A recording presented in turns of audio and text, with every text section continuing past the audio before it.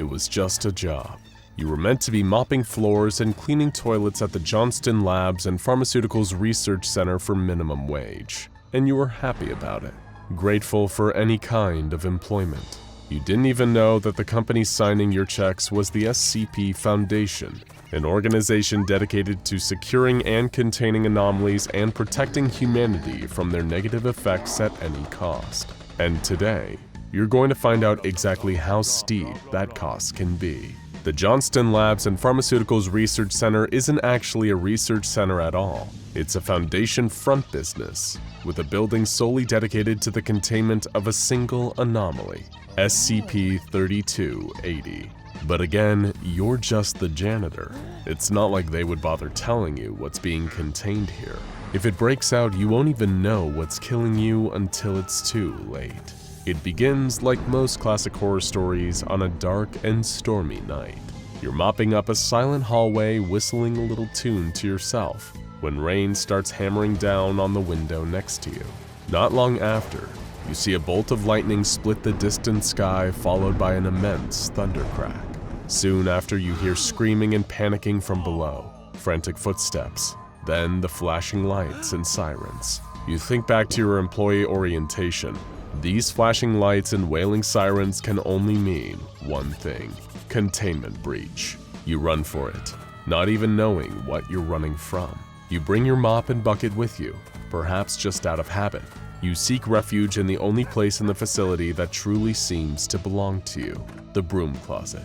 The alarm blares as you lock yourself in the closet. You're shaking with terror and can hear the screaming of your colleagues. You hear more noises. Running, scrambling, a wet dripping sound, gunshots, and then silence. All this time you can't help but wonder, why isn't anybody coming to help us? After a while, the only thing you can hear is the rain and the distant thunder.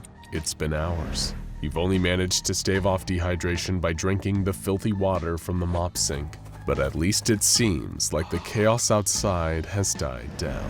Carefully, you open the door and peek out of the closet. Darkness, but no detectable movement. Now's your chance and you make a break for it, creeping down the hall. The dark hallway is suddenly lit up by lightning, and you can see that there are bodies everywhere. You step over the corpse of Dr. Cawthron, one of the few scientists working here who actually knew your name.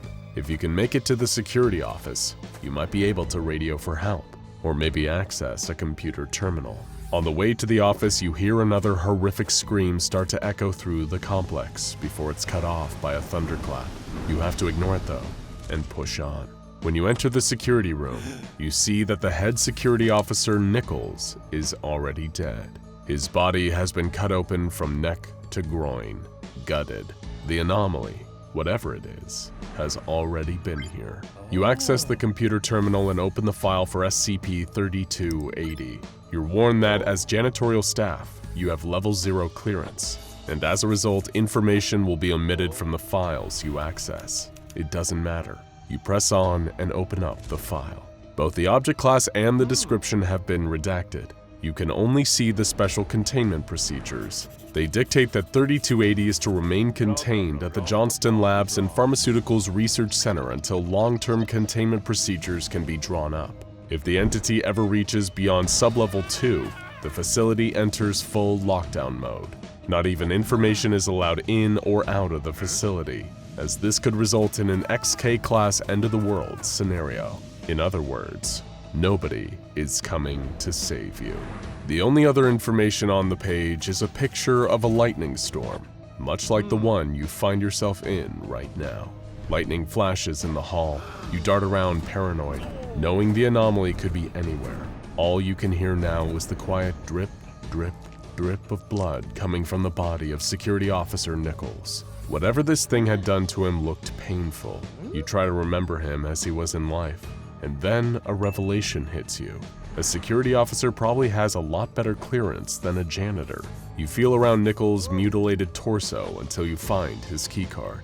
Thankfully, Nichols was the kind of guy who'd write his password on the underside of this card so he wouldn't forget it. You easily gain access to the Foundation servers with his login credentials. You now have level 2 security clearance. The terminal gives you the option to view security footage taken throughout the site. You're given access to every camera still working after the containment breach and the subsequent carnage. You select the camera feed for the second floor barracks. There you see researcher Jensen hanging from a makeshift noose attached to his bunk. There's a puddle underneath his corpse. You access the feed from the second floor east wing. There you see Dr. Emmanuel stumbling down a dark corridor. His movements are oddly listless, like he's in a trance. Suddenly there's another flash of lightning and a crack of thunder. Dr. Emmanuel clutches his gut in pain and crumples to the floor. You access the camera feed from the first floor entrance. It seems that the whole area is flooded. Is this because of the storm? In a panic, many lower-tier staff members had tried to escape, defying the lockdown protocols and the special containment procedures. Now they're floating face down in the water, all dead. You access the camera feed from sub-level 2 and see another corpse lying in the corner. He's wearing an orange jumpsuit, D-Class. No idea why he was down there. The only other notable thing in the basement was a burst pipe, leaking and spraying more water everywhere. With trembling fingers, you select the camera feed for the first floor cafeteria. The whole room is practically underwater. The only evidence of the massacre that must have taken place are the fragments of clothing floating on the surface of the water. That, and the fleshy pink slurry forming at the bottom of the windows. It reminds you of the gooey meat runoff in chicken nugget factories. You close your eyes and try to center yourself. It's violent chaos. Looking at more of it isn't getting you anywhere. Instead, you put those new level 2 security access credentials to good use and hop back onto the file for SCP-3700. You think to yourself, there has to be something I can use on here. But even as you wait for the file to load, some part of you knows that time is running out for you. Perhaps it's the stress, or the fear, or the filthy mop water you drank. But you're feeling the pressure start to mount, physically. Your stomach is beginning to ache. You can see blurry shapes moving in the corners of your eyes. It's getting harder to focus your vision, and harder still to quiet the terrified voices in your mind. But you can't get up, not without knowing what is doing this to you. The containment class for SCP-3700 is now declassified, Euclid, and once more, the special containment procedures have altered too. They now explain that every week, a new member of D-Class personnel is to be deposited into the entity's lair in sub-level 2 through Subterranean Access Point Gamma. The D-Class, or more accurately, the sacrifices, are to be told lies about why exactly they need to descend to the lowest point in the facility. They're even given a working flashlight and a defensive nightstick to create the illusion that the Foundation expects them to ever return from the depths. Little do they know, they also have a tiny transmitter sewn into their jumpsuit. This broadcasts a frequency that will attract an eager SCP-3700 to the D-Class's location, like a dinner bell only it can hear. The file specifies that SCP-3700 always prefers live prey. Well, at least that explains the dead D-Class in sub-level 2, you think, hoping that it will somehow overwhelm the dizziness you're feeling, or the nagging pain in your gut. You read on. Somehow the file's tone becomes even more severe. It says that failure to maintain the containment of SCP-3700 will not only trigger a lockdown, it will always call in the intervention of 2 different mobile task forces, MTF Iota-12 the Silencers, and Tau-4, also known as Water Everywhere. If 12 hours pass from the point of initial containment breach and the O5 Council hasn't been given the all-clear signal by one of these teams, preparation begins for an imminent XK-class end-of-the-world scenario. Just reading the words sends you into a cold sweat. End of the world? What on earth is this creature? Finally, you reach the description. You get to find out what this horrifying entity actually is. But the last thing you expect is the first sentence in the file to read, SCP-3700 is a sapient entity composed of a fluid physically identical to water, capable of traveling roughly 2.5 kilometers per hour. It's water. It's literally a living, thinking blob of water. As you read on, the concerning details pile up. Any water that the anomalous SCP-3700 water touches It integrates it into its own mass. But anytime water is separated from this mass, it remains anomalous and continues to act independently. When the creature was first discovered, it was a mere 66.4 liters in volume. Now it's around 2,500. The water infected by SCP-3280 is hostile to all humans, and not just in a defensive manner. SCP-3280 will actively seek out human prey, and when it finds them, it forces its mass into any available body orifice, including the victim's pores. This can happen in such a subtle manner that you may not even notice yourself being infiltrated. But below this, the file has a list of symptoms for those experiencing 3280 infiltration: loss of motor control, weakening of the micturition reflex, visual hallucinations, and abdominal pain. As you read the words, your stomach gives another painful churn, almost like something is moving around inside of you. It's all coming together. You read on. The file states that SCP-3280 is so difficult to contain because it exhibits claustrophobic tendencies. Anytime it's placed inside a container, whether organic or inorganic, it escapes with pressurized water jets that travel at over 255 miles per hour. If the water is inside a human, it may literally explode out of them, killing them in the process. Your jittering eyes turn to the gutted body of Security Officer Nichols. It all makes sense now. Everything is becoming clearer as the pain in your stomach builds in its intensity. The file goes on to say that if SCP-3280 escapes Sublevel 2, it may be impossible to contain again. If 3280 ever escaped the site proper, it would indeed cause an XK-class end-of-the-world scenario to unfold, as 3280 merged with our water cycle and destroyed all of humanity on a global scale. It would become truly impossible for anyone to escape. You can't read anymore. The pain in your stomach is unbearable. You jerk from your seat and stumble out into the hall, doubled over in agony. You can feel it pulsing in there, fighting its way out. It must have gotten in through the filthy mop water you were drinking. You didn't even know it, but your fate has been sealed for hours. You've been a dead man walking. The hum of pain builds in your ears and renders you almost deaf. All you can hear is the pattern of rain and distant thunder.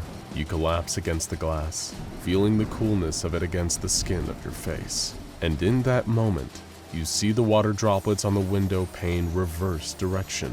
They're slithering up the glass towards your face in defiance of gravity. Then you realize it's all over. And not just for you. SCP-3280 has escaped. It's out there, and it's going to drown the entire world. As you collapse to your knees and prepare to be torn apart from the inside, your final thought is that at least you won't be alive to see it. Imagine this. You're a researcher with an interest in and an aptitude for marine biology. Over the years, your work has taken you far and wide, to the furthest corners of the Earth's oceans.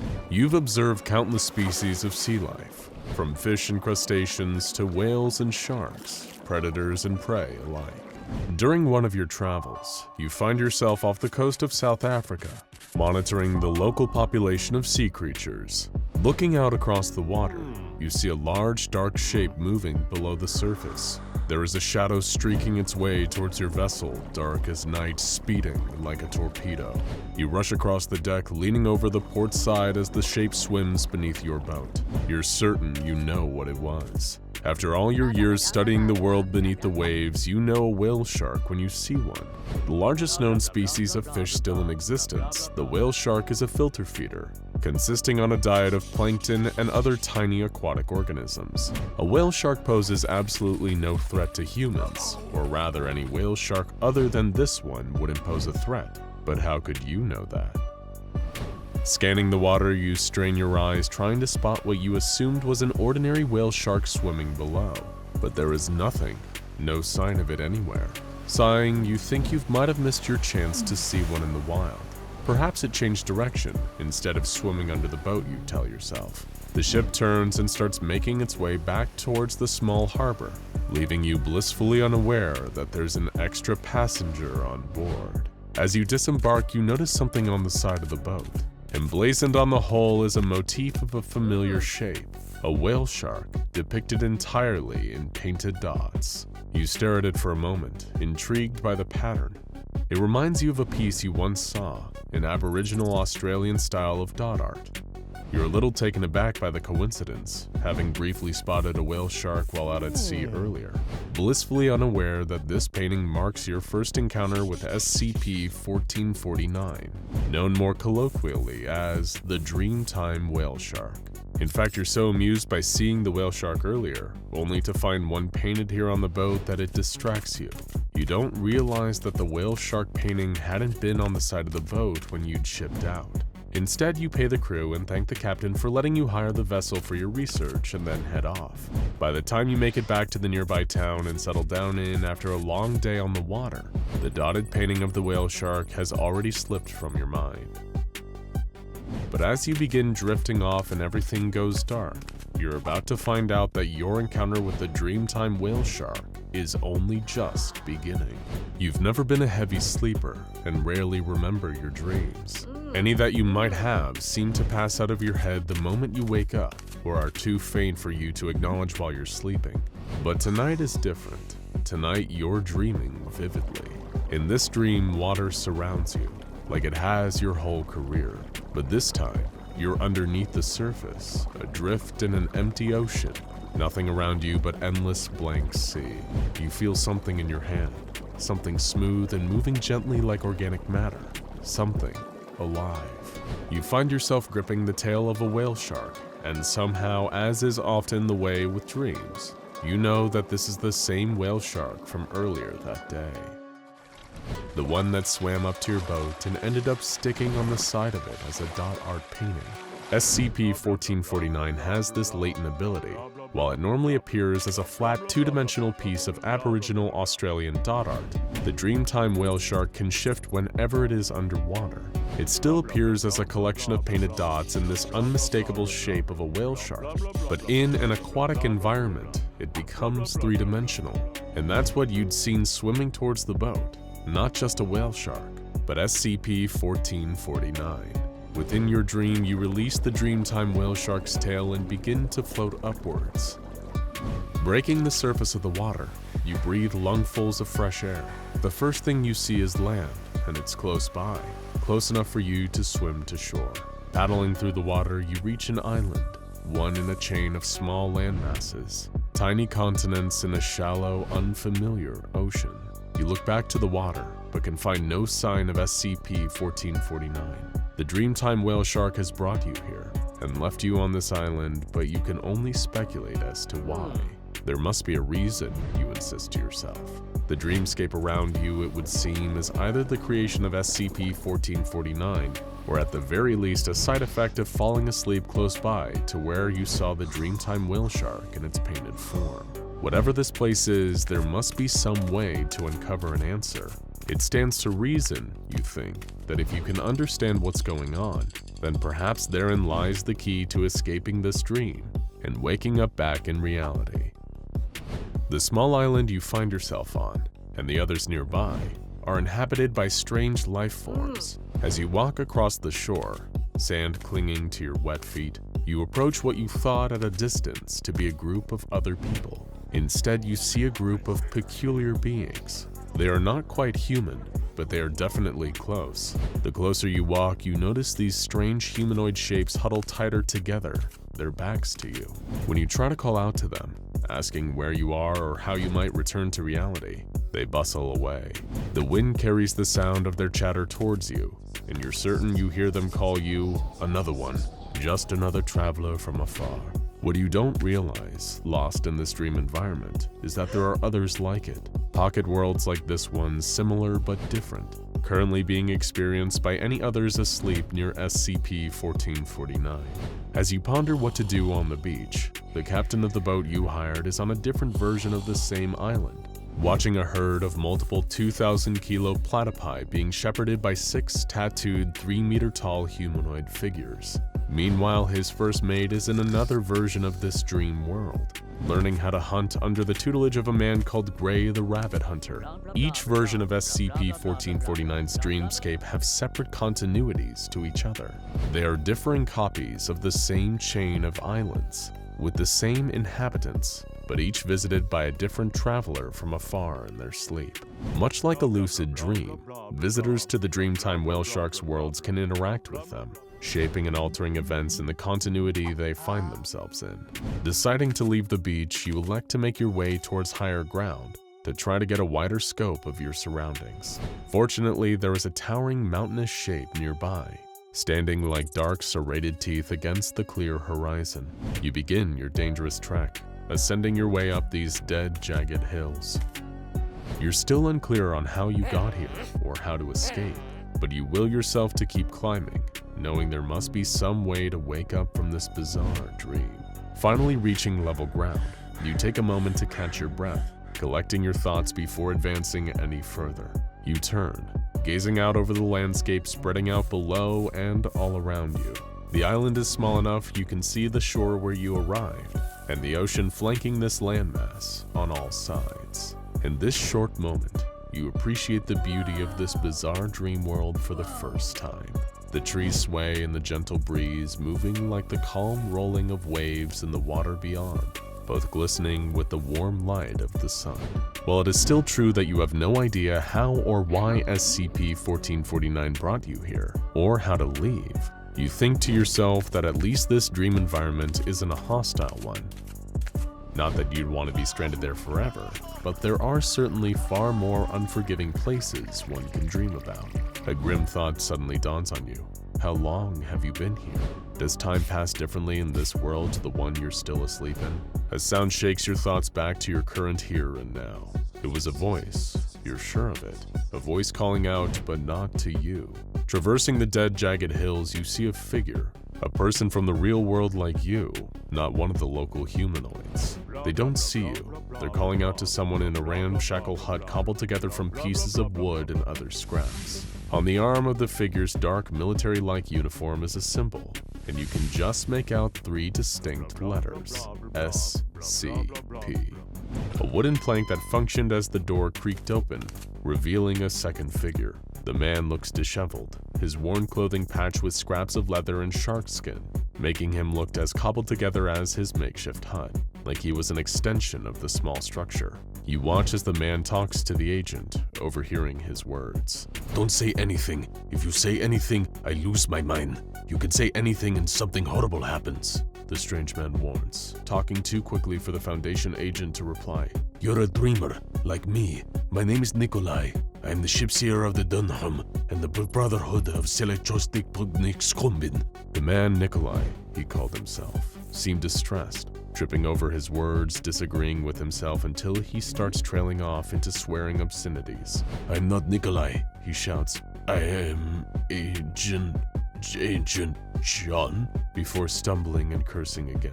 "I'm sorry. I can't keep the memory straight. Being this lucid for this long hurts. The dreaming fills in all the gaps. Things have always been even as they are brought into being. I've been on this cliff since the beginning of time, just like how this place has always been here.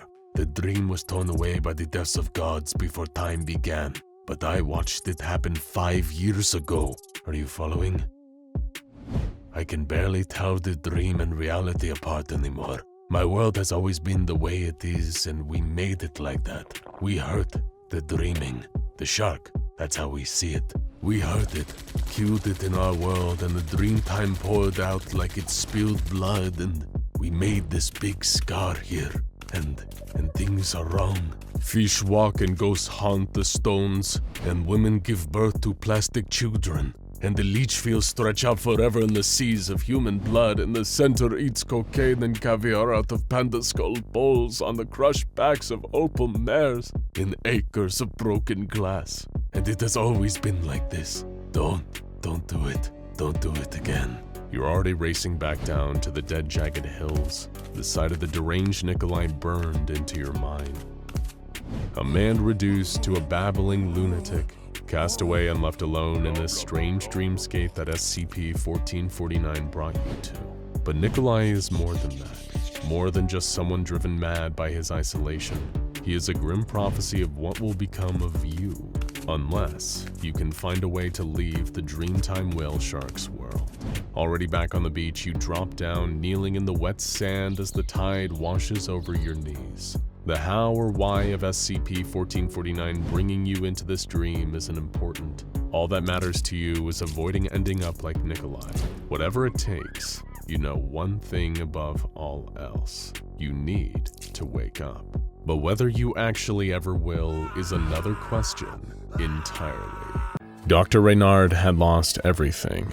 His job, the respect of his peers, and if everyone else was right, perhaps even his mind. It was 11 p.m. when he staggered to the edge of Okanagan Lake in British Columbia, eyes and judgment clouded with booze. This lake could have been what made his career as a researcher for the SCP Foundation, but now that bright future was slipping through his fingers, like the dry silt beneath his feet. He looked hatefully across the endless dark surface of the water and loudly cursed. Stupid, empty place. Just hours ago, he'd been stripped of his ranks and released from his position at the Foundation for wasting the organization's time and resources on frivolous personal projects. Frivolous, he thought.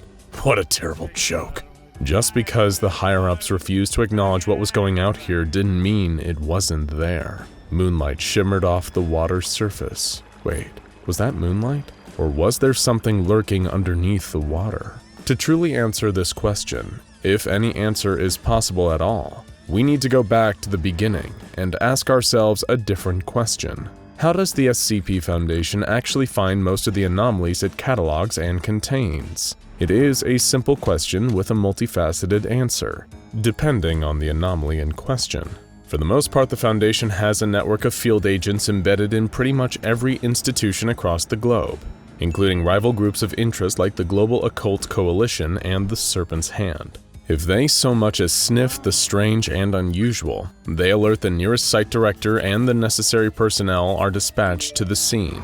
There's also the Foundation web crawlers, which are a form of specialized software constantly patrolling the web for anomalous activity that the Foundation wants to know about. And one of the rarer but still incredibly important methods of finding SCPs involve looking into myths and local legends. Sure, it may seem like a good way to waste time and resources, but the crossover between recorded SCPs and folklore is surprisingly common. Take SCP-1000, the formerly hyper-intelligent apes that were nearly the dominant species on Earth until humans and a certain capricious forest god pulled the dirty trick on them. They're better known to most civilians as the legendary Bigfoot or Sasquatch, perhaps the most famous cryptid of all time, or SCP-1337 the Hitchhiker, an anomalous spectral entity that manifests in the cars of those who don't pick her up, and performs horrific acts of violence against them. She's eerily similar to legends you can find not only all over the US, but the entire world,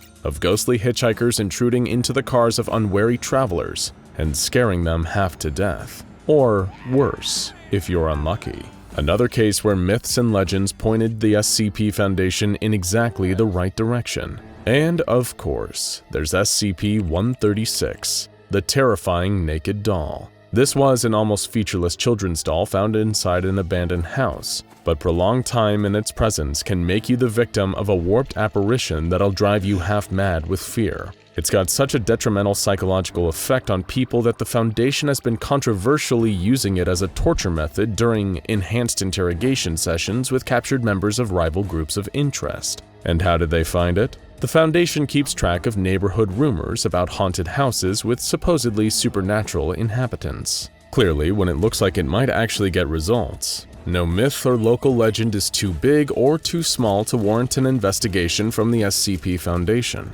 It was with this mindset that a younger, happier, and less drunk Dr. B. Renard set off with his team to Okanagan Lake, in search of what locals had referred to as the legendary Ogopogo. We've all heard of the Loch Ness Monster, the lake monster from Scotland that's been turning heads for the better part of a century, and may be related to two other similar SCPs, namely SCP-3934 and SCP-5533. But Ogopogo is Canada's answer to good old Nessie. While the Loch Ness Monster resembles a plesiosaur, the Ogopogo is much more serpentine, with a long, coiling body covered in green scales. Its long tail is said to be able to create fierce storms along the surface of the water with its vicious whips, killing scores of unfortunate adventurers who dared stray too close. The name Ogopogo is also a palindrome, meaning it reads the same forwards as it does backwards, and is believed to have originated in the novelty song from the year 1924. However, it's likely that the actual beast this somewhat goofy name was given to is a much older, fiercer entity.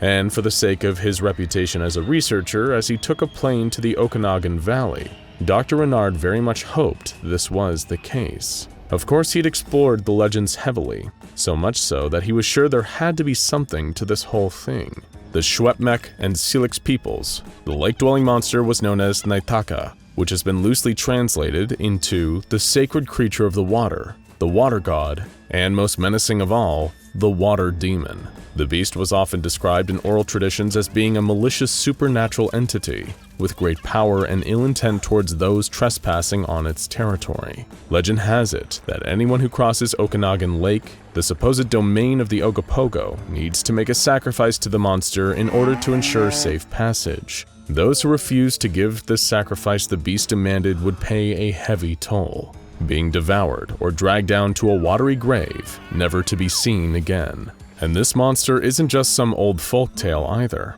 Contemporary sightings have dated back to 1873, with both settlers and First Nations people alike spotting the sinister Ogopogo in the intervening years. Dr. Renard had pored through the files on hundreds of sightings. There were a number of incidents in the 1980s, so much so that the environmentalist group Greenpeace moved to have the creature classified as a protected species. Naturally, official sources decided against the idea, claiming that none of the sightings were of substance. In 1992, a vast shape filmed under the murky water in Okanagan Lake was suggested to be the legendary beast. However, the FBI stepped in to deny the validity of this case, stating that the beast was much more likely to be debris falling off a local tree, disappointing lovers of the strange and unusual everywhere. In 2011, nearly 20 years later, there was more video footage of a sighting, showing large, dark shapes moving underneath the surface of the Okanagan Lake. However, this claim was once again dismissed by all outside parties, claiming the shape of the beast underneath the water was more likely to be a pair of logs. Bummer. 2018 was an exciting year for the Ogopogo, with 3 different sightings of the creature being reported at different times throughout the year. Witnesses described the creature as being a giant snake, around 50 feet long, which is consistent with a lot of the historical descriptions of the beast, as well as being over twice as long as the reticulated python, the non-anomalous longest snake in the world. So naturally, authority figures once again shot down the validity of any claims that the creature was actually real and out there. Dr. Renard found this almost funny. They didn't even need to suppress knowledge of this creature. If it really was out there, mainstream sources seemed to be doing their job for them and keeping the creature covered up. He was determined, though, that he would be the one to prove to his superiors that this creature was indeed real and lurking in Okanagan Lake. He organized a number of varied investigative missions, from actively trawling the lake itself to conducting interviews with first-hand witnesses as well as those who claimed to see no merit in their evidence and testimony. Dr. Renard noticed a strange phenomenon. The people who'd seen it firsthand were as certain that it was real as the doubters were that it was fake. Even for typical skeptics, the non-believers seemed shockingly resolute that there was really nothing down there, and the alleged photos and videos were 100% bogus. Early diagnostic tests into the lake, directly overseen by Dr. Renard, seemed to point to a creature clearly being down there. He found the direct testimony both compelling and consistent with what he and his team were catching glimpses of. So why were people so adamant that nothing was down there? It was almost like the Ogopogo really was as mythical as the First Nations legends said, and it was casting a spell on all the non-believers. That's when it hit Dr. Renard like a perfect bolt of lightning. They weren't just looking at a particularly large sea snake with unnatural longevity here. They were looking at a sea serpent with cognito-hazardous powers. It was a beast with a perfect defense mechanism. Only those who saw it up close would actually believe that the creature was real. Anyone who found out about it via secondary sources would experience an extreme state of incredulity. Nobody except those who saw it directly would ever believe that it existed, and thus even the most intelligent prey would lower their defenses around its domain. An elegant and dangerous anomalous hunter, Dr. Renard had found himself a worthy opponent, and one that would help him make his mark at the Foundation. He drew up the file and gave it the designation SCP-1933 before sending it back to his supervisors. They wrote back, saying that they didn't feel as though there was enough of a basis and evidence to deem this entry worthy of inclusion. If Dr. Renard wanted to have his so-called Ogopogo dignified with entry into the SCP Foundation archives, he needed to back it up properly. This presented a problem to Dr. Renard. How could he provide documentation and evidence for a creature that had the defining anomalous power of making all of its own documentation and evidence seem phony? He was caught between a rock and a hard place, with only one solution: create the most undeniably high-quality evidence of the creature that the world had ever seen. Not long after that, his superiors at the SCP Foundation would receive a video file from Dr. Renard. According to the notes on his report, he set up a track using an elk carcass to lure the creature out of the water and capture HD video of its feeding. When the senior researchers gathered around to watch the video, they were astounded. An animatronic, a cheap rubber suit around a somewhat janky robot, like something you'd see at a theme park. How much had Dr. Renard spent on this absurd farce? Did he think it was funny? Despite Dr. Renard's protests, he was reprimanded severely for this waste of Foundation resources. The object class on his 1933 file was switched to Explained, meaning a rational, non-anomalous explanation for the observed phenomenon had been found, discrediting it, and the 1933 slot was instead filled with a strange fat man dressed as Santa Claus, whose bodily fluids are all Irish cream, the ultimate humiliation. Dr. Renard was left with nothing, and we join him once again where we started, with Dr. Renard standing on the ledge of Okanagan Lake, staring hatefully into the water as something seemed to move underneath. If Dr. Renard screamed that night, there was nobody there to hear it. His remains were dredged out of the lake the next day. His official cause of death was listed as drowning after an unfortunate boating accident, though the boat in question was never found. Reports that his corpse was found half-eaten have mostly been dismissed as rumors. After all, there is no such thing as the Ogopogo. Violent chaos unfolds across the shoreline. Huge fleshy tendrils slither out of the water, grabbing people who try to flee and drag them into the depths, as giant harpoons made of bone whiz across the beach, cutting down unfortunate sunbathers in droves. It is a terrifying massacre, but you'd never in a million years be able to guess its source. On April 10th, 2010, something strange began to happen in the Three Portlands. Now, the anomalous extra-dimensional city-state that overlaps with the locations of Portland, Oregon, Portland, Maine, and the Isle of Portland is no stranger to unusual occurrences, so it took the population a little while to notice that something was happening. But for some unknown reason, sailboats and motorboats were beginning to vanish from the city. The disappearances occurred overnight, when there was no one around to witness them, but slowly, the citizens began to notice that their friends and family members were going out in their watercrafts and never returning home. By April 15th, the civilians were becoming noticeably concerned, fearing the worst. On April 16th, their worst fears were confirmed when two local ghosts, Ankar Ahmed and Greg Moore, went for a nighttime stroll along the harbor. They heard a sudden commotion and rushed to the scene of the disturbance. They arrived just in time to see a living individual being dragged into the watery depths by a large, vein-like tendril. Ahmed asked Greg to wait on land while he ventured out into the water to look for the victim. Unfortunately, Ahmed never came back, and Greg took his story to the Three Portlands Police Department. After waiting a few days for the local man-eating clam populace to migrate, the FBI Unusual Incidents Unit mounted a formal investigation. On the morning of April 17th, all of the missing vehicles suddenly reappeared. This left the UIU and the people of the city with even more questions. Where had all the boats gone? Why were they suddenly back? And what had happened to the missing people who had not been returned along with them? On April 19th, UIU agents dove into the harbor to search for any unusual activity, and while they didn't spot anything especially strange, they did discover that there were fewer animals in the harbor than usual. On April 21st, the threat that had been preying on the citizens of Three Portlands actually made itself known. At 11:19 a.m., 17 boats moved away from the docks on their own, drifting up onto shore. though no one could be seen captaining any of them.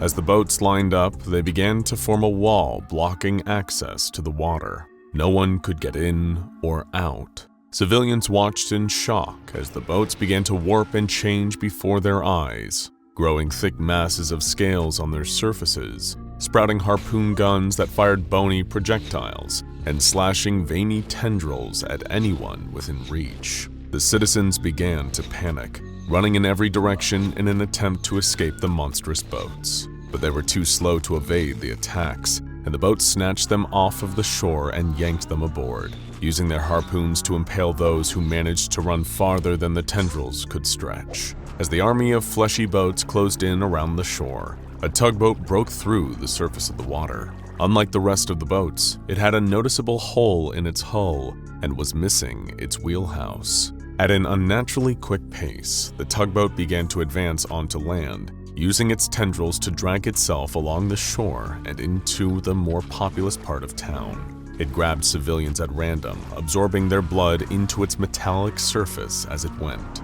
Suddenly, it spotted Albert Izzat, a noted member of the Church of the Broken God, and began to focus its attack on him. But before the tugboat monster could reach Izzat, a city security golem interfered. Sadly, though the golem put up a valiant fight, the anomaly was able to destroy it by falling onto it again and again until the golem was no longer able to get back up. There are few creatures that would survive having a boat drop itself on top of them repeatedly, and sadly the security golem was not one of them. With the golem out of the way, the boat continued to drag itself through the streets wildly, crashing through the side of a local restaurant where its owner, an entity known as the Gruel, was in the middle of a busy brunch service. At the sight of the invading watercraft, the Gruel set down his pitcher of bottomless mimosas, wiped his hands on his apron, and grabbed his trusty dual-wield swords from underneath the counter. He kept them there in case someone attempted to dine and dash, but he figured they would do just fine against a blood-drinking tugboat. While the Gruel kept the tugboat busy, UIU forces were able to break through the barricade of boats for a brief period of time, allowing more security golems to enter the area, as well as allowing more citizens to escape. Unfortunately, this little victory was short-lived as further unforeseen horrors drudged themselves up from the deep. The reanimated corpses of various species native to the harbor began to crawl out of the water, surrounding the Gruel and allowing the tugboat to escape the fight. As it made its way back to the harbor, every boat it passed attempted to toss bodies onto the tugboat, covering it in fresh blood. Slowly but surely, the damage to the tugboat began to repair itself. Once the boat had regained its strength, it set its sights on a previously untouched cargo ship. An observing UIU officer determined that the boat was somehow attempting to convert the cargo ship to transform it into another one of its fleshy allies. But before the transformation could take place, a cargo crate broke open, spilling over 1,000 hardtack crackers. Suddenly, the tugboat stopped everything that it was doing. It took one tendril and began to count each individual cracker that had spilled out. While the tugboat was distracted with its task, a citizen offered the UIU use of their rare metals cannonball collection in the fight to apprehend the aggressive boat. One particular cannonball, made from electrum, was able to puncture the hull of one of the infected ships, rendering it motionless. They were elated to have found a weapon that worked against these boats. While the tugboat continued to count, the remaining townspeople gathered all of the electrum they could find and began to fight back against the boats. One by one, the boats sank, and all the while the tugboat continued to count. In the meantime, UIU officers managed to free the Gruel from his zombie attackers. They presented him with an electrum cannonball, which he proceeded to punch finger holes into and wield like a bowling ball. Then the Gruel had a score to settle. No one, whether human, ghost, or tugboat, was going to mess with his brunch. The Gruel barreled towards the harbor, grabbed hold of the still distracted tugboat, and punched it hard with his cannonball fist. If the tugboat could breathe, the punch would have knocked the air out of its lungs. The Gruel then threw the tugboat out of the water and continued the savage beating before preparing to destroy the battered vehicle once and for all. He lifted it up into the air, jumped up to follow it, and hit it with so much force that the tugboat careened through the air, colliding with a portal that had transported it to the Isle of Portland. Luckily, this portal could only be unlocked via a high-speed impact from a water-based vehicle. Speaking of luck, an SCP Foundation team was returning to the Isle from a failed mission just as the anomalous boat appeared in their reality. The object was knocked unconscious by the impact of its travel and the beating from the gruel, and in its incapacitated state, it was transported to a nearby Foundation site. There it was contained and given the designation of SCP-3426. Due to its anomalous traits, including the consumption of blood, a talent for hypnosis, and a compulsive counting habit, it was also given the nickname the Vampire Boat. SCP-6426 is a Keter-class sapient hostile entity that, in an inactive state, bears the appearance of a harbor tugboat in a constant state of rust and degradation. Any blood or organs containing blood that come into contact with the boat will be absorbed through the metal, causing the degradation to visibly improve as a result. The most effective blood appears to come from humans, cetaceans, and a few specific species of cetaceans. The entity does not only use the absorbed blood to improve its appearance, but is also capable of using it to create organic additions to its body, including the vein-like tendrils spotted in the 3 portlands, cognitohazardous eyes attached to bending eye stalks, harpoon guns, and cannons capable of firing ammunition made from anomalous species of barnacles. These barnacles are capable of reanimating dead tissue on contact, and SCP-6426 frequently uses them to create instances of SCP-6426-C, masses of reanimated tissue that the boat uses to aid in its attacks or self-defense. SCP-6426 uses its tendrils to grab prey and drag them towards itself, but the tendrils serve an additional purpose as well. Each of the tendrils has a mouth on the tip, similar in structure to that of the North American medicinal leech. When the tendril has made contact with its prey, the mouth will then bite into the spinal column of the creature, causing its brain function to cease as its canines grow long and hollow. Hard scales form on their skin, and their muscle mass and bone density increase. Once they have been transformed in this way, organisms taken by SCP-6426 are designated SCP-6426-A. These instances are used to the entity's advantage, helping it to extract blood from victims at a distance, as well as providing an additional line of defense and offense. In the event that SCP-6426 encounters another watercraft, it is able to use SCP-6426-A to convert the vehicle into an instance of SCP-6426-B. These converted boats are similar to SCP-6426 and are able to function on their own. However, they are unable to produce their own eye stalks or cannons, unable to create SCP-6426-A instances, and do not appear to be as intelligent as their creator. In the early days of its containment, the exact nature of the anomaly's intelligence was the subject of debate amongst the research staff. However, on one specific occasion, the Foundation was able to establish a line of direct communication with SCP-6426 and conduct the first, and so far the only, interview with the vampiric tugboat. The inciting incident occurred when the arrival of the Foundation's latest hardtack shipment was delayed, leaving the boat with nothing to count and nothing to keep it occupied. Freed from the bounds of counting, it managed to escape and grab hold of several Foundation staff members with its tendrils. After chasing the boat through the site, guards were able to corner it, prompting the boat to absorb the bodies it had taken and use the organic material to produce a siren that emitted the sound of a human voice. It is through this siren that SCP-6426 responded to interview questions, using the voice of one of its victims. Junior researcher Sajad Williamson, in spite of his protests, was selected to conduct the interview. His fellow staff members refused to take no for an answer, and as the newest hire, the unpleasant job fell on his shoulders. Much to everyone's surprise, the anomaly began the conversation rather politely, saying, "I am so sorry. I thought you were those self-righteous lunatics from the church. I apologize profusely for any trouble I may have caused, and I want to point out I fully support your mission. Yes, our first line of defense against the undersea menace. I am more than willing to punch sharks. Salacians, yes, right. How rude of me, yes." Dr. Williamson's first question concerned SCP-6426's apparent intended victim back in 3 Portlands, Albert Izzat. SCP-6426 responded, "Albert? His first name is really Albert." Well, what other relationship is there to say besides the hunter and the hunted?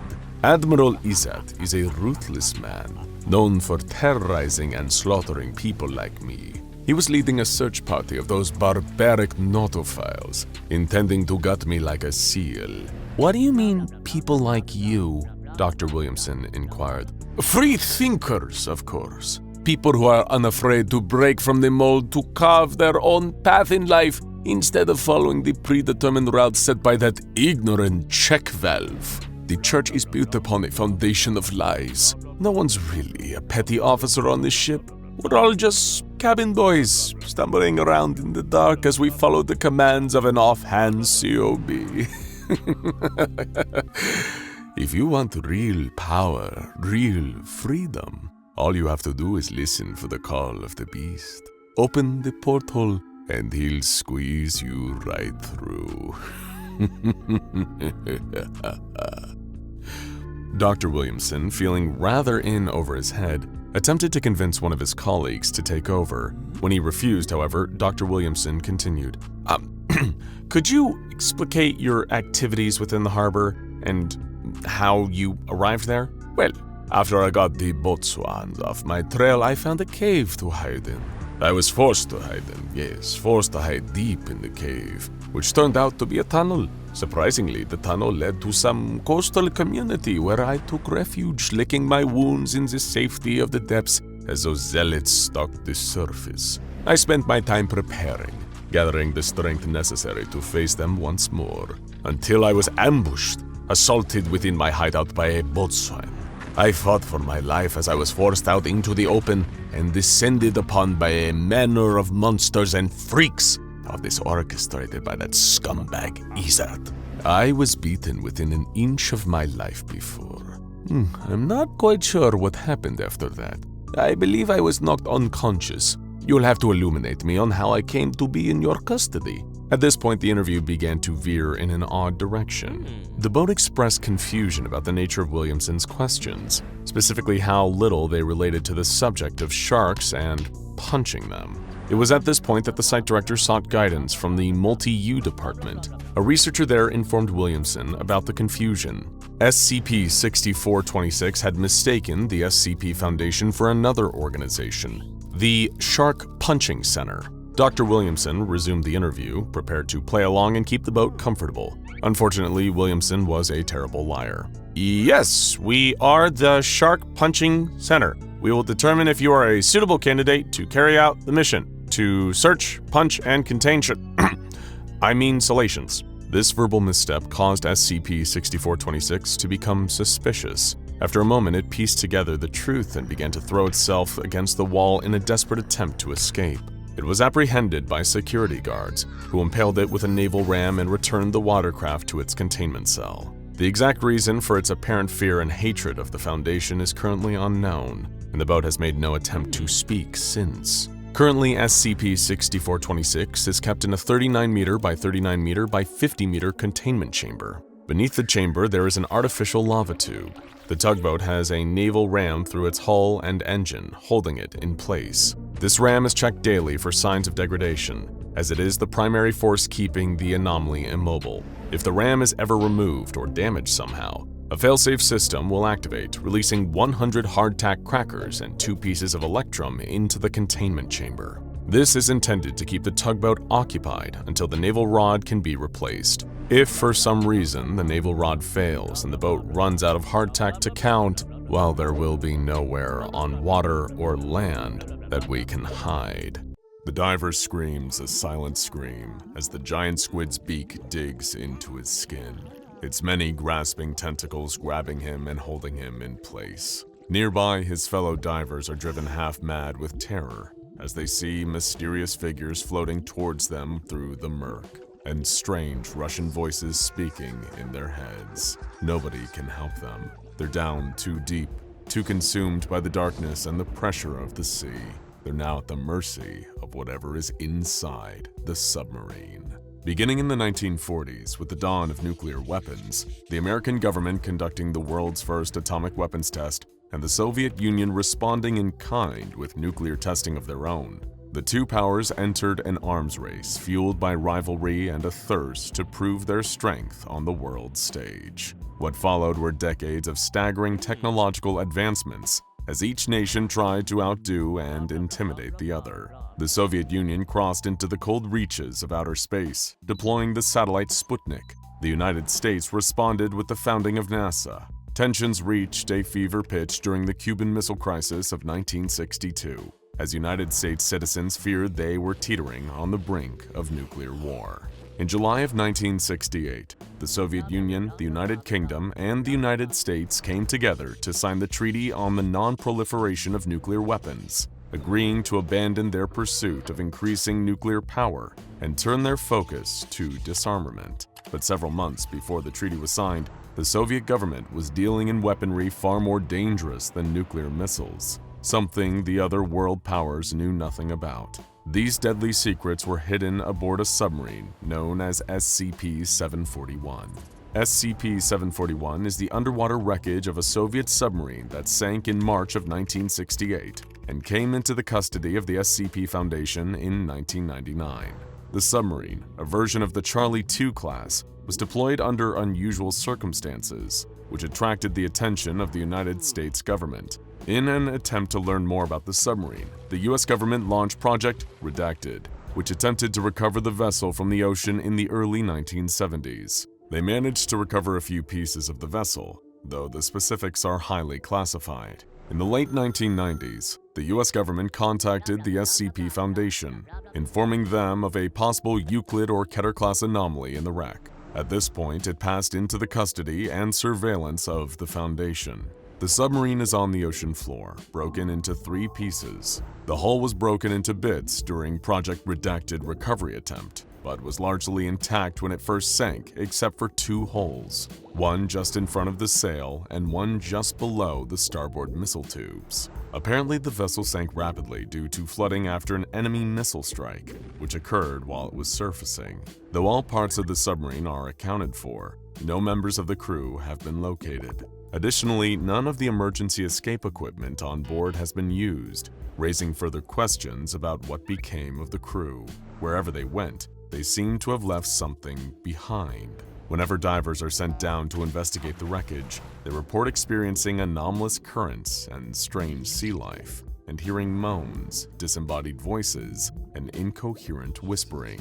They also report seeing blurry, faintly glowing figures. Additionally, the ocean life in the area is unnaturally aggressive, particularly large squid and sharks. This effect was first noted during a manned expedition into the waters around the wreckage, described in Incident Report 1741-A. Divers A-26 through A-30 embarked from the icebreaker Yamal into the waters below with the intention of studying the potential anomalous activity surrounding the wreckage. As the group of divers approached the submarine, they could feel the shift in the water around them, the oppressive feeling of abnormally increasing pressure bearing down and threatening to crush them. If their specialized diving equipment were to fail, they knew that that would be it, and the command would have to come and fish their corpses out of the water. Or even worse, they would vanish entirely, meeting the same mysterious fate as the crew of that doomed submarine.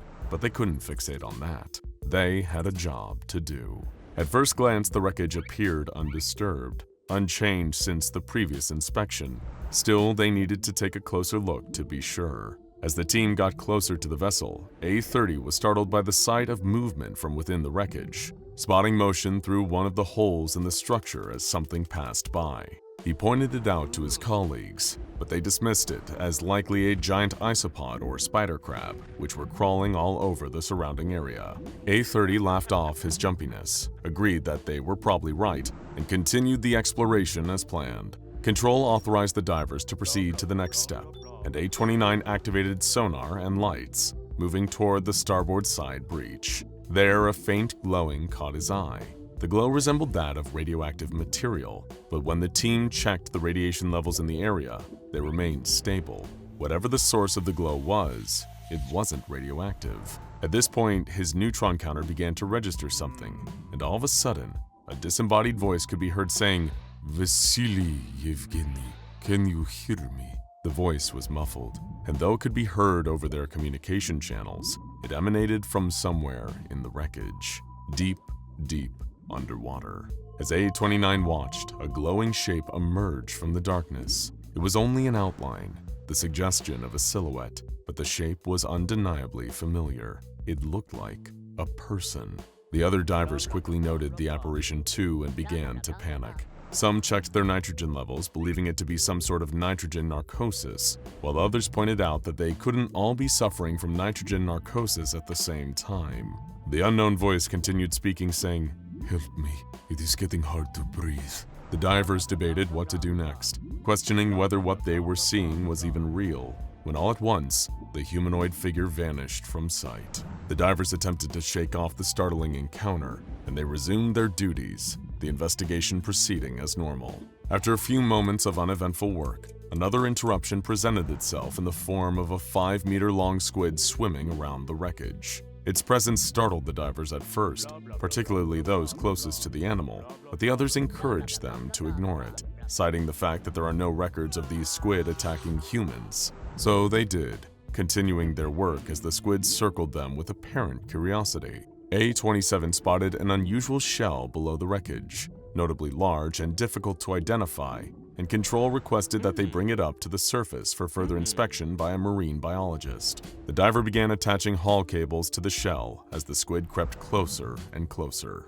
All of a sudden, A-26 screamed, and there was a sudden bloom of blood in the water. The squid, despite it being uncharacteristic behavior for its species, attacked the diver, biting him savagely. Prompted by cries for help from the diving team, Control began to reel A-26 back towards the surface, proceeding slowly to give him decompression time, and the squid took advantage of the slow retreat. It chased after the diver, grabbing hold of him and biting down again, tearing away at him as it gripped him in its tentacles. Still, Control continued reeling him in, hoping to free him from the squid's grasp as they yanked him to the surface. The other divers were ordered to get themselves out of there as fast as possible, an order they gladly obeyed. As they swam back to the surface, A-30 saw something else moving in the depths. He couldn't make out what it was, but the sight of it gave him a sick feeling of dread deep in the pit of his stomach. The 4 divers were recovered alive, along with the shell. Examination of the shell indicated that it resembled that of the extinct orthoconic nautiloids, but it was not fossilized. It was taken for further study, given the possible implication of extinct species anomalously manifesting in the vicinity of SCP-714. Diver A-26 lost a limb and was exposed to an unknown venom via bites from the attacking squid. His camera was destroyed in the process. As squid are not known to attack humans unprovoked, this behavior has been attributed to the influence of SCP-741, though the exact link between the two is yet to be determined. An anomalous pressure gradient surrounds the wreck with a radius of approximately 250 meters, starting around the center of the submarine. The pressure in this area is much greater than it should be, given the depth of the waters there. This unusually high pressure makes sonar analysis extremely difficult, as well as threatening the safety of any divers in the vicinity of the wreck. The few records that the Foundation has managed to obtain from the Russian and US governments indicate that the submarine was being used to transport some sort of secret cargo. Though the specifics of this cargo are still unknown, there is reason to believe that it differed from any type of nuclear or chemical weaponry. On a date redacted from official files, the SCPs Basisti was patrolling the area around SCP-741 when its sonar detected some unknown entity approaching SCP-741 from the south at a pace of 46 knots. The crew compared the acoustic signature of the contact with known submarines and torpedoes, but could not find a match. The Basisti attempted to reach the contact via sonobuoy drops and active sonar pings, but it did not respond. When the contact crossed into the total underwater exclusion zone, it became classified as hostile. At that point, the sonar recorded sounds of an undersea missile launch, and Basisti responded with the utmost urgency. The ship broke away from its original area and fired a Type 53 torpedo at the underwater threat. 15 seconds after the Basisti launched its torpedo, missiles of an unidentified configuration were seen breaking the water, flying at a height of 1.8 meters and a velocity of 0.92 Mach. The missiles did not emit any detectable radar, nor did they respond to any launch chaff or flares from the Basisti. Both of the missiles were engaged by Basisti's 3KN-5 Kinsul surface-to-air missiles and Kashtan point defense systems, and were destroyed at 1,800 meters and 210 meters from impact, respectively. After the missiles were neutralized, the hostile vessel could be heard engaging in evasive maneuvers. At this point, there were 4 closely spaced explosions and the sound of a submarine disintegrating. The identity of the attacker, as well as its intention toward SCP-741, have not yet been determined. The incident resulted in the Foundation research team suggesting an expansion of the acoustic sensor net, as well as additional patrol and defense assets placed in the area. Additionally, they advised an acquisition of undersea retaliatory capability. The incident was classified Incident 1741-C. The sonar recordings from the SCPs Basisti during Incident 1741-C were taken for further analysis by the research team. The in-depth review revealed anomalous acoustic signatures that did not match up with any known forms of propulsion, including magneto-hydrodynamic drive. Currently, the nature of the unidentified attacker remains a mystery, and it has not been attributed to any particular government or organization. Following the incident involving the SCPs Basisti, an American intelligence agent reached out to the Foundation, offering further insight into the secretive government programs looking into SCP-741. He agreed to sit for an interview with a Foundation researcher assigned to the project, on the condition that his identity remain protected. The SCP researcher's name is absent from the official file as well. The two men sat in a Foundation interview room, and the interviewer asked his informant why he chose to come forward, given the US government had simply chosen to sit on this information for 30 years. You've seen those reports. Project Redacted. Now we know that part too. How the directors didn't make the connection is beyond me. That and the stuff the Redacted pulled up, yeah, the other part you don't hear about is what some of the research team died of. And the crewmen we buried? Just uniforms. Also, the nuclear device we recovered wasn't a missile or torpedo warhead. It was a demolition charge. Does that make any sense? After all those clues, I had to come forward. Why the directorate didn't is something I can't fully explain. This particular statement puzzled the Foundation researcher, raising questions he hadn't anticipated. Only uniforms? Did this mean that the sub had been unmanned? The informant replied, No, not unmanned. There were no bodies, but personal effects were everywhere, along with uniforms. There was some blood, human. Before you ask, on one of the torpedoes and a bit of skin where somebody probably crushed his hand loading the thing. Just no bodies left. When I first looked into all this, I had no clue what the hell had gone on down there, but I started putting things together.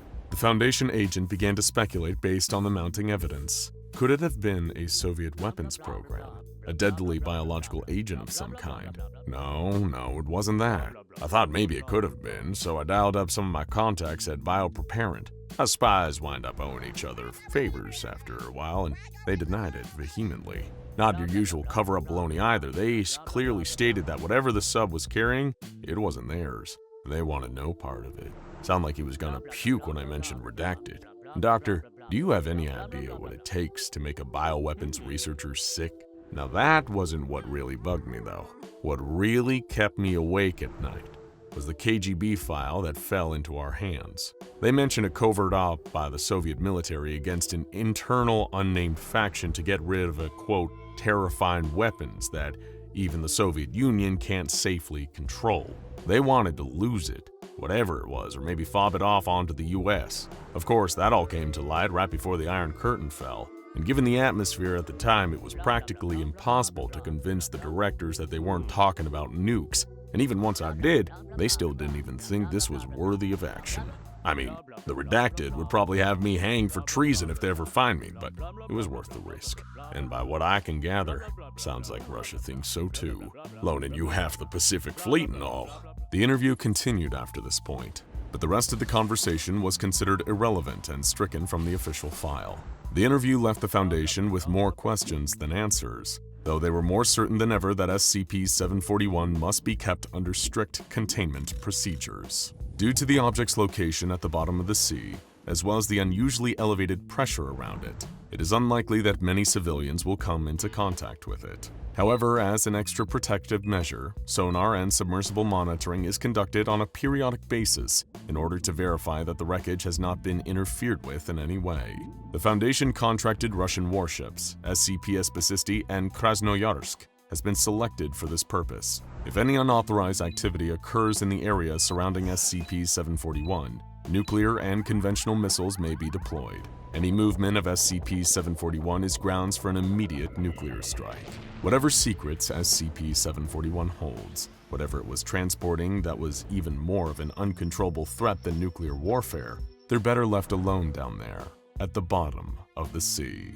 40 years ago, a U.S. Navy exploratory vessel landed on a chain of islands in the South Atlantic, just 2,000 miles off the coast of Argentina. In other words, the middle of nowhere. Yet on this far-off set of rocks afloat in the middle of the ocean, they discovered a vast array of strange wildlife and plant species that resemble little of what they left behind on the mainland. Could this be a treasure trove of undiscovered species, they wondered. Hoping to capitalize on the discovery, a reconnaissance team of researchers was sent out to explore some of the islands on foot, and what they found did not disappoint. From endangered species of birds to plant life and vegetation that looked like it belonged on Mars, they found a dizzying array of new and exciting examples of evolutionary oddities that would fill a library. But unfortunately, their jubilation was cut short. Attempting to collect soil samples, they dug into the ground and soon discovered that what they were standing on wasn't actually ground at all. The Navy scientists soon discovered the rocky terrain they were exploring was actually made up entirely of organic matter. As per the standard protocol, the SCP Foundation was forced to silence the U.S. Navy research vessel after its discovery. With the OK from the U.S. government, the ship was torpedoed and sunk to the bottom of the ocean with all hands on deck, in the name of protecting the greater good of the masses. A tragedy at sea for the sake of preventing worldwide pandemonium. From there, the Foundation took over with the containment procedures of what would eventually come to be known as SCP-169, better known by its nickname, the Leviathan. The Leviathan is a biblical creature of mythical proportions, said to be able to boil the seas and create earth-ending floods with just a whip of its massive continent-spanning body.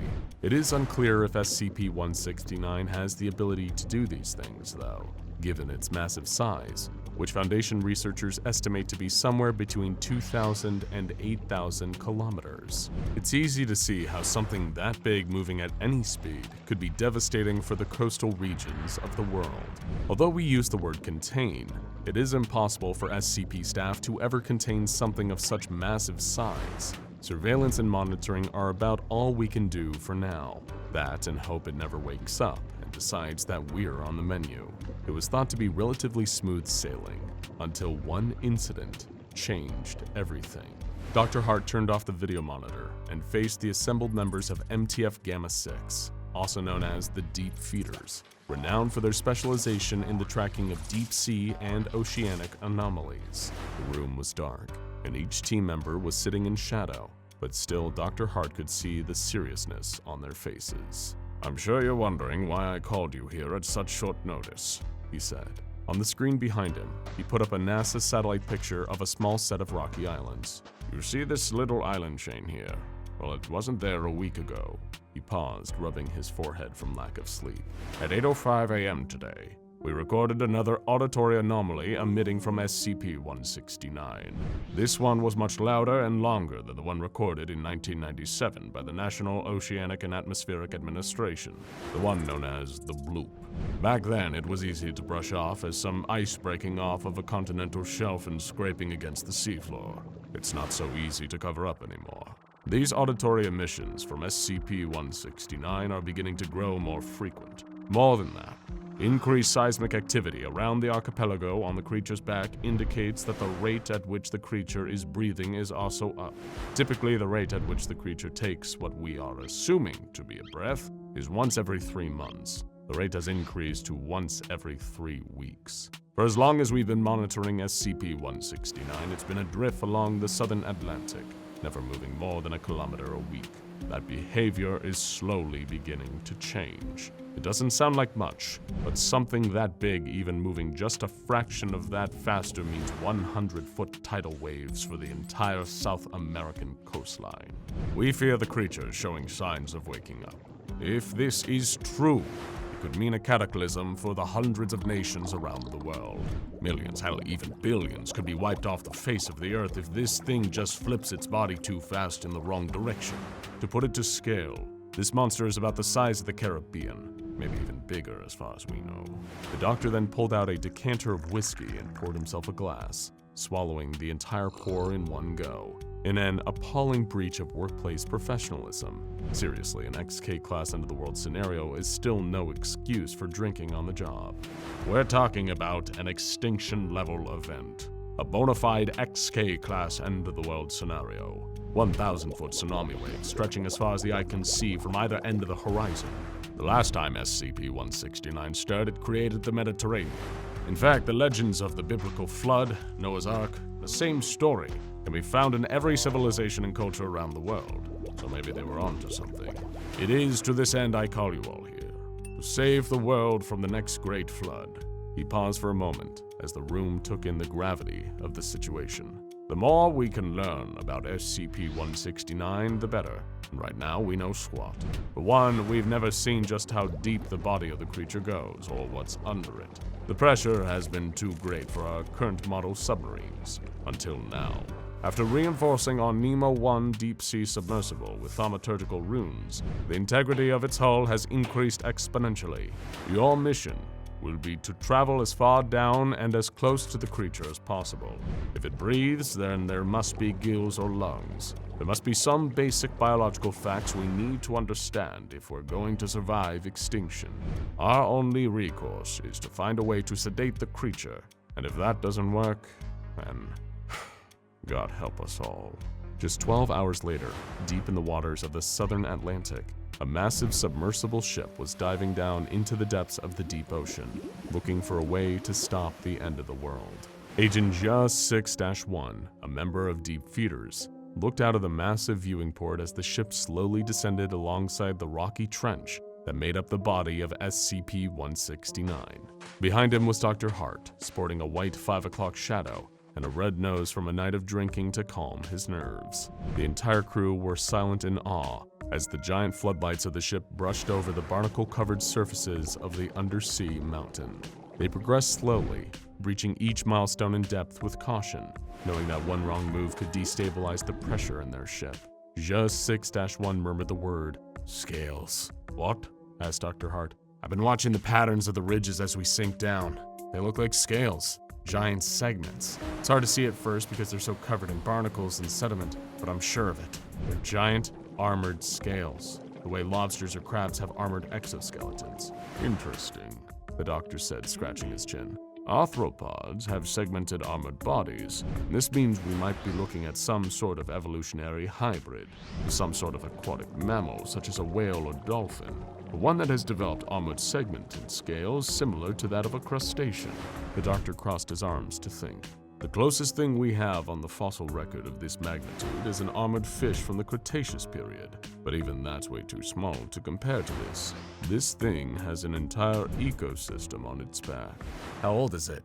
asked the agent. "Well, now that you mention it, given the impossible age of the creature, an arthropod would make sense. Lobsters and other crustaceans don't age conventionally, you see. They are effectively immortal. In fact, they actually die because they continue to grow until their bodies can't hold up their humongous size anymore. And yet, SCP-169 just kept growing." The doctor trailed off, thinking to himself. Dr. Hart, still lost in thought, turned to walk to the back of the submersible as Just 6-1 followed. He said as much to himself as to the agent, "The creature is old. The geological survey conducted when SCP-169 was first discovered carbon-dated the specimen to over 541 million years old. As you can probably surmise, that's too old for any living being. The results had to be incorrect, and yet I checked them myself more than once. And numbers do not lie. The entity predates our civilization. Hell, it predates complex life forms on this planet as we know it. From an evolutionary standpoint, it doesn't make any sense." The agent, confused, asked, Doctor, how could something so big even come into existence? Very little of our planet is actually landmass. It's a wonder we call it Earth. Most of this planet is water. We aren't looking at a creature that's on our planet, Agent. We are on its planet. Just then a flurry of alarms and sensors began to go off at the bridge of the ship. The team scrambled to their stations, checking off monitors and shouting readings to each other. The ship's thermal sensors are detecting a massive rise in temperature, transmitting power to cooling systems. We have activity northwest of our location. Sonar has something big headed our way. We need to dive now! The ship lurched forward, nose first, as everyone on board held onto their seats, the restraints keeping them from falling forward. Just outside of the viewing port, Dr. Hart could see an enormous scaled appendage moving fast in their location. We need to steer the ship clear of the Talons. Revert all power to the thrusters. Get us out of the way, the doctor yelled. Don't you think I'm doing that? The captain shouted back. The ship jolted sideways and downwards as an immense wave of pressure came over the submersible, putting 6 Gs of force on its occupants. Juz 6-1 yelped out of fear as the ship came close to crashing into what appeared to be the edge of a titanic talon, the size of the Empire State Building. Following the encounter, the part of the ship bordering the reinforced glass of the viewing port began to glow bright red. It's boiling the water around us, one of the crew members cried out. It's not boiling anything. It's just cavitation due to the pressure reduction in the water. The updated runes on the ship's hull should keep us safe. We just need to cool our heads. Stay focused on the mission, bottom feeders. After several moments of holding their breaths, the crew of Nemo 1 began to relax as their pace returned to a slow descent along the side of the underwater behemoth. Before long, the vessel was no longer traveling straight down, but starting to curve under the creature, traveling north towards the theoretical head of SCP-169. After several hours, the ship came upon giant fissures in the rocky exterior of the creature. These massive vent-like structures appeared stiff, but slowly they opened and closed over the span of weeks. These were the respiratory organs of the organism. Clocking it at over 2 miles underneath the surface of the ocean, the crew carefully began entering the smaller pod-like submersibles that detached from their main ship. Juz 6-1 entered his pod and strapped on the haptic gloves that would give him control of the pod's robotic arms. He and a team of 3 other volunteers had agreed to undergo the dangerous mission of attaching artificial chemical emission machines that could be programmed to release anesthetic gas into SCP-169's respiratory system on command remotely. The emission machines could be refueled manually whenever the contents ran out. It was an ingenious solution Dr. Hart came up with when thinking of his time studying sharks as a marine biologist. They would tag the fins of sharks by capturing them and bringing the specimens on the deck of their boat. From there, the scientist would drill a radio frequency emitter onto the fin of the shark. When he had first seen this practice as a young college student, Dr. Hart was afraid the process was harming the shark, but later he learned it was designed in a way to not be harmful to the specimen, and eventually the tag would fall off after enough data on the shark's movement was collected. Except these tags would not be falling off, he thought. They could not. For the sake of all mankind, this had to work. The doctor pressed a button on the receiver of the radio and spoke. Juz 6-1, what's your status? Pressure's holding, all signs look good. Juz 6-2, pressure's holding, all good. Juz 6-3, all clear, Captain. Juz 6-4, there was silence. Juz 6-4, do you copy? All clear, Doc. Sorry, my mic was muted. En route and ready to do this thing. Dr. Hart sighed in relief and slowly reclined in his chair, watching the pods move closer to the large openings on SCP-169's side. One by one, the robotic arms used underwater torches to drill into the thick, rock-like exoskeleton of the creature, screwing in complex million-dollar equipment that was both waterproof and could withstand the immense pressure at such a depth under the ocean. As the minutes turned to hours, Dr. Hart couldn't help but feel anxiety for the safety of his crew and the success of the mission. But before long, the pods began to return one by one to the mothercraft, each completing the segment of work with which they were tasked. The last pod still working was Juz 6-1, whose robotic arm was in the process of rotating a large industrial-sized screw. Juz 6-1 had all but finished when suddenly a low rumble could be felt shaking the larger submersible. Dr. Hart's voice came crackling over the radio. Get back to the ship now! Juz 6-1, wrapped in deep focus on his task, replied, I'm just about finished, just packing up my tool belt. Leave it. Return to the ship now. That's an order. Jesus, what's wrong? It's not like this is the end of the world, said the agent, chuckling over his radio. An ear-piercing echo sent shockwaves through the depths of the ocean around the submersible. The waves rumbled with the sound of SCP-169's voice, similar to the sound of a large whale, but amplified by a million. The sound sent all the crew members falling to the floor as the ship experienced severe damage from the burst of pressure, slightly cracking the glass viewport and sending smoke flooding into the small bridge of the ship. "Gas masks!" shouted Dr. Hart as they all donned breathing apparatus. "SCP-169 is waking up. Begin activation of the chemical emission machines. We need to sedate it now. The Leviathan is waking up. We need to stop it," shouted Dr. Hart. Just then, he looked back and noticed Zhe 6-1's pod was gone. "Zhe 6-1, what's your position? Zhe 6-1, where are you?" "Sir, sonar has him drifting off deeper into the ocean behind us. He must have gotten knocked off SCP-169 by the shockwave." But Dr. Hart wouldn't have it. He didn't want any more blood on his hands. "Reverse thrusters, turn us around and get to him. We're not losing anyone." "But the breach in the hull!" "It'll hold. That's what the runes are for." The outside of the submersible began to glow a slight blue as the ship's system started to come back online to full capacity, and alarm systems started to turn off and report normal pressure readings. Before long, the Nemo 1 had caught up to Zhe 6-1's pod and retrieved the agent, who had been knocked unconscious by the shockwave. Once the agent was back on the main ship, the doctor turned his attention back to the monitors, making sure the installations they drilled into the creature were functional. Slowly, the machines came online to full power, and the speed at which SCP-169 had been moving began to slow ever so slightly. The team all watched the viewport in silence as a steady stream of anesthetic gas was pumped into the respiratory system of the gigantic living myth in front of them. After a few moments of waiting, the doctor spoke. "I think it worked," he said with a smile. The crew erupted in cheers as they radioed control back up on land that the mission had been a success. The message quickly reached the O5 Council, where a red alert status was de-escalated, and the O5 members withdrew from their plan of leaving the current Earth for that of an alternate universe. The whole crew began to sing and celebrate the prevention of the end of the world, as Dr. Hart simply stood in front of the massive viewport, watching the mountainous specimen slowly grow smaller in the distance as the submersible began ascending back to the world above. Zhe 6-1 came over to congratulate him, patting him on the back. "We did it," he said. "Loosen up." The doctor managed to laugh along in acknowledgement. "That we did," he said in relief. "That we did." The two watched the deep blue ocean in silence, taking in the vastness of the sea. Perhaps this would not be the end of it, but that day, they had done what the SCP Foundation did best: kick that apocalyptic can a few miles down the road. And sometimes, in the face of the terrifying and the infinite, that's really the best you can do.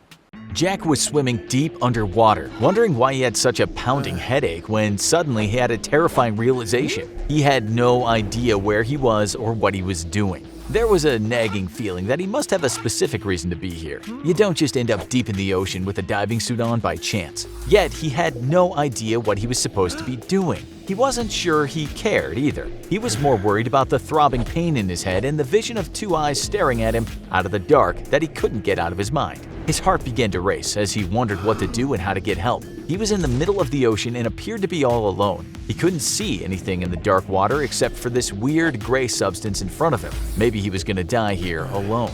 Without knowing if anyone could even hear him, he began to speak aloud about how he was consumed by sickness and that darkness was all around him. This is the story of one of the most powerful and dangerous anomalies yet discovered, SCP-3000. Before Jack's descent into despair, the SCP Foundation had mandated an exploratory expedition off the coast of Bangladesh. After receiving a few strange reports from locals and fishermen, the Foundation suspected an SCP was lurking in the water and positioned a few personnel to investigate. The crew expected danger, or maybe even death. But what they got instead was far stranger and more ominous. All of the men had been verified to be in sound mental states when the mission set out, but a few of them reported feeling strange and uneasy as the submarine descended into the ocean. Before long, a veteran agent named Dr. Williams began to panic in a way that was completely out of character. He He started sweating profusely, shaking, and wouldn't listen to a word of comfort or reason that anybody tried to offer. It might seem like a relatively normal reaction for anyone descending into the depths of the ocean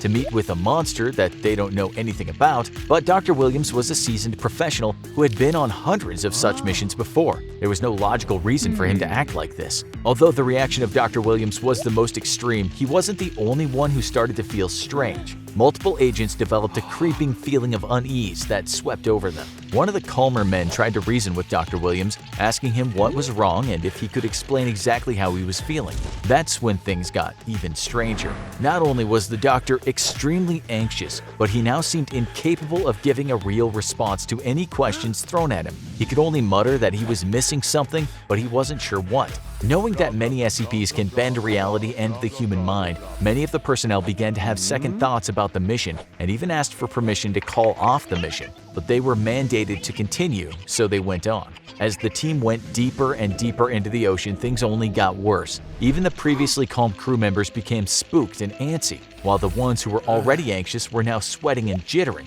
As for Dr. Williams, he was now pacing back and forth around the submarine, saying things nobody could understand. Every time he looked at his colleagues and his close friends, he seemed to stare straight through them and would call them by the wrong names. It was as if his mind had moved to a different dimension. Whenever someone asked him to perform his normal duties, he looked more confused than ever. Still, the team went deeper. Dr. Williams began to whimper and say the word "no" repeatedly, growing louder and louder until he was screaming, and the others were forced to sedate him. Just then, something came into view. It was what would come to be known as SCP-3000.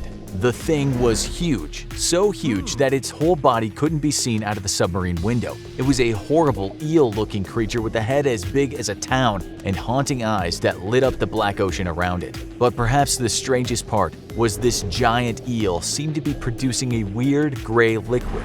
Even the sedative wasn't enough to keep Dr. Williams calm anymore. There was a strange blank look in his eyes as if the light and life had left him, and he just began screaming "no" repeatedly again and wouldn't respond to any attempts to calm him down. Not that anyone else was very capable of calming him down at this point. Even the crew members that had been holding up well were starting to act strangely, and nobody could get the image of these ominous eyes out of their heads. Then things went from bad to worse. Williams began screaming and shouting madly as if he was being tortured by an unseen force. The men tried to restrain him, but it was no use. He began smashing his head against the submarine window until it cracked, putting the whole mission and everyone's life at risk. He fell to the ground injured, chanting that there was nothing, whatever that meant. It was an emergency scenario. They began applying first aid to Williams as the submarine ascended to the surface as quickly as possible before the pressure of the ocean caused the cracked window to explode. By the time they reached the surface, Williams was dead. But there was something even more chilling than the circumstances of his death.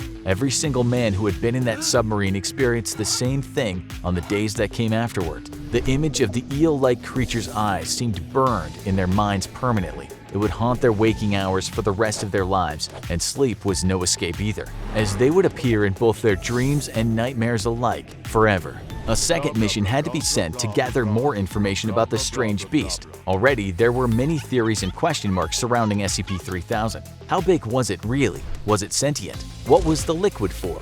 None of the men who had been on the previous mission were willing to return to the waters, but a new group of brave recruits volunteered. They were about to find out what so many in history have learned the hard way, that bravery and foolishness are often mistaken for the same thing.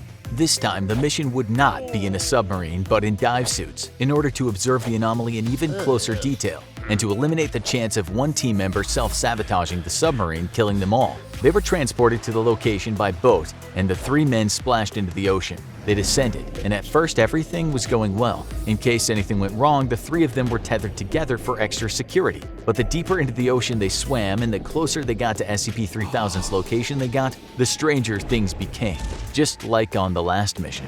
First, there were a few minor cases of confusion. One of the team, Jack, thought it was his responsibility to lead the navigation, but another, Roberto, also thought it was his job. In fact, navigation was actually the job of a third team member, Amir, but he seemed to have forgotten.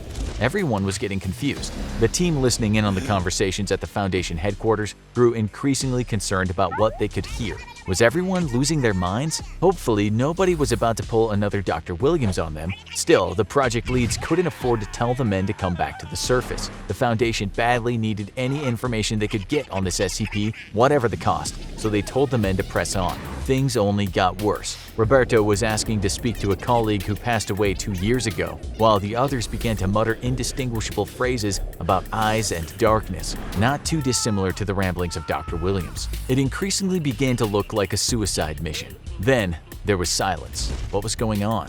Each of the men had completely lost it, to the point that they cut the tether that was holding them together. All alone, Jack couldn't remember where he was or why he was here. He desperately looked around to try and gauge his surroundings, but he could only see darkness. All he could think about was a pair of large eyes and an overwhelming fear of despair and anxiety, and this weird gray fluid that was now floating in front of him. The Foundation listened as Jack started reciting a creepy speech about being on the edge of nothing, inches from oblivion, with a sickness in his mind and nothing but a pair of eyes in front of him. They listened in horror as they heard movement through the radio. It sounded like a huge creature was swimming toward the men. It had to be SCP-3000, but all three men were too confused to do anything about the situation or to even see what was in front of them, claiming they couldn't see anything in the darkness. There was silence for half a minute, with the team listening in, fearing the worst. Then they heard some more unintelligible mutterings. The men must be alive, but what on earth was going on? Then the gibberish started again. Two of the men were screaming that Jack had just been swallowed whole and that they were being sucked in too. Why couldn't they just swim away? It was chaos. But then a few moments later, Roberto spoke into the radio, saying he was floating alone in the middle of the ocean and had now moved away from the eyes of SCP-3000. He finally seemed capable of forming coherent thoughts and speech. After what had just happened, Roberto now had a theory. He thought that somehow it was impossible to think straight around SCP-3000. When he'd been close enough to see the eyes, Roberto had felt a throbbing pain in his brain and been unable to think about anything. Perhaps it was something to do with that mysterious gray liquid. Even more slime was coming out of SCP-3000 now, and Roberto was determined to get a sample despite the warnings from HQ.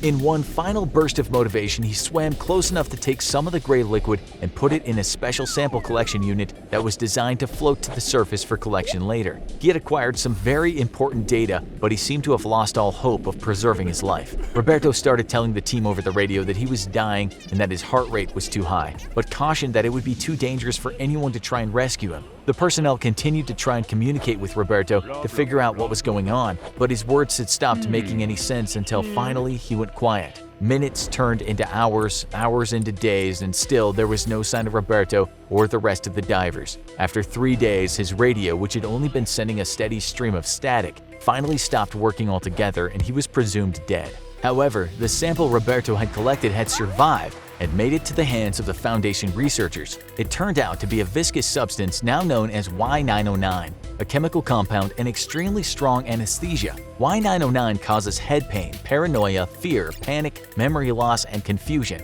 explaining what happened to Dr. Williams and the diving trio. The collection of Y909 might have resulted in 2 disastrous missions, but there's a silver lining as the substance ended up becoming an invaluable tool for the SCP Foundation. Its ability to make people forget what had just happened to them can be used to eliminate knowledge of threatening SCPs among the public. It also helps the Foundation staff cope with the traumatic experiences they encounter on their missions. Although other amnestics can be used for the same purpose, none are as powerful as the one produced by SCP-3000. Before its discovery, the amnestics used would break down too quickly, not fare well in storage, or cause undesirable side effects. The only problem is the method of sourcing. The only way to obtain Y909 is somewhat ethically questionable for most people. SCP-3000 produces Y909 after eating, so the best way to stock up on it is by feeding the creature. Sedated, D-Class personnel from the Foundation are sent on missions supposedly to observe the anomaly up close, unaware that this mission is one way only. Other divers are then sent later to collect the fluid from a safe distance and store it.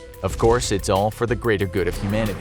Now, the Foundation protects SCP-3000 as best as it can guard something hundreds of kilometers long. The area is carefully patrolled, and members of the public are not allowed to enter the part of the bay where it resides. Anybody who accidentally comes into contact is contained. Eventually, another pair of Foundation doctors went down in a submarine to try and learn more about SCP-3000. One became so affected by Y909 that he began hallucinating. He started talking about Anantashesha, the king of serpents in Hinduism. Anantashesha is believed to be all that will be left after the end of the world because it exists throughout all of time simultaneously. The doctor said he believed that this was in fact Anantashesha, that SCP-3000 simply shows us that eventually everyone dies and fades into the darkness of oblivion, right before he exited the submarine and swam right into his mouth. Luckily for now, SCP-3000 seems to be in a sort of hibernation state. It rarely moves and it doesn't hunt, although it will eat when fed. But no one knows when or if it'll wake, or what it's capable of if it does. Will it destroy the world, or simply drive us all insane? Commander McGrath, one of the most influential members of Mobile Task Force Alpha-1, better known as the Red Right Hand, had been summoned by his masters for one of the most important missions of his life. It was so above top secret, even he would likely need to undergo amnestic treatment once he'd seen the job through. It comes with the territory when you're dealing with SCP-006. The Red Right Hand is no ordinary mobile task force either. They were the personal enforcers of the O5 Council, the 13 most powerful members of the SCP Foundation, and by extension, some of the most powerful human beings on Earth. Commander McGrath stood before the assembled council, trying to suppress the tremors of fear and awe running through him. He'd gone toe-to-toe with SCP-076 Abel, one of the finest humanoid warriors ever known, during one of his many containment breaches. He led strike forces after a fleeing SCP-682, the hard-to-destroy reptile, after it escaped its acid tank and began charging towards the nearest populated area intent on causing mass death. He'd personally taken out more people than you've probably ever met, all at the behest of his Foundation superiors. And yet, standing right here before them, he couldn't help feel a twinge of deep terror. It was like staring right into the face of God and waiting for it to blink. With his well-honed military observation skills, he noted that O5-2 wasn't among the council this time, but he knew better than to ask why. He was employed to take orders, not to ask questions. And this time, his orders were something special. He wasn't given any more information than this. McGrath, we need you to lead an elite team to Astrakhan in Russia on the double. Procedure 006 is now in effect. You know what to do. McGrath nodded. He'd been prepared for this day. His predecessor, Commander Richards, had only needed to enact Procedure 006 once in his long and storied career with the Red Right Hand. It was truly a once-in-a-lifetime assignment, and now the torch had been passed to him. The only question was whether he'd be up to the task. But McGrath didn't have time to ponder on this question. Time was of the essence. First, he needed to assemble a team, small but focused. Loyal men who'd keep their heads down, complete the mission, and take the forbidden knowledge no further than the bounds of said mission. McGrath selected 3 operatives, Bennett, DiMaggio, and Stewart, all of whom had proven valuable assets in prior missions. They would be the ones to accompany him on this most valuable and secretive of directives, Procedure 006. But before they could execute the mission itself, they needed to be trained, briefed, and fitted with the proper equipment. For a mission this sensitive and dealing with an anomaly as deadly as SCP-006, they needed to wear modified Class 6 B and C suits. These are the ultimate total exclusion hazmat suits, designed specifically by the SCP Foundation. They offered such a degree of protection that they made regular hazmat suits look like bikinis. Commander McGrath actually knew very little about SCP-006 and how it worked. Like many of the more top-secret anomalies contained by the Foundation, only the O5 Council understood the full scope of it. Everyone below them were only told the specific fragments of information they needed to do their job. After all, filling your head with the wrong kinds of knowledge can get your memory wiped, or worse, at the SCP Foundation. SCP-006, as far as Commander McGrath knew, was the more traditional kind of toxic. He'd been briefed using the SCP-006-B info pack, a heavily redacted description of SCP-006. Safe class, liquid in nature, but one of the most toxic substances known to man. It made mercury and uranium look like a glass of mineral water, and more dangerous still, if someone came into contact with even the tiniest quantity of SCP-006's liquids, they would not only be marked for certain death, They would also become a vector for transmission, a veritable plague rat, a walking danger to all mankind. That's why the Class 6 BNC suits needed to be tested. McGrath, Bennett, DiMaggio, and Stewart suited up in a secure Foundation training facility and fully submerged themselves in a training pool. This was how they made sure that there were no vulnerabilities in the suits. If any bubbles were generated, it meant there was a leak. And if there was a leak, then the person wearing the defective suit was as good as dead when they reached the real 006. Lucky for them, no leaks. They were ready to proceed to the next stage of the mission, making their way to Astrakhan, Russia, where SCP-006 was contained. The pressure was on, with the Council growing more impatient by the moment, so they needed to make the journey immediately. Every minute counted, and Commander McGrath was painfully aware of the time slipping away, though he couldn't possibly fathom why they'd need a toxic chemical like this with such urgency. They made their journey in a covert cargo plane. It was beyond important to keep all Foundation activity around SCP-006 under wraps. A number of groups of interest cells were active in the area, including the Church of the Broken God and the Serpent's Hand. And if ever the dreaded Chaos Insurgency caught wind of SCP-006's existence and triangulated its location, the damage it could do would be unprecedented. That's why nobody but the O5 Council could truly be trusted with this almost sacred knowledge. When they touched down in Astrakhan, they met with a Foundation courier who would take them on the final leg of their journey to the Foundation site, roughly 60 kilometers west of the town. McGrath and his team had no idea what they were headed towards, or the insane history of the land they traversed, all because of SCP-006. The Foundation had first become aware of the anomaly back during the 19th century, but were unable to gain control of it until 1991. Due to it being fiercely guarded by a procession of territorial Russian rulers. The blood of hundreds of thousands had been spilled on this land in the historic wars and conflicts over SCP-006. So many had wasted their entire lives unsuccessfully trying to find it. During the several-hour car trip to the site, Commander McGrath had no idea of the true value of the anomaly he and his small team were heading towards. But he would, in time, though an innocent would have to die first. The courier dropped the 4 operatives off outside an abandoned chemical plant in the sticks, far from what anyone would call civilization.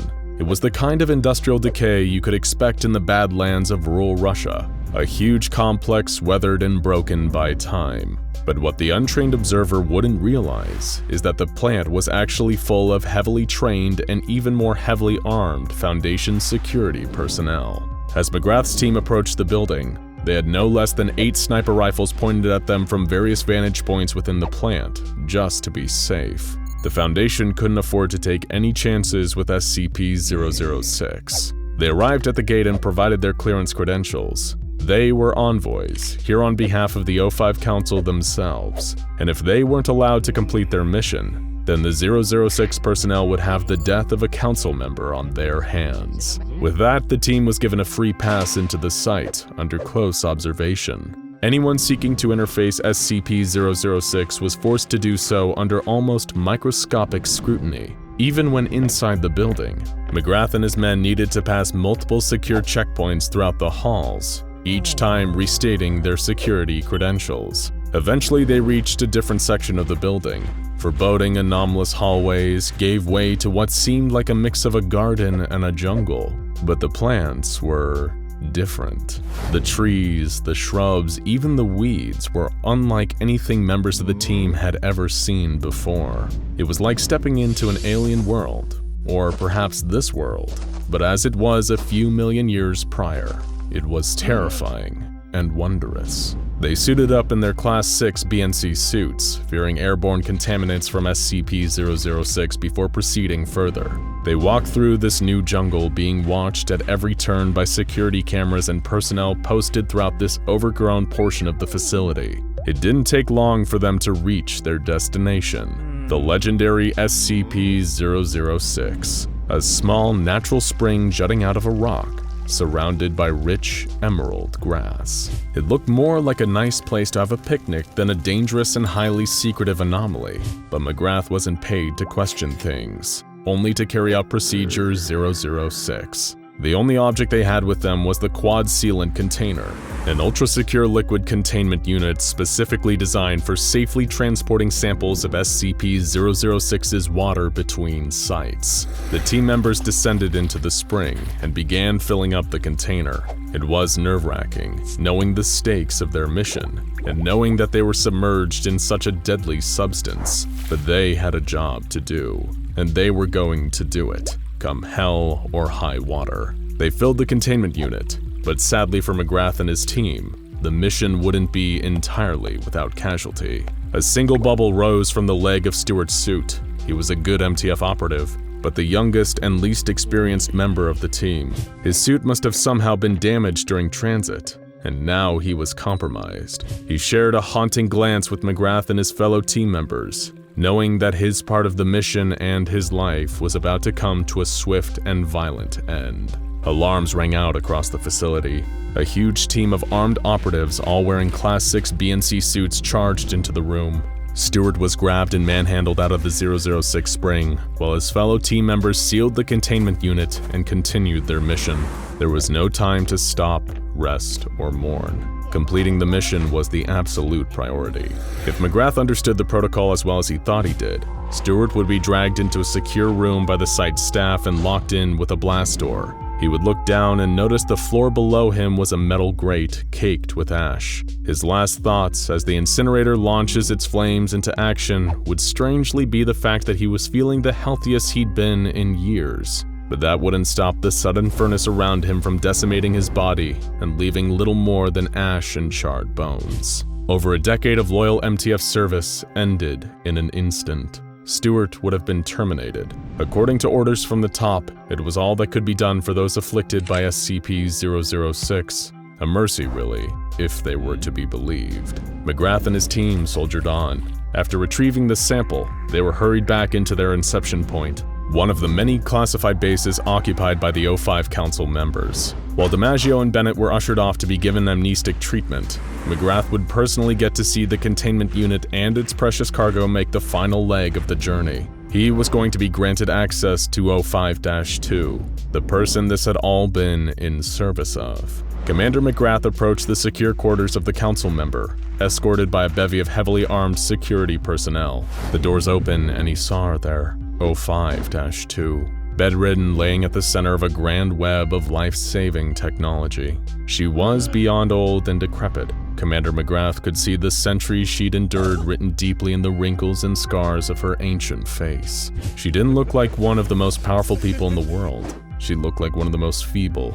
Her eyes lit up when McGrath entered the room holding the containment unit. She beckoned him closer, until he was close enough for her to take the containment unit from him with scarred, trembling hands. McGrath watched in horror as she disengaged the lid and swigged down the entirety of its contents. But wasn't the water toxic? He thought.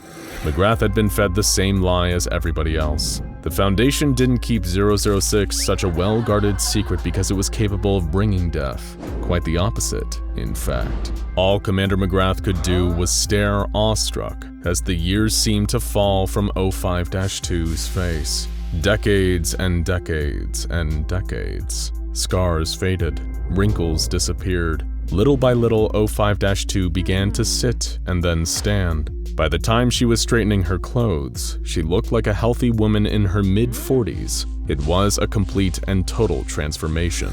The liquid of SCP-006 has a plethora of benefits to human subjects. The ability to regenerate damaged DNA by heightened excitement of cellular duplication and producing a frightening increase in the effectiveness of the human immune system. Even upon testing the liquid on animal subjects, hostile bacteria and viral agents were destroyed immediately. Members of the O5 Council are experts at cheating death, and SCP-006 is just another ace hidden up their sleeve in the endless battle against the Reaper. A secret so well guarded that they're willing to terminate even their most loyal servants to keep it safe. After all, if everyone knew about it, everyone would want it. And the O5 Council are very invested in exclusivity. Never normally one to rise above his station, Commander McGrath couldn't help blurt out, "But if it was all a lie, Private Stewart is perfectly alive. All smoke and mirrors, you see. And like everyone who works a 006 mission, he won't remember a thing. Good work, Commander McGrath. 05-2, now in perfect health, replied. Now return to your post after a visit to our boys in amnestics. There's still plenty to be done and we can't afford to dilly-dally. After all, you're not getting any younger. You're right in the middle of one of the hottest summers on record.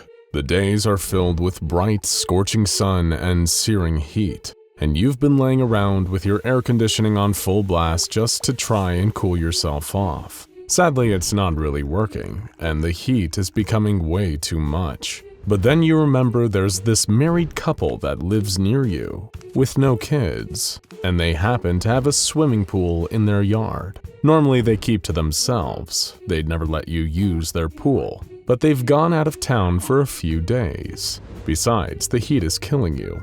You're sure that the neighbors wouldn't mind if you just took a quick dip, as long as you clean up after yourself. They probably wouldn't even notice you were even there. Cautiously, you make your way to their house. It's an unremarkable place similar to most of the other houses in this suburb of New Mexico. After checking that there's nobody else around, you climb the 2-meter-high cinder block wall that stands around the back garden. As you drop to your feet, sweaty and panting from the unrelenting summer heat, you see it. The pool. Your salvation. Water never looks so appealing.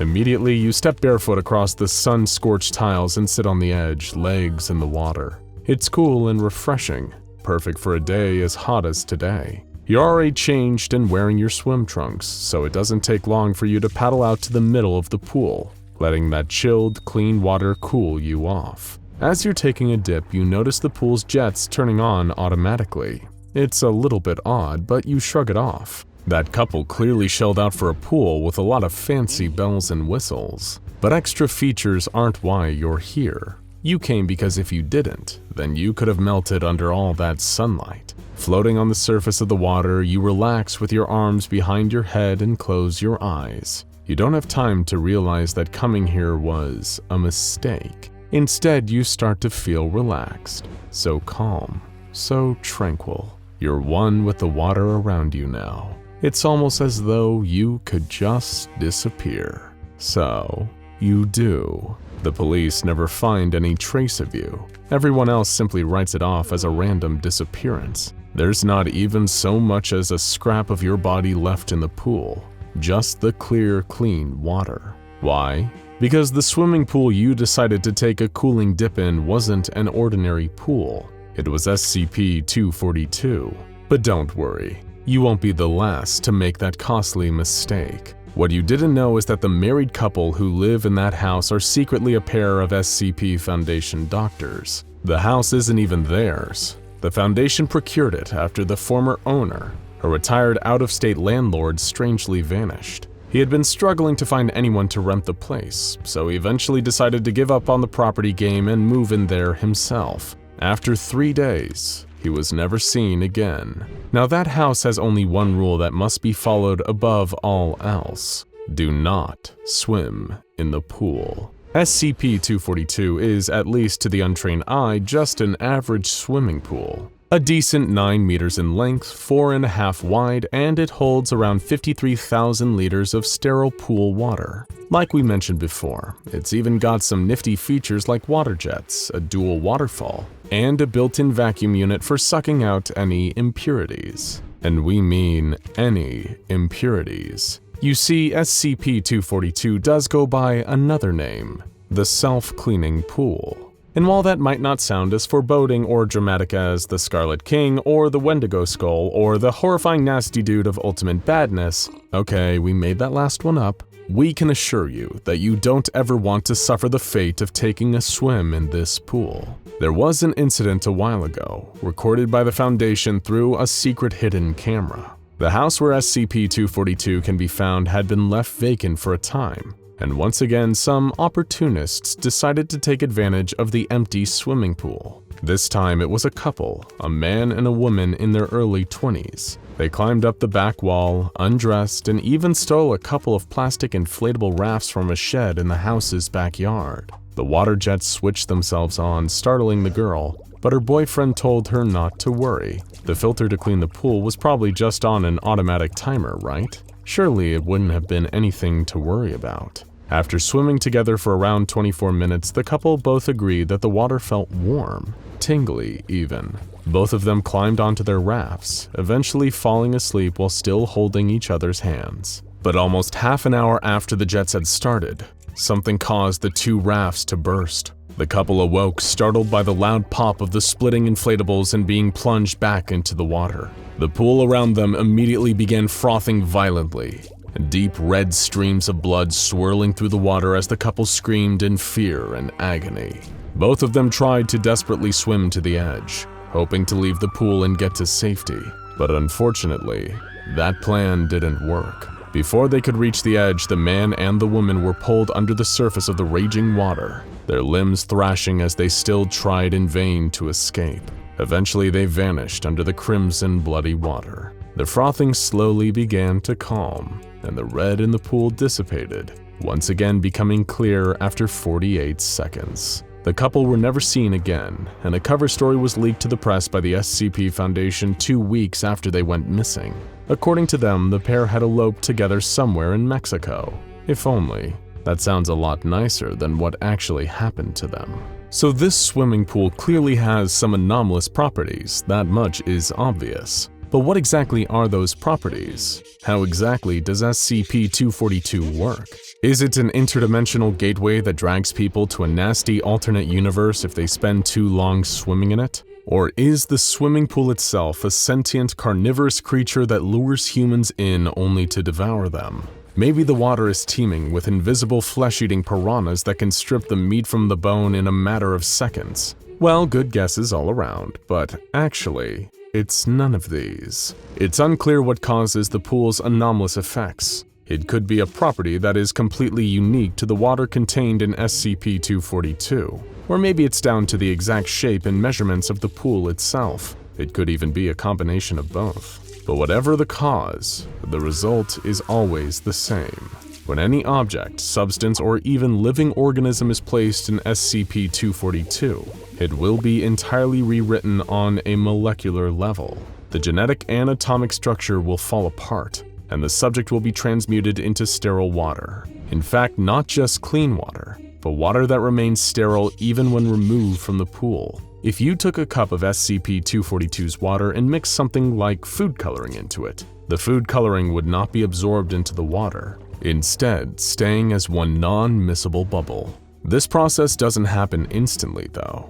It can vary depending on how contaminated or complex the substance placed in SCP-242 is. For example, water sampled from a nearby river was sterilized and purified by the pool in about 7 minutes. A sample of stagnant pond water riddled with various diseases and germs took 11 minutes longer. What about 50,000 liters of coal tar? Well, that one took a little longer, 12 long days to be exact, but was still turned into pure sterile water. And as for a living human being, maybe ask that couple that took a dip in the self-cleaning pool. The Foundation is naturally fascinated with the pool, and after extensive examination, they have determined that SCP-242 doesn't seem to have been intentionally designed for the specific anomalous function it performs. The components of SCP-242 beyond the pool itself, the filter, the vacuum, the pipes, none of these parts nor anything about the swimming pool's design appear to be responsible for disintegrating matter until only water remains. You might have noticed that in the case of the ill-fated couple who took a swim in SCP-242, the water jets and waterfall features switched themselves on automatically before the pair's grim demise. Somehow these features are able to activate without the need for electricity, as disconnecting the pool from a power source will not stop the jets and waterfall from coming on once a non-water substance is placed into SCP-242. The same goes for the pool vacuum, which apparently cannot be jammed or malfunction, even when the bottom of the pool is awash with viscous liquids like that coal tar. The vacuum will continue to operate as normal, scrubbing away at the floor of SCP-242. The one part of the self-cleaning pool that doesn't work as you would expect is the water filtration system. There is never any water being cycled into the pool nor out of it. As a matter of fact, The pipes connecting to the filtration system have all been removed. Then again, who needs a filtration system when your backyard swimming pool can just spontaneously reduce anything to clean water? But that raises another frightening thought. Everything that the pool has ever taken and converted is still in there. Animals, objects, people, just swimming around you. Perhaps if they could still think, they'd scream and shout and tell you to get away, to run while you still can. But the second your skin touches the water, you're destined to be with them forever and ever and ever. It's enough to send a liquid chill down your spine. Okay, so if it's not the actual physical pool that causes these anomalous effects, that must mean it's something in the water, right? Perhaps some microscopic flesh-devouring microbe, or some ancient curse that was placed on the water before it was used to fill up the pool. Surely if you took a cup of water out of SCP-242, it would still break down structures on a molecular level, leaving only more sterile water. Well, the researchers working at the SCP Foundation thought much of the same and conducted a series of tests to determine the exact properties of SCP-242's water. One test involved submerging 2 D-Class test subjects, each wearing an atmospheric dive suit, into SCP-242. The goal was to determine if it was safe to consume the water from SCP-242 while both inside and outside of the pool. Test Subject A was lowered into the water and instructed to drink from a metal straw by their mouth. The eyepieces of their goggles were blacked out, so they couldn't see what they were drinking from. Subject B filled a barrel with the same water from SCP-242 and then was made to put on an atmospheric dive suit,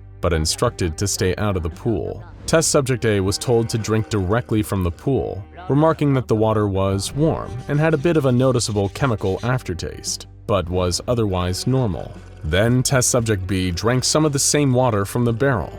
Apparently it was cool and tasted of, well, nothing, just like water usually does. After a moment more of drink, Subject A began belching, finding that they had uncontrollable gas. The water had begun to feel warmer, stinging the subject's mouth, while for Subject B, the water from the barrel stayed cool and refreshing. The Foundation doctors overseeing the experiment instructed Test Subject A to keep drinking, which they did until it felt even hotter to the taste. One of the D-Class's fillings even fell out, and eventually the structural integrity of Subject A's dive suit failed, presumably disintegrated by the water from SCP-242.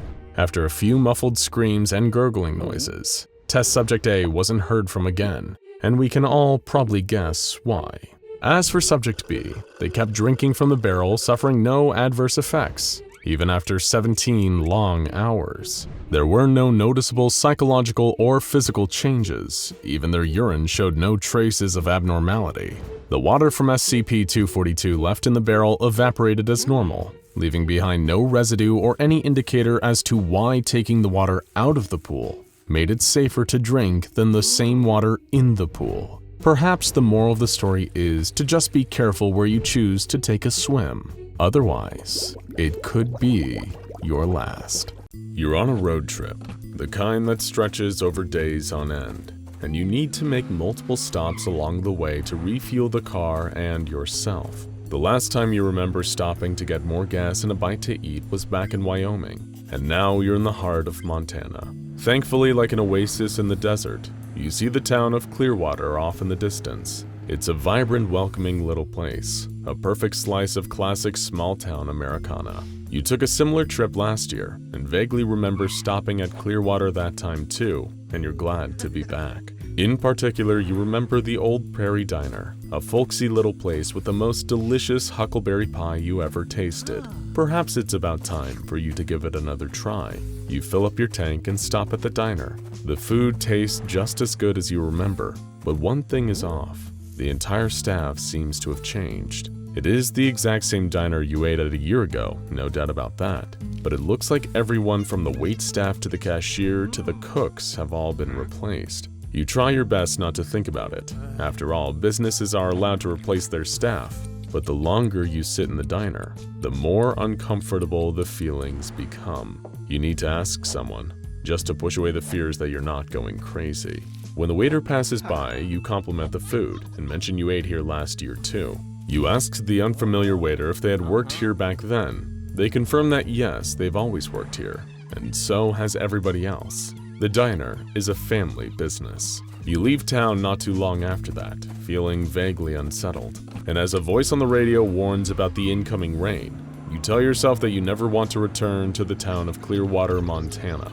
As you leave, the memory of the town seems to fade from your mind in real time. But little do you know, the people of Clearwater will never be able to leave, ever. It's because something horrifying will happen in Clearwater every single year, and that thing is known to the SCP Foundation as SCP-3700. This annual anomalous event is Clearwater's own local curse, always occurring around mid-June. While many of the mechanics of this event still elude the Foundation's understanding, the outcome is well documented. Every single inhabitant of the town is replaced by a person who didn't previously exist. While some elements may carry over from their original counterparts, every person involved will simply be a whole new person, with no memories of the change or who they once were. The process known as SCP-3700 lasts between 6 and 18 days, and once the process has begun, it's impossible for any outsiders to intervene. It begins with rain, a light, dreary drizzle at first, but each day the rain gets worse. Soon it's a storm, and then a maelstrom. Flooding, hurricanes, tornadoes, all centered around Clearwater but cutting off neatly just beyond it. What happens in Clearwater remains in Clearwater, and when the process has concluded and the sun shines once more, everybody has been changed. Whenever the Foundation has tried to send personnel or equipment into Clearwater during SCP-3700, one of two things has happened. In the more favorable scenarios, those attempting to enter Clearwater have simply appeared on the other side of the city limits. In the less positive instances, personnel and equipment have been lost forever within. There is no stopping or even understanding SCP-3700. According to Foundation records, Clearwater has been around at least as long as the Foundation itself, perhaps even longer. Clearwater has been able to undergo its yearly nightmare without intrusion due to a unique cognitohazardous effect, which creates a kind of mental block around memories of the town for outsiders. You won't forget Clearwater per se, but you will find it increasingly hard to focus on, like something you can only ever see out of the corner of your eye. There is no saving the people of Clearwater. The horror will play out again and again and again. The Foundation has no first-hand knowledge of what happens in Clearwater during those horrifying 18 days, but one account they have hints at a terrifying possibility. During an excursion into Clearwater, the Foundation managed to collect a diary belonging to a woman named Margaret Lane. To the best of our knowledge, Margaret Lane no longer exists. But if the contents of her diary aren't to be believed, then what goes on in Clearwater during SCP-3700 is far worse than we ever imagined. Margaret first started her diary not long before SCP-3700's 1995 iteration began. She was in the middle of a tumultuous time in her life. Freshly clean from alcohol and drug addiction, forced to live with her antagonistic mother, and having peculiar and distressing dreams. In the first dream Margaret recorded, she was someone else. A woman living in a small hut perhaps a century ago or more. It was plague time. She was looking down upon her daughter, bedridden, her skin covered in painful-looking red blotches. Her husband was already dead. That's when another man enters, a healthy man. He tells her that he's found their salvation, and then the dream ended. Margaret woke up to a gray, dreary day. There were clouds on the horizon. The rain was coming. It drizzled for the next few days before getting more intense, as one would expect from an SCP-3700 cycle. Of course, nothing seemed out of place to Margaret. Life carried on. She continued to stay clean, resisting the offers of her old dealer, though her relationship with her mother remained frosty. The rain started to get worse as voices on the radio insisted that conditions would continue to become more severe over the next few days. They tried their best to maintain normality. Margaret invited some friends, Jared, Sam, Mike, and Isabel, to come over and play D&D at her place.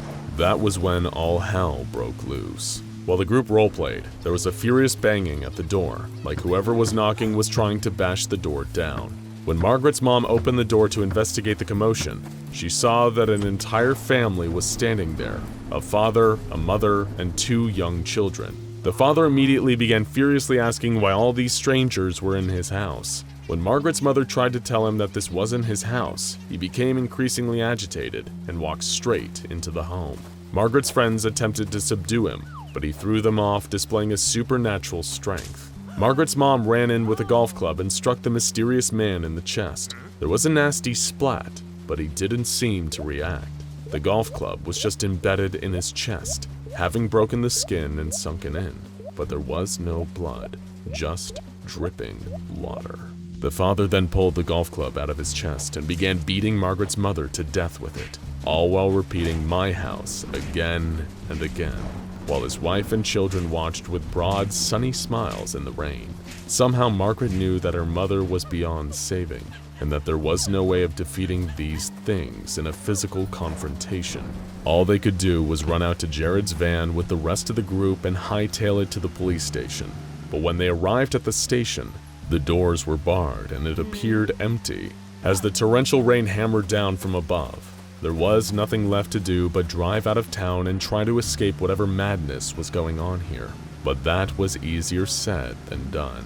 They drove for what seemed like hours on end as the rain and the howling wind persisted. Jared had been injured during the fight with the strange family, and his health deteriorated further as the drive stretched on. They should have left the town of Clearwater a long time ago, but it seemed like they were nowhere. It wasn't long before Jared was lying dead in the back of the van, and now there were only 4 of them left. They kept driving, afraid, grieving, hungry, and tired, and Margaret took the opportunity to sleep. It was no time to rest, but she was so exhausted that she had no choice. Margaret had a continuation of her earlier dream. The different her, the dream her, was laying the plague-ridden body of her daughter in the river, but she wasn't the only one.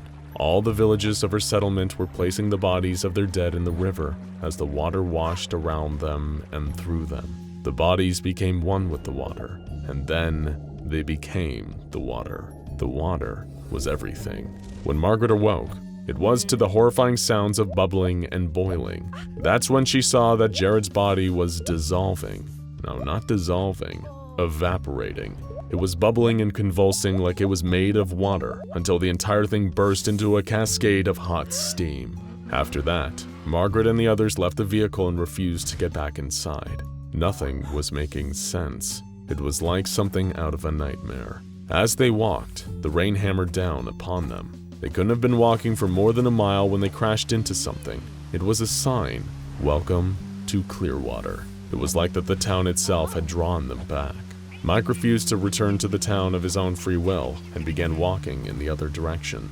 Moments later, he was walking back towards them in silence, though he never intended to. SCP-3700 had distorted his path and brought him back. It was clear that Mike was shaken to the core by the experience, but they had to press on. They would head to the grocery store for food, and then to a sporting goods store where they could hopefully grab some guns to fight the violent, altered people who'd somehow appeared with the rain. But things didn't go to plan, or what little plan there even was. Mike shot himself on the first night at Dirk's Sporting Goods, leaving only Margaret, Sam, and Isabel alive. Perhaps one of the most terrifying details of Mike's death was the fact he didn't even bleed. Instead, the gaping exit wound in the back of his head was just full of water. Water was all that seemed to be left of them. Sam, seemingly driven to the edge by the sight of Mike's death, grabbed a hunting knife to perform an experiment. She'd cut it into her own skin, and was horrified to see only water dripping out. They'd all been changed, and they didn't know why. That's when the survivors noticed something else. There were people standing outside in the rain, hundreds of them. Not a single one they could recognize. All new people, waiting. Sam said only one word, "outside," before walking out of the hunting goods store and disappearing into the crowd and the rain, never to be seen again. Margaret mused that perhaps in the end, she had the right idea. To be taken, killed, erased, or changed would be inevitable. In the final entry in Margaret's diary, dreams blend with reality as her mind finally gives out from the terror. She realizes in her final moments that there is no way out. There is no escape. There is only water. Water is eternal. The rain is eternal. All will be changed. And given the fact that no trace of Margaret was ever found save for her diary, all her fears turned out to be right. She was taken and replaced by SCP-3700, just as will inevitably happen to all the current citizens of Clearwater the next time SCP-3700 rolls around. It will be as inevitable and as indifferent to those it affects as tomorrow's sunrise. You cannot change the rain, but believe us, in Clearwater, Montana, the rain can change you. The year is 1985, 16th of February. A pair of researchers aboard a model SM-03 deep-sea submersible are descending into the depths of the Atlantic Ocean. Hours ago, they were somewhere just off the coast of France, surrounded by blue sky, the smell of the sea, and the warm embrace of the sun. But now, only cold darkness surrounds them. The depth of the ocean so vast and overwhelming, even light could not escape its grasp. The two-man team are members of MTF Gamma-6, also known as the Deep Feeders, a special task force that specializes in the investigation and tracking of deep-sea or oceanic anomalies. Their mission: to locate and investigate the wreckage of a World War II German warship known as the Bismarck, thought by the general public to have gone down in a naval battle with the British in 1941. But the story the public doesn't know is the real reason the pair of Foundation members were tasked with locating the ship's wreckage site. Unfortunately for these researchers, today would be remembered for something far worse than they had anticipated. Radio transmissions recorded by the Gamma-6 duo detailed the events that took place upon finding the Bismarck, designated SCP-4217. The Bismarck lay at the bottom of the ocean, partially submerged in the sea floor, but to the astonishment of researchers, it appeared to be perfectly intact, with no signs of damage from its previous naval engagements. Gamma-6 member Charles Miller comments, "Even after the better part of 5 decades, this ship is still in pristine condition. There is no water damage anywhere that I can see. Even stranger, no ocean sediment has accumulated on the hull of the ship whatsoever." Prompted to investigate closer, Agent Victor Miller begins operation of the crew's Model RV-1 Marine Probe, an unmanned robotic exploratory drone that allows the researchers to explore the interior of the ship's wreckage. What they found unnerved them, or better said, what they didn't find. Just as the outside of the vessel appeared free of any corrosion or wear, the interior of the ship was just as immaculate. The hallways were clean. The walls adorned freshly painted signs in still legible German. Even the Nazi symbols painted onto command centers still held no sign of disintegration. It was as if the ship had just come off the assembly line. But strangest of all was the lack of skeletal remains. At the time it was sunk, the original crew of the Bismarck boasted a minimum of 2,000 men. Where were the bodies? Continuing the mission, the researchers piloted their unmanned drone down the eerie winding corridors. Along several of the inner corridors of the submerged wreckage of SCP-4217, the crew find large, thick walls of what appear to be made out of a rubber-like substance. Soon they find that the large vein-like growths extend throughout the interior of the ship like tendrils, growing in size the closer the exploratory drone gets to the center of the vessel. All the while, a slight hum sound is picked up by the craft's sonar equipment, echoing from the center of the ship, a rhythmic pulsing. The crew decide they need to take a sample of the rubber-like substance back to Foundation headquarters for testing. This would be a mistake. Upon cutting into the thick tentacle-like growths, the researchers notice something that fills their stomachs with dread. Whatever substance they had cut into was now bleeding.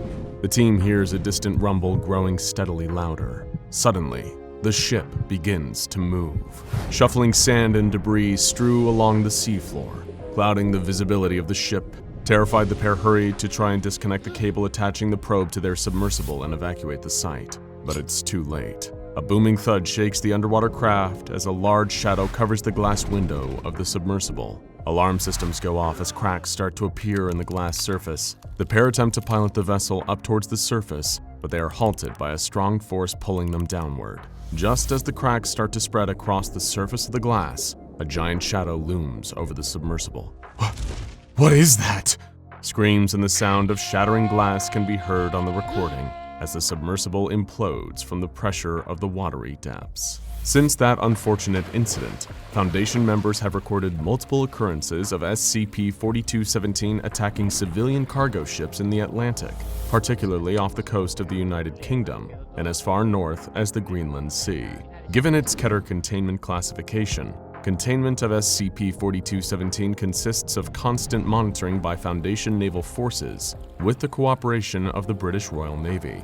In episodes of aggression or an agitated or hostile state, naval forces are instructed to forcibly subdue SCP-4217 through naval engagement. Once enough damage is sustained, SCP-4217 enters a passive state and resubmerges. SCP-4217 is divided into two parts. SCP-4217-A is the Bismarck itself, a Nazi-era warship outfitted with an array of 8 main guns, 44 secondary armaments, and dozens of units of anti-aircraft weaponry.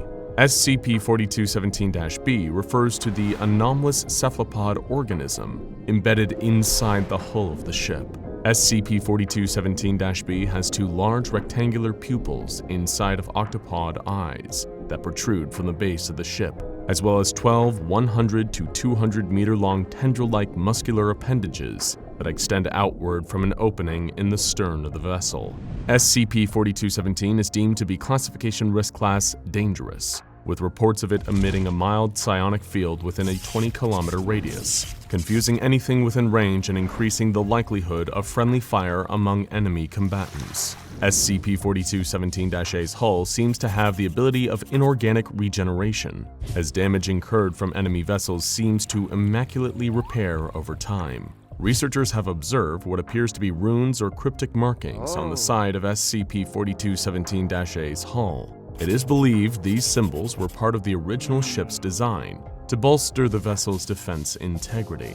Though not immediately visible, when the vessel is taking fire, the symbols appear to glow in proportion to the amount of damage being mitigated. Among its offensive capabilities, apart from the standard armaments of a World War II-era warship, SCP-4217-A also has specialized munitions of an unidentifiable gas compound that is reported to have mutagenic properties. Individuals that have been exposed to the gas compound undergo rapid spontaneous metamorphosis at a molecular level, growing an array of evolutionary attributes which include the accumulation of reptile-like scales or avian feathers in place of skin, the increase or decrease of the number of limbs, digits, or even ocular, olfactory, or auditory organs, and in one reported case, an event where multiple members of one crew were fused at a subatomic level into one functioning organism. Though more study into this particular incident is needed. SCP-4217 also has the ability of subsurface oceanic mobility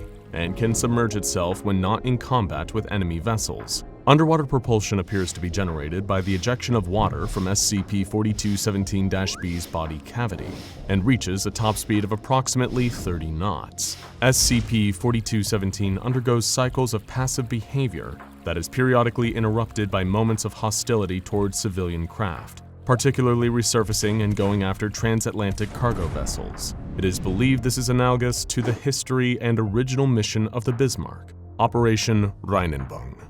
During World War II, the German Luftwaffe was besieging London in a series of nightly air raids that would be colloquially known as the Blitz. It was the grand intention of the Third Reich to cut off supplies to the British to limit their resistance to the Nazi war machine. However, what pestered the Nazis most and hindered this effort was the consistent American support provided by the US government in the form of food and supplies delivered to the British via Atlantic trade routes by cargo ship. The German Bismarck and her sister ship, the Tirpitz, were created for the very goal of stopping these transports of cargo to the United Kingdom, as well as sinking as many Allied vessels as possible. The year is 1937. In a top-secret effort to make preparations for an approaching war, Adolf Hitler turns to his most trusted expert on the supernatural, Chief SS Officer Heinrich Himmler. Among other projects, Himmler ordered the Anarbe Obscuracorps, a German organization tasked with the procurement and investigation of otherworldly or otherwise unexplainable phenomenon, to begin the creation of 2 ships, the Bismarck and the Tirpitz, the former named after the Iron Chancellor Otto von Bismarck, who in 1890 unified the German people. These vessels were to be created using recently uncovered technological oddities the Obscura Corps had found in their studies of the occult. Sources of information about the exact creation of SCP-4217 are highly expunged from the record, but bits and pieces did survive, among what little the Foundation was able to collect, and in the records of the USSR after their occupation of Eastern Germany, following the fall of the Nazi regime during the Second World War. The earliest mention of SCP-4217's conception dates back to early 1937, when a top-secret shipment of unknown materials labeled "Components of Thaumatological Constructs" is intercepted by a Foundation agent working undercover in a German shipment center outside of Hamburg. The Foundation agent, Marcus Straub, is instructed to maintain surveillance on the shipment. In 1939, upon near completion of the soon-to-be christened Bismarck, a second shipment labeled with the insignia of the Obscura Corps is intercepted by the Foundation agent, only this shipment appears unlike any other. Reports of the massive shipping container holding machinery capable of aquatic life support indicate organic living cargo. Though the Foundation agent was unable to identify the exact nature of the contents of the shipment, Straub reported hearing sounds emanating from the cargo hold, sounds similar to that of a heartbeat.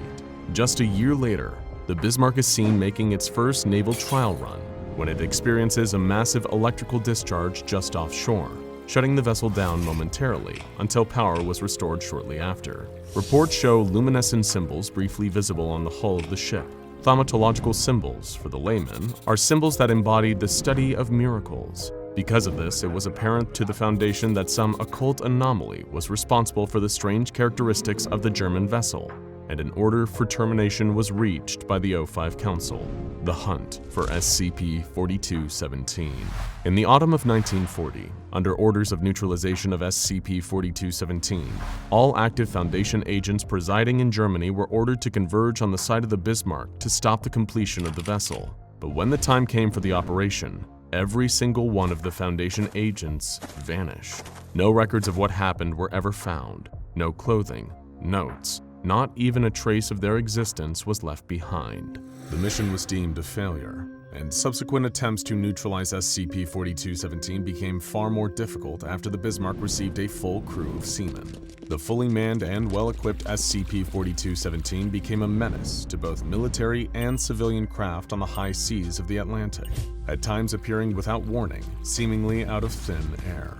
SCP-4217's psionic field obscured it from the new technological advancements in enemy radar systems the US government had in development. The ship became a shadow on the Atlantic, a subject of ghost stories for anyone daring to assist the British government with the war effort. Furthermore, SCP-4217 did not seem to be content with the surrender of enemy vessels. Captured enemy ships were gassed, turning the men into manufactured beasts, and then sinking the enemy vessels to the depths of the ocean.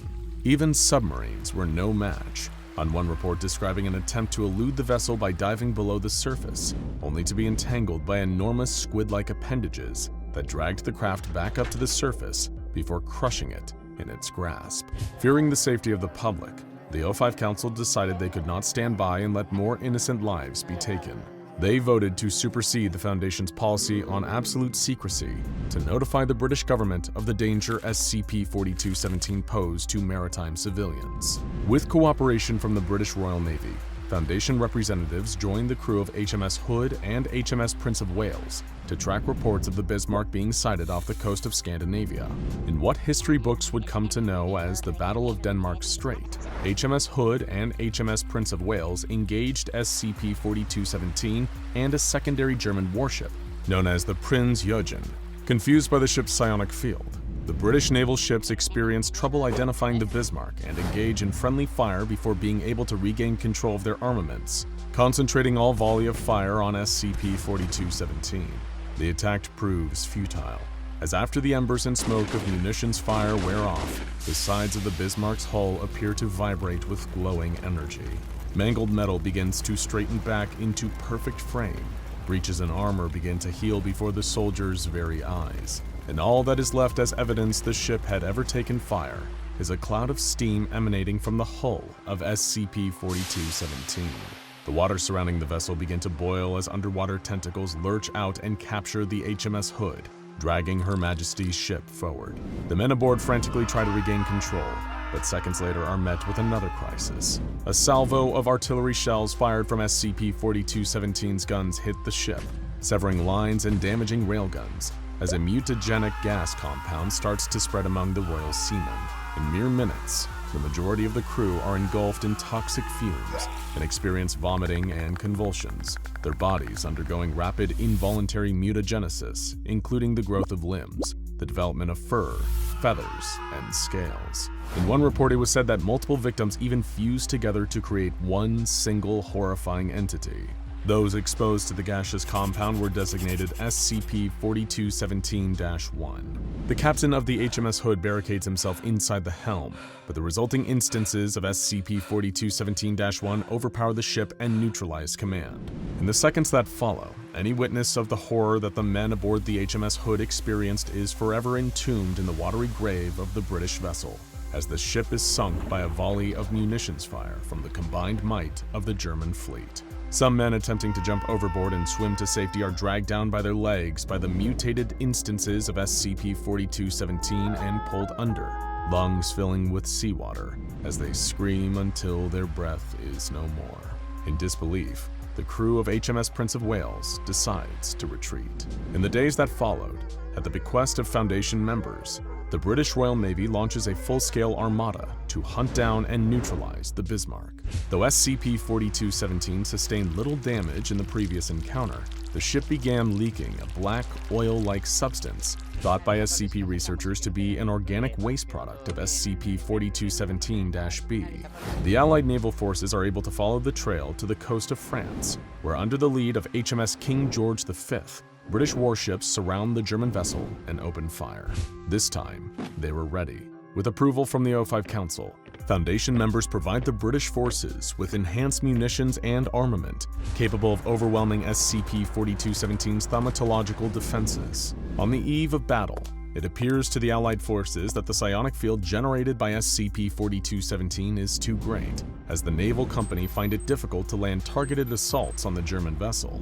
After losing several smaller vessels to the colossal appendages of SCP-4217, Foundation members on board authorize the use of a redacted SCP. It is brought in to deactivate SCP-4217's psionic field. The tide of the battle turns, and after a fierce battle, SCP-4217 becomes immobile and unable to return fire. Relentless, the British continue their bombardment until the artillery munitions on the ship explode into a giant fireball, flooding the ship's compartments with the noxious fumes of the mutagenic compound.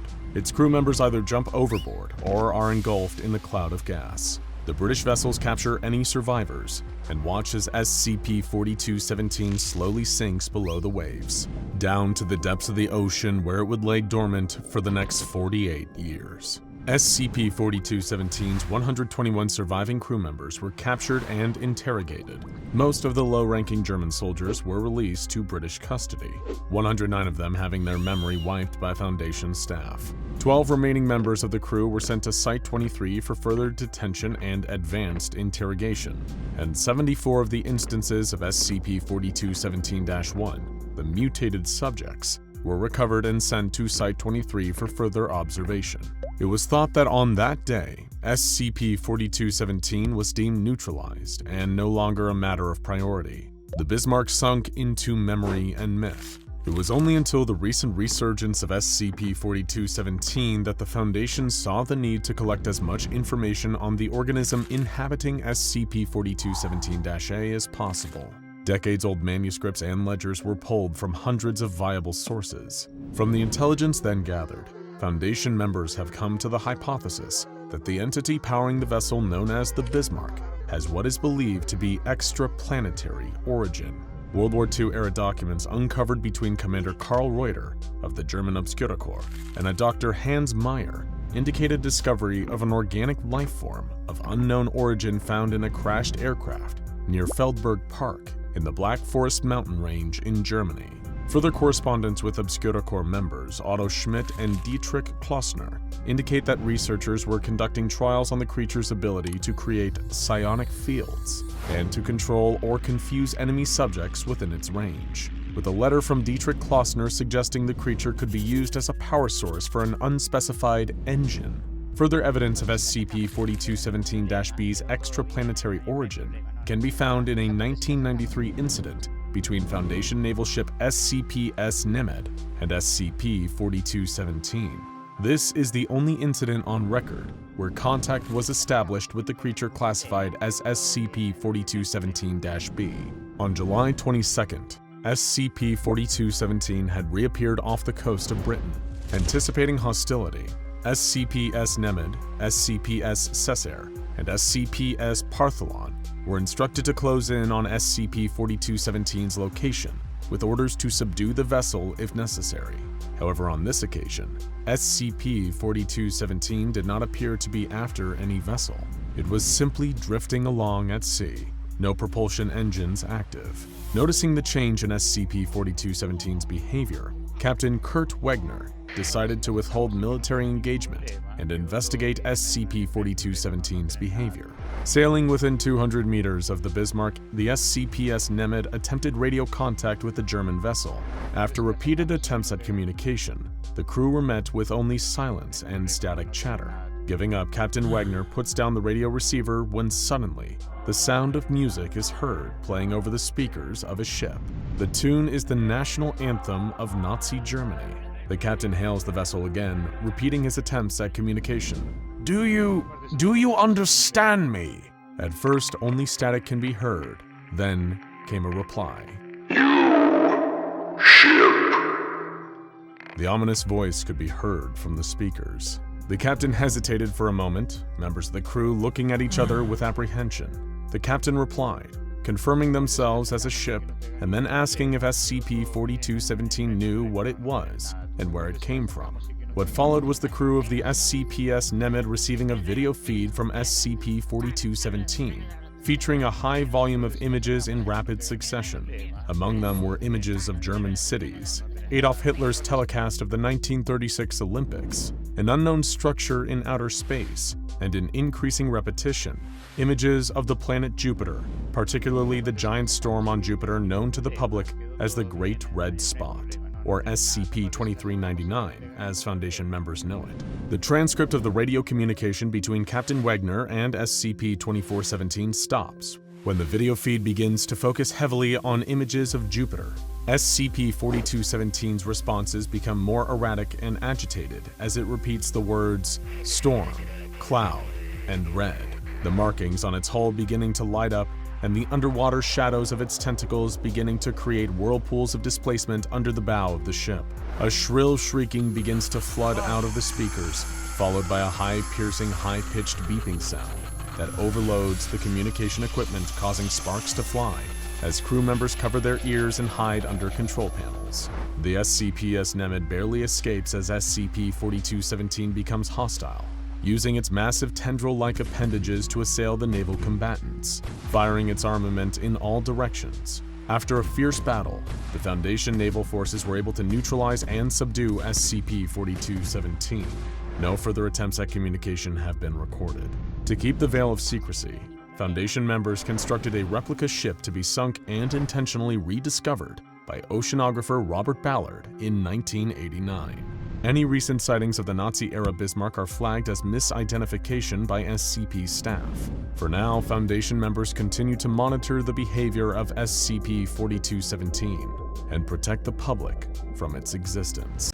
You edge the poolside, chlorine-stenched air filling your nose, the sound of splashing and lifeguards whistling bouncing off the indoor pool facility walls. The water ripples, family and friends egging you to cannonball in, the pool almost beckoning you to jump with its suggestive waves. Yet there remains an underlying fear, one that brings your hands to your face and causes your teeth to chatter, even as the pool, clear as glass with chlorine, hides no secrets. A monster, some teeth-gnashing megalodon ascending from the depths of extinction. Leviathan curling its barbed tail to strike its prey at any moment, or even some vast, unknowable force, ancient as Earth, hardly comprehensible to human minds, waiting dreaming to breach the surface. No matter what form this gargantuan, invisible monster takes, you know one thing. Once you jump in, you will not return to shore. You take a moment, recompose yourself, and laugh off the fear. Maybe a product of too much research on the bloop, that deep ocean sound continuing to confound scientists as to its cause. Or maybe too much binging infographics videos on sea monsters, krakens and Loch Ness monsters, mysterious globsters cast onto shores throughout America. Whatever the origin, the thought seems ridiculous to you now, and your fears regarding invisible sharks stalking the pool perimeter escape your mind as you hurl yourself into the water. SCP-1128. In the vast archives of a hidden site, stuffed into a drawer amongst uncountable horrors like it, the SCP Foundation holds a description of a vast, unfathomable horror that'll make you more suspicious the next time you pass a pool, lake, or even a bathtub or puddle of water.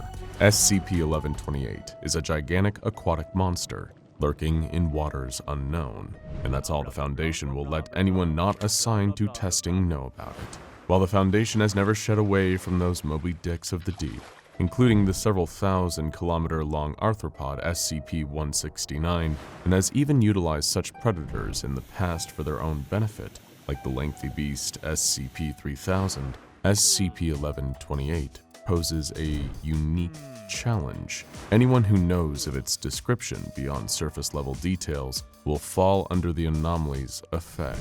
The representation you see now is merely an artist's interpretation of the basic prompt. The Foundation, of course, had to discover the monster's effects in the first place. The chain of communication becomes foggy, but a tip from an unknown source alerted the Foundation to the monster's existence and details regarding its manifestation. One man who had stumbled upon the entity's full description started developing acute thalassophobia, the fear of large bodies of water. Not bodies in the water, mind you. The man refused to relax on the beach or fly overseas, claiming he could see the monster's dark silhouette lurking underwater, ever scouting for him. This eventually extended to even closed bodies of water, like lakes, ponds, and pools, still insisting that the creature swam under the surface, trailing him wherever he went. His friends dismissed him as crazy, and he too believed he had fallen under some hysteria. He decided to take a nice, warm bath to soothe his mind and ease his troubles. He turned on the faucet and let the tub fill up. He put on his best bathing suit, ready to calm his anxiety once and for all. This had been plaguing his mind for far too long, and he was ready to rid all the negativity surrounding this phobia. Basically, he was sick and tired of being sick and tired over the idea of it all. He mustered up the courage, and with the anticipation to just simply relax, he took his first confident step into the tub. He paused for a moment and breathed a sigh of relief. He picked up his other foot and stepped fully into the bath. Splash! He fell straight down right through the tub. Waves and bubbles blocked his vision. His arms flailed as he sunk deeper into an abyss of water and fear. This wasn't supposed to happen, he thought. Several moments later, while still in a full-on panic, the buoyancy of his body began to slow his sinking. The bubbles from his underwater screams rose above him, and he began to follow their direction, scrambling back up to where he'd come. Just as he made it back to the surface of the tub water, choking and hyperventilating in terror, he swore he could see a distant creature, the very same that stalked him through oceans and pools, staring at him. Shaking, he hoisted himself out of the water and ran out of the house. Hysterical, he ran through the surrounding neighborhood, desperately searching for someone he could relay his experience to. Blinded by fear, he neglected to spot a puddle in the middle of the road he ran on. He raised his foot, arched forward, and landed straight into the seemingly shallow water. Splash! Again, he found himself completely submerged and drowning. After a minute, he did emerge from the puddle, but not in one piece. Knowledgeable of this incident, the Foundation set about expunging any traces of the monster's description from the world, physical and digital. The description had low distribution according to the results of Foundation web crawlers, but this hardly stopped the Foundation's endeavor. With forum posts deleted, individuals located and amnesticized, and catalogs trawled to ensure the description did not proliferate, the Foundation engaged in what it does best: questionably ethical experiments. First, they had an anonymous D-class, uninformed of the creature's effect, read the description of the beast. While the pamphlet they gave him confused him somewhat, he didn't feel particularly frightened by the entity, and he confusedly put on the diving suit the Foundation testers provided him. As they connected him to a cable and told him to enter a bathtub, the D-class did as they instructed him. The D-class expressed initial confusion at the tub's depth, remarking that it looked so tiny from the outside. As the D-class continued to descend, he analyzed his surroundings, realizing the nautical reality that enveloped him.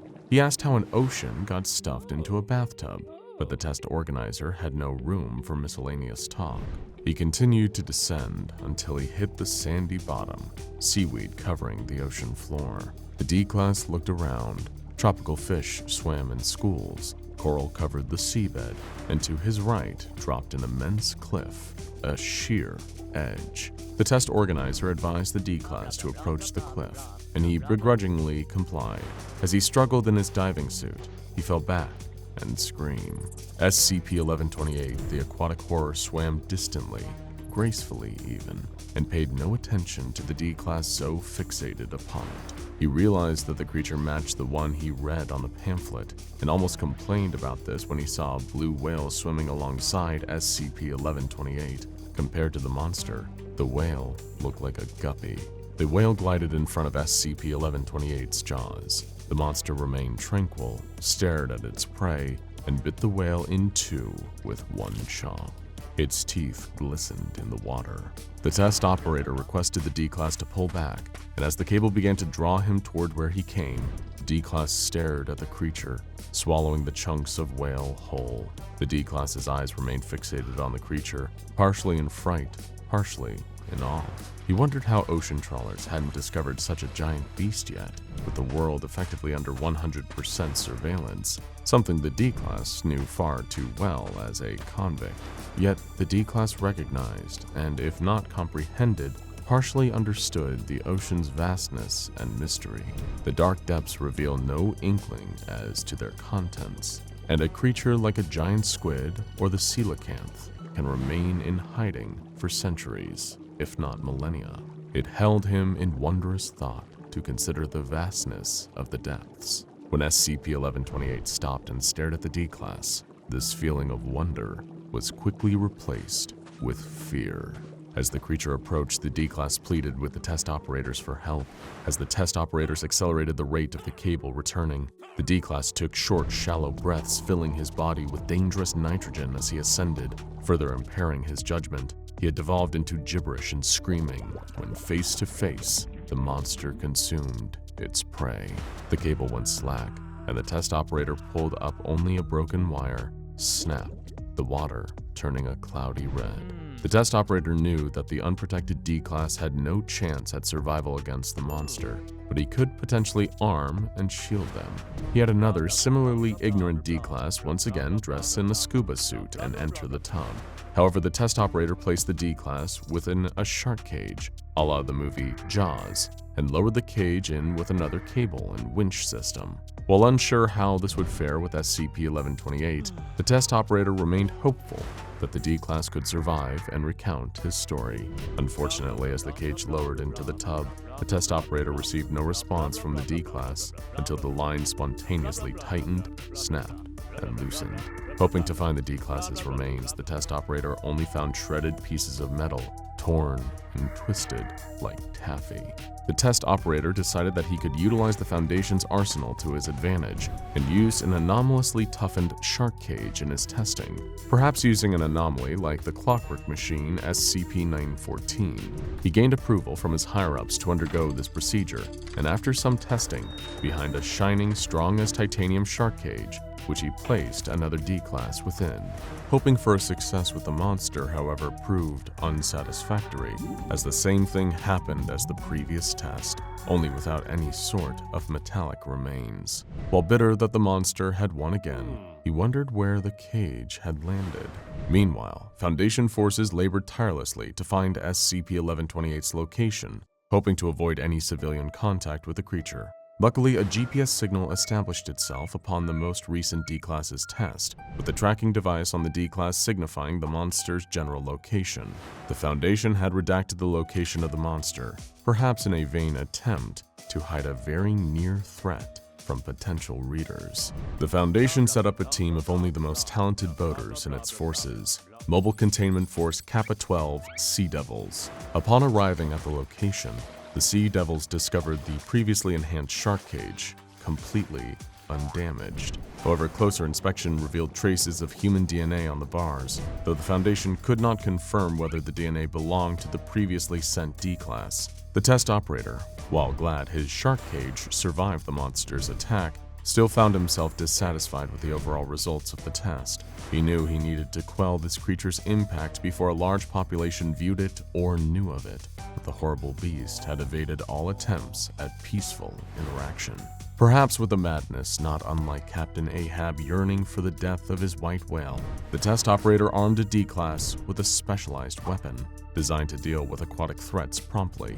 This weapon, potentially another of the Foundation's precious arsenal, could potentially harm, if not kill, the creature.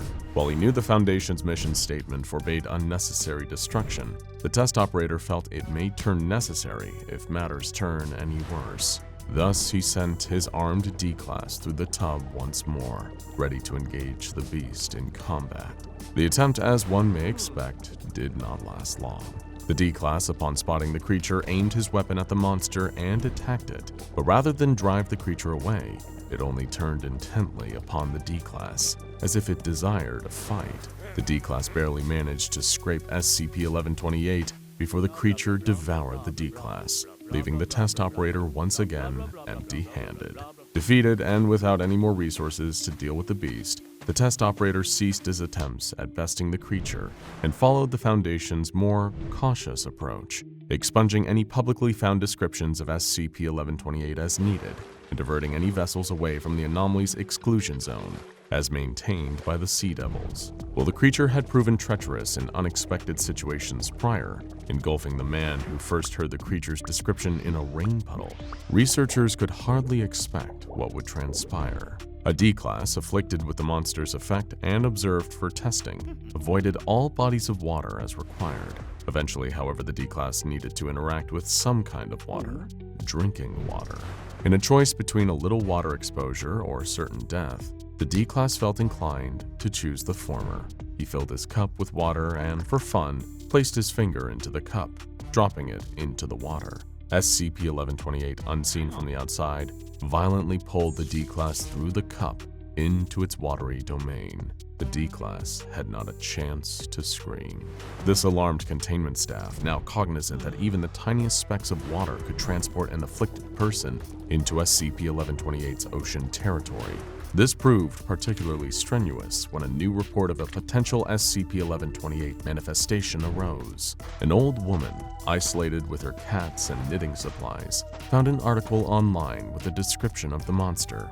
Frightened and disgusted by what she read, she closed the article and continued on with her monotonous life. Such a life would take a turn for the worse, however, when she too developed that all-encompassing water-based fear. Her apartment overlooked an outdoor pool, and one day, looking outside, she swore she could see that same dark silhouette as the man did, lurking in the water among kids and parents playing. She swiftly closed the window curtains and taped the seams shut, allowing no light to peek through. Eventually, this paranoia affected her hygiene, neglecting showers and baths for fear of the creature's wrath. She swore she could see the silhouette in any individual droplet of water. Her skin began to flake as she avoided water as much as humanly possible, cracks developing on her arms, legs, and face, inflaming into rashes and itches. Her scratching further increased the flaking.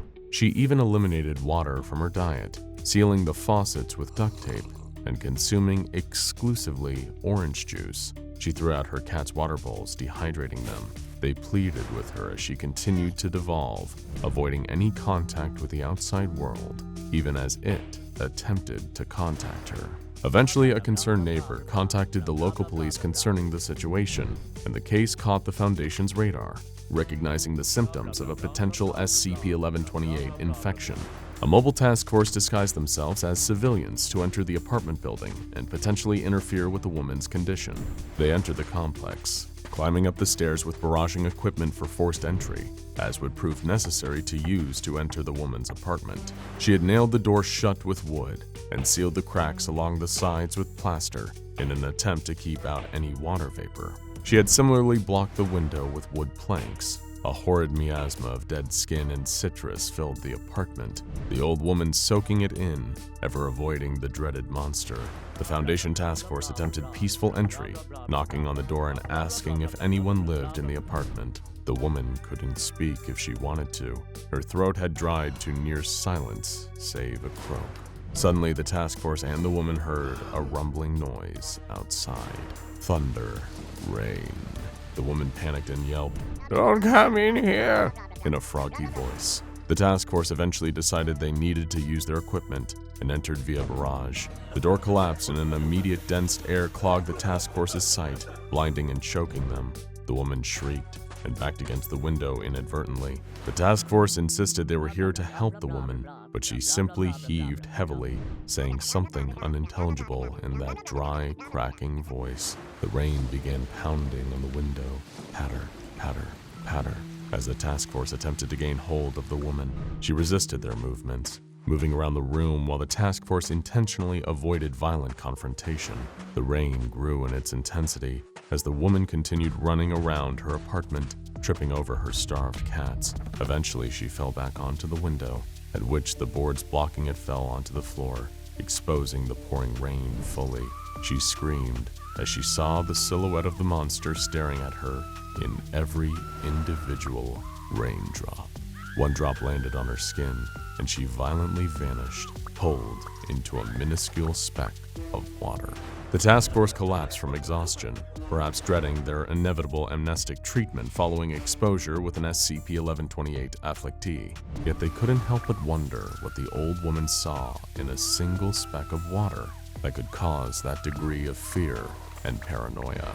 The kind of fear only caused by entire oceans condensed into a single droplet. Besides the monster, what else did she see in those multitude of droplets? The fish that populated the sea, the whale carcasses left behind by SCP-1128, the sea devils viewed from below, drifting on the water unsuspecting. Just as one may view a grain of sand and see the Sahara, she too saw that raindrop and viewed an ocean entire, along with whatever malevolent creatures inhabit it. One may have more sympathy for the child, reluctant to jump into the pool water, knowing not necessarily that something inhabits that body of water, but that the body belongs to a cycle much larger than itself, larger than any sea or ocean, and the only thing that can traverse that cycle is a monster, a creature like SCP-1128. The task force went back to their local site to report what happened during the incident. Like so many incidents the Foundation deals with, the sum total of those that risk their lives for the greater good is a couple memory-erasing syringes and another update to documentation. A description of SCP-1128 remains in a stuffy locker, lurking in wait among other horrifying stories in the SCP database's Sea of Terror. Just like that test operator that attempted to best the monster, could the Foundation's attempts ever surmount the possibility of another person being afflicted? Could they conquer the sea? In a member of that task force's dreams, they perceive a dark blue ocean and the distant black shadow that resides within. And from this ocean, they can view the bathtubs, sinks, pools, puddles, cups of water, and rain droplets of the world, seen from below.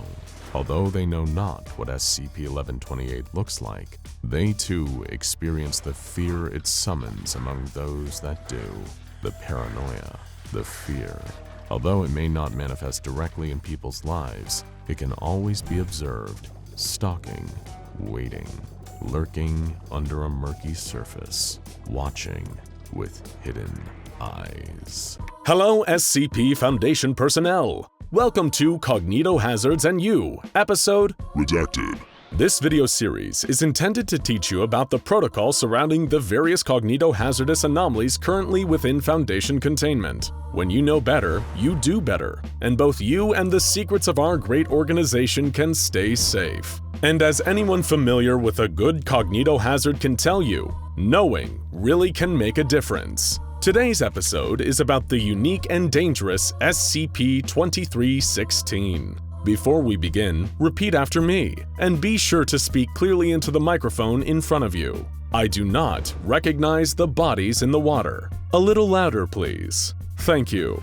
In order to be educated about the following SCP, you must pass a vocal examination with a cognitive resistance value of no less than 14.5. Through this video presentation, you will need to repeat the phrase to ensure your score does not drop below the approved threshold. In the event that you fail the test, stay calm and remain where you are until medical staff can retrieve you. Remember, safety is a top priority when observing cognitohazards. The safe way is the only way. You're a cog in a very important machine, and we wouldn't want to have to terminate you now, would we? One more time, please. I do not recognize the bodies in the water. Very good. Remember that. You do not recognize them.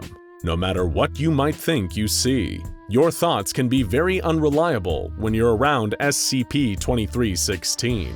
According to our files on the matter, SCP-3700 refers to an anomalous phenomenon identified in a small-town lake. It appears as a collection of human bodies floating in a group on the surface of the water. The exact number of corpses is unknown, but it has been estimated to be anywhere between 45 and 200. Though the bodies belong to individuals, many researchers theorize that the bodies in the water, which you do not recognize and you have never recognized, share a collective consciousness.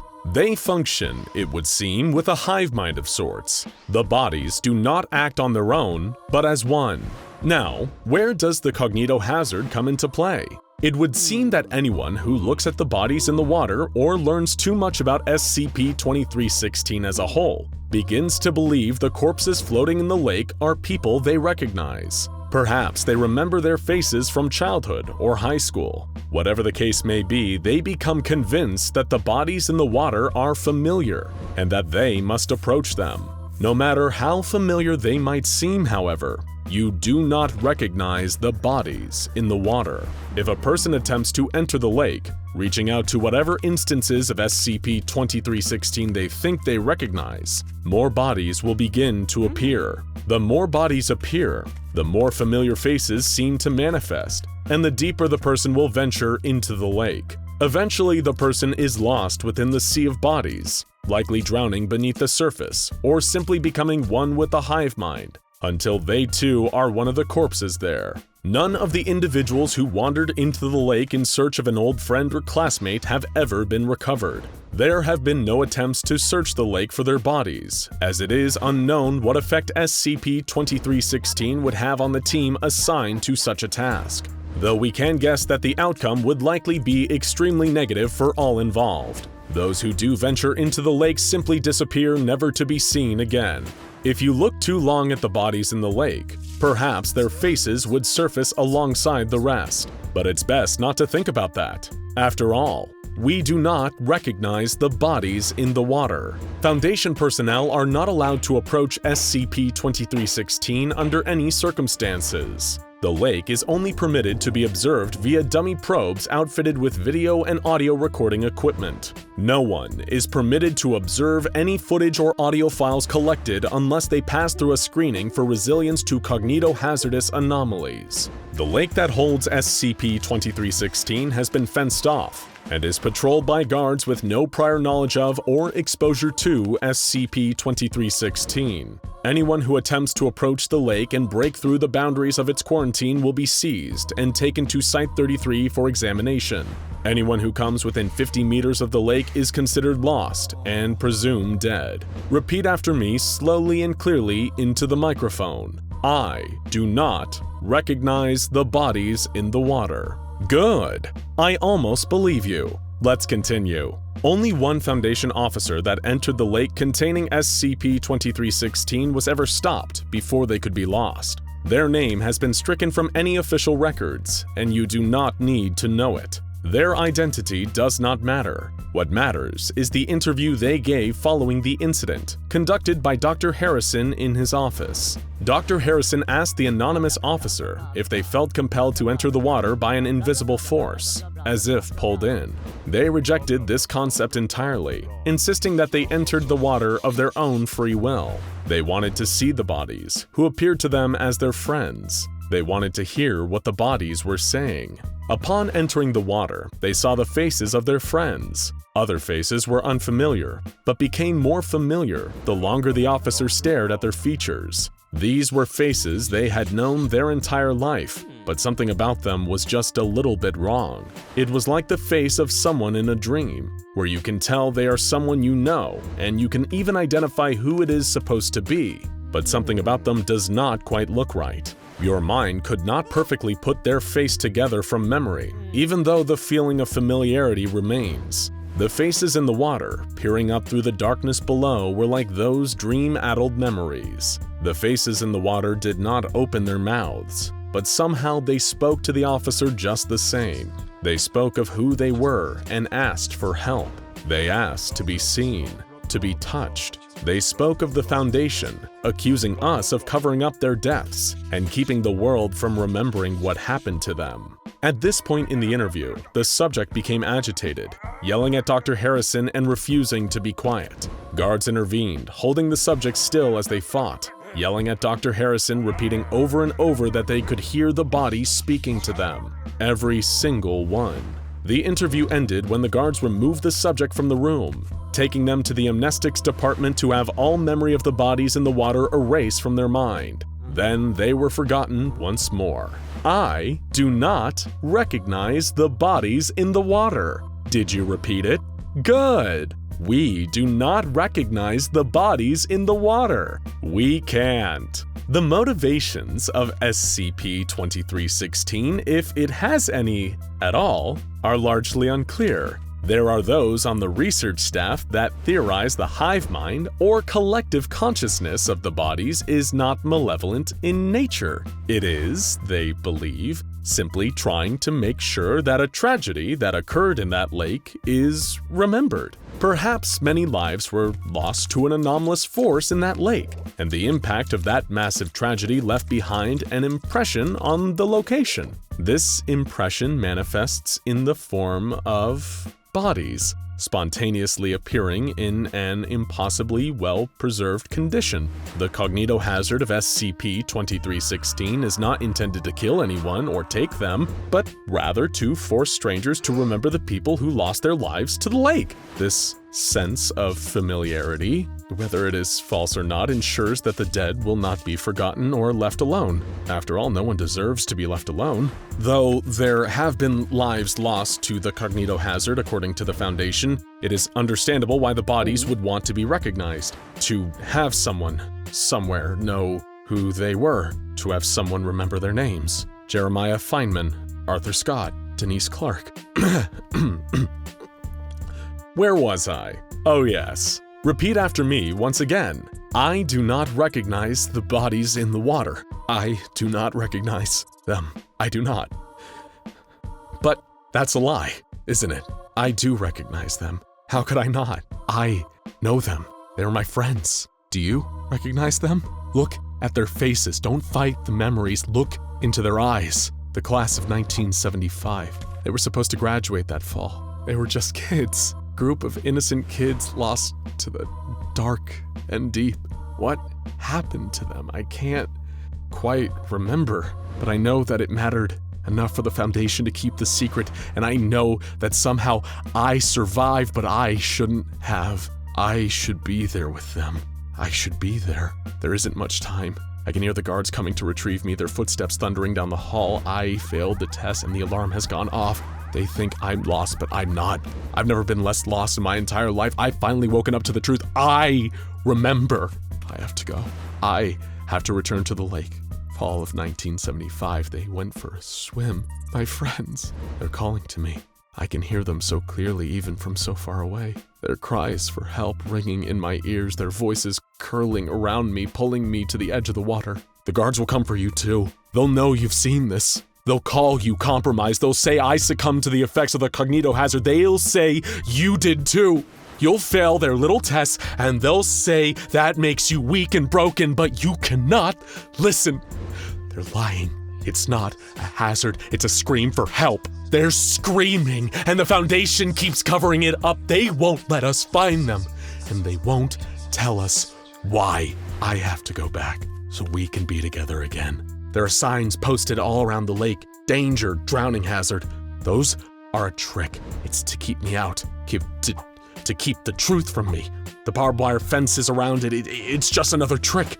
I'll climb over it, rung after rung. I don't care if the barbs tear my clothes or pierce my skin. It's worth it for the truth, for the memory. And once I've climbed to the top, I'll be able to see. There, through the fog, I can see their faces. Their lips parted in a constant cry. Their eyes wide looking for me.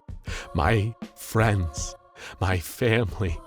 Every face unlocking a memory long buried. I know them all, and I must go further. I can't turn back now. I have to wade into the water, let its chills soak into my clothes, down to my bones. One step, then another, deeper and deeper. The water lapping at my ankles, my knees, my thighs. The deeper I go, the more sure I will be that this is where I belong. The water will engulf my chest, my neck, until my feet no longer touch the ground. I will be lost in it.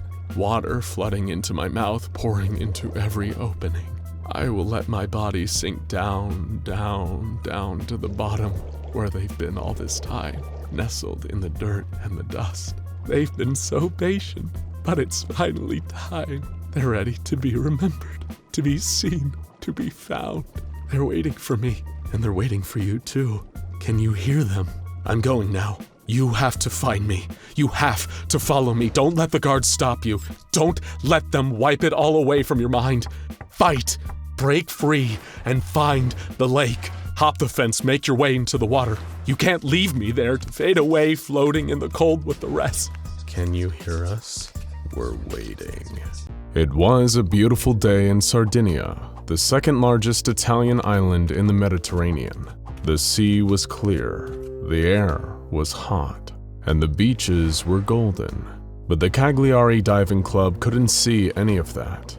They were roughly 250 meters underneath the Mediterranean Sea.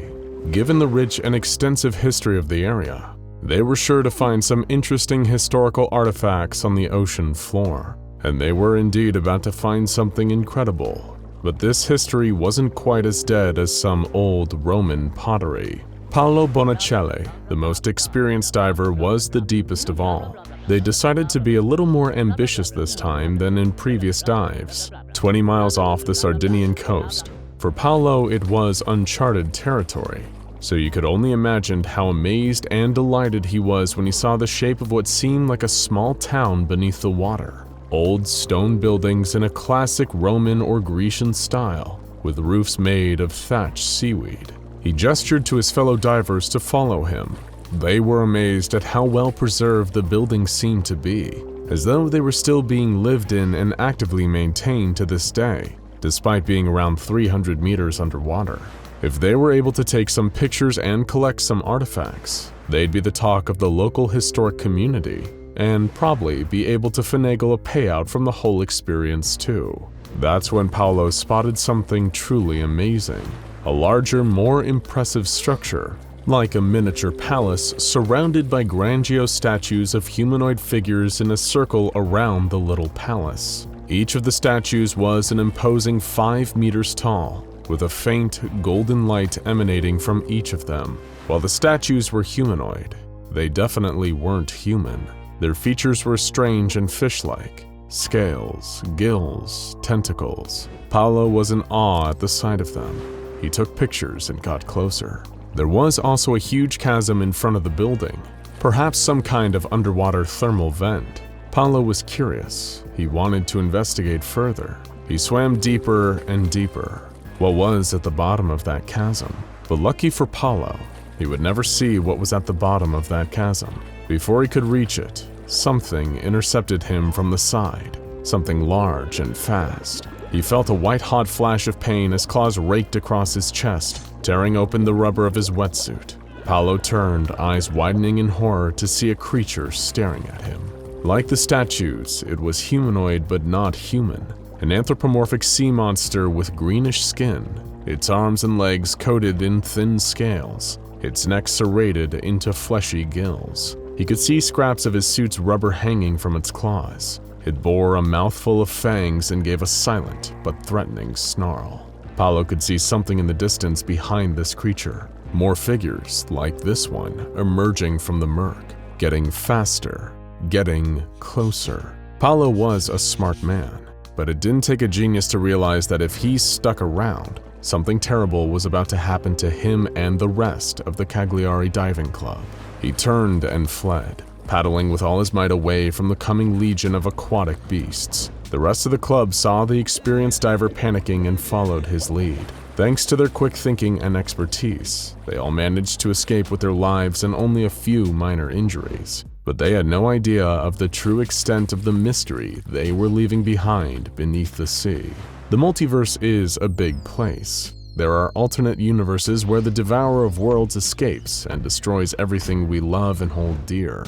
There are alternate universes where the SCP Foundation has gone haywire and attempted to wipe out humanity through controlled releases of all their anomalies. There are even universes where a kill squad sent by the Chaos Insurgency hunts down and assassinates every member of the O5 Council before replacing them and leading the Foundation into a bold new era. And there are some universes where the SCP Foundation is Italian. We've covered SCP-057 on this channel before in our video on the most frightening rooms in the SCP universe, but you've never seen this SCP-057, because this is the Italian version, SCP-057-IT.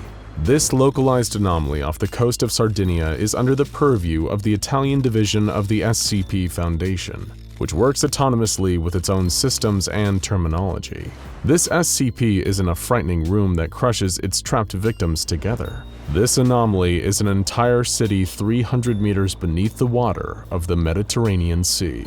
Everyone has heard of the mythical lost city of Atlantis, a supposed underwater utopia outlined by such great historical minds as the ancient Greek philosopher Plato. It's something that people fantasize about. A beautiful, idyllic society under the sea, divorced from all the petty squabbles we deal with up on land. But is everything really better down where it's wetter? Let's take a look and see. When Paulo and the rest of the Cagliari Diving Club returned to the surface, they were happy to tell anyone that would listen that they encountered aggressive mermen and an entire underwater city off the coast of Sardinia.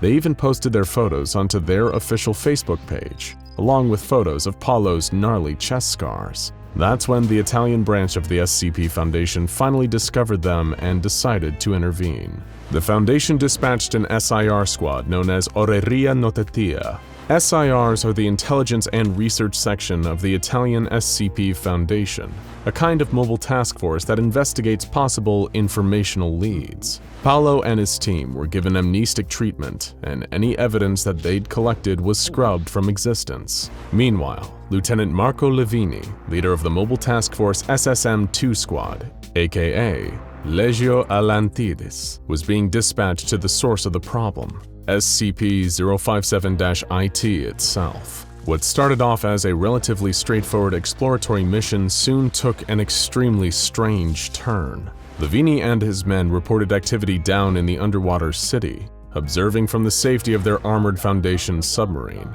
While the aquatic humanoids living in 057-IT were undeniably the same species, their cultures seemed to be split up into two unique groups. One group had thinner scales on their arms and legs. This group was more numerous, having at least 60 active specimens, and was characterized by their extreme aggression towards any outsiders. As for the smaller group, they had thicker scales, as well as a number of eerily consistent injuries to their hands, feet, and gills. They were also distinct from the thin scales in terms of behavior, as they were a far friendlier, more curious bunch. At times, members of this subset would approach the submarine and regard it with detached fascination. Sometimes they would even point at the submarine and laugh, though their reasons for doing this are unknown. Eventually, Lieutenant Levini was so confident in their safety around the merpeople that he and a few other team members decided to disembark from the submarine on a diving excursion and properly explore the aquatic city below. This would prove to be a dangerous tactical error on Levini's part. During what seemed like a routine exploratory mission, Levini was ambushed by a squadron of thin scales, grabbed from behind and kidnapped. He was taken as a hostage and spirited away into one of the city's various buildings, where a thick scale known as Letizia acted as his warden. But Levini soon found that being under Letizia's care was a profoundly lucky turn of events on his part, both because it allowed him to learn more about the situation, and because she was one of the small group left in the city who hadn't become dangerous fanatics. That's right, the merpeople were in the middle of a heated civil war. Both from the observations of Levini during his captivity and later interviews conducted by project head Dr. Giuseppe Pistillo with some liberated members of the Thick Scales, they learned that a terrible religious conflict had broken out in SCP-057-IT. The accounts coming from the rescued citizens illustrated a similar backstory to what the Italian Foundation had theorized regarding the merpeople. They were the descendants of people that lived on the island of Nisros up to the 14th century BCE, before it was devastated by a volcanic eruption, forcing them into the ocean, where they evolved the ability to live in aquatic environments through anomalous means. Since this change, this new species had been operating in Mediterranean waters, migrating regularly in order to avoid detection, passing their way of life from generation to generation as the world changed and shifted above them. In many ways, they were quite similar to humans, such as their reproductive habits. They mate and reproduce after a gestation period, more like animals than fish, though their gestation period is slightly shorter than human beings at 6 months. They largely speak Latin, though the oldest merperson among them also speaks ancient Greek. Merchildren born in Foundation containment have shown strong language acquisition skills, as they have proven more than able to learn modern Italian. And even more fascinating from a standpoint of sociological study, the merpeople have formed their own unique culture under the sea, and this is where the problems started. Abstaining from the belief of the Greek and Roman pantheons their ancestors looked up to, the merpeople instead worshipped their own group of water-bound deities, whose images were reflected in the great statues in the center of the town. The large building near the statues and the chasm was the home of the mayor, the town's de facto leader. However, what had been a workable system for centuries began falling to ruin when a strange religious fanaticism began to spread. A cult-like group soon formed and began holding ceremonies where they worshipped a powerful entity in the chasm known as the Great Eye. This new cult was known as the Cult of the Great Eye of the Mediterranean, or CGEM for short. What began as a fringe belief soon became a frenzy and took over the better part of the town, with the acolytes of the Great Eye proving themselves more than willing to spread the gospel of their new deity with violence. Some of the more arduous non-believers were killed for their heresy, while others were simply ritualistically mutilated in order to prevent them from rebelling. Letizia had her own evidence of these targeted mutilations. The thin scales had cut the aquatic webbing from between her fingers and toes, making it harder for her to swim away and escape.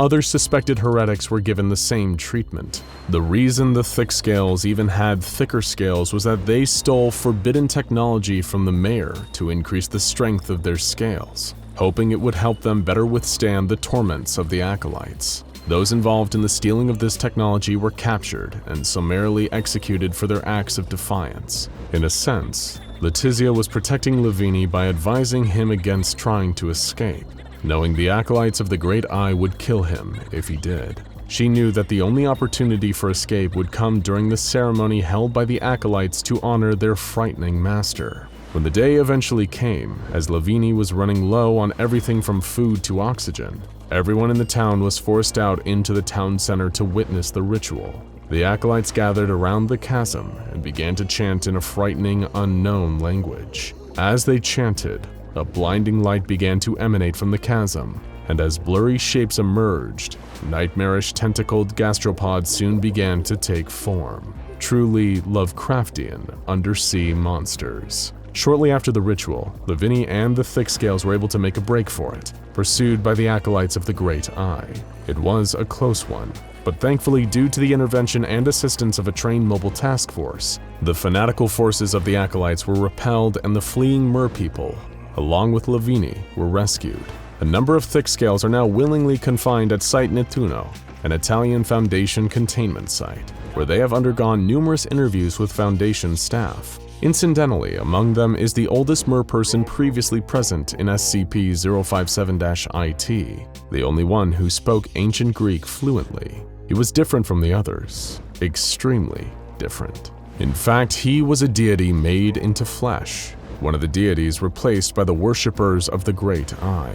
This unfortunate former god had done everything to keep his people's lives safe and peaceful, but in spite of his wisdom and best efforts, hell had once again broken loose. Not everything is all well and good in SCP-057-IT. Even if a human's body changes, their nature does not. And the worst parts of human nature seemingly followed these unfortunate merpeople into what should have been their paradise under the sea. But all hope isn't lost. If you were to judge the entire human race on one community in turmoil, you probably wouldn't leave with a very favorable impression of us either. Correspondence with a French branch of the SCP Foundation reveals that mer creatures aren't just localized to one warring underwater city in Sardinia. Mermaids have also been discovered and confirmed by Foundation field agents off the coast of France. 80% of the ocean still remains unmapped to this day. Who knows what else is out there, just waiting to be found. Water, the wellspring of life. We've dealt with a number of anomalous water sources on this channel, like SCP-006, the much sought-after Fountain of Youth, or the terrifying SCP-3280, where murderous water threatens to destroy the entire world. But we've never seen anomalous water that behaves quite like this before. In many of the legends of King Arthur, the Sword of Excalibur is presented to him by the mystical Lady of the Lake. This lady emerges from the depths of the water, gifting Arthur with the enchanted sword. It's an incredible, if impossible, image. A woman appearing from within the lake, rising up from the bottom and breaking through the surface. It's safe to say that none of us have ever seen anything quite like it. Well, at least most of us haven't. In a small unnamed English village, there was a young woman who set out on a particularly lovely warm spring day to take a swim in a nearby lake. While wading in the water, enjoying the sunlight and the gentle breeze on her skin, she saw a strange ripple ghost across the surface. She stopped her swimming, staring at the motion. She expected to spot a fish or some other aquatic creature. Instead, the water itself began to rise up, gathering and forming into a shape before her eyes. It was impossible, and yet here it was, happening.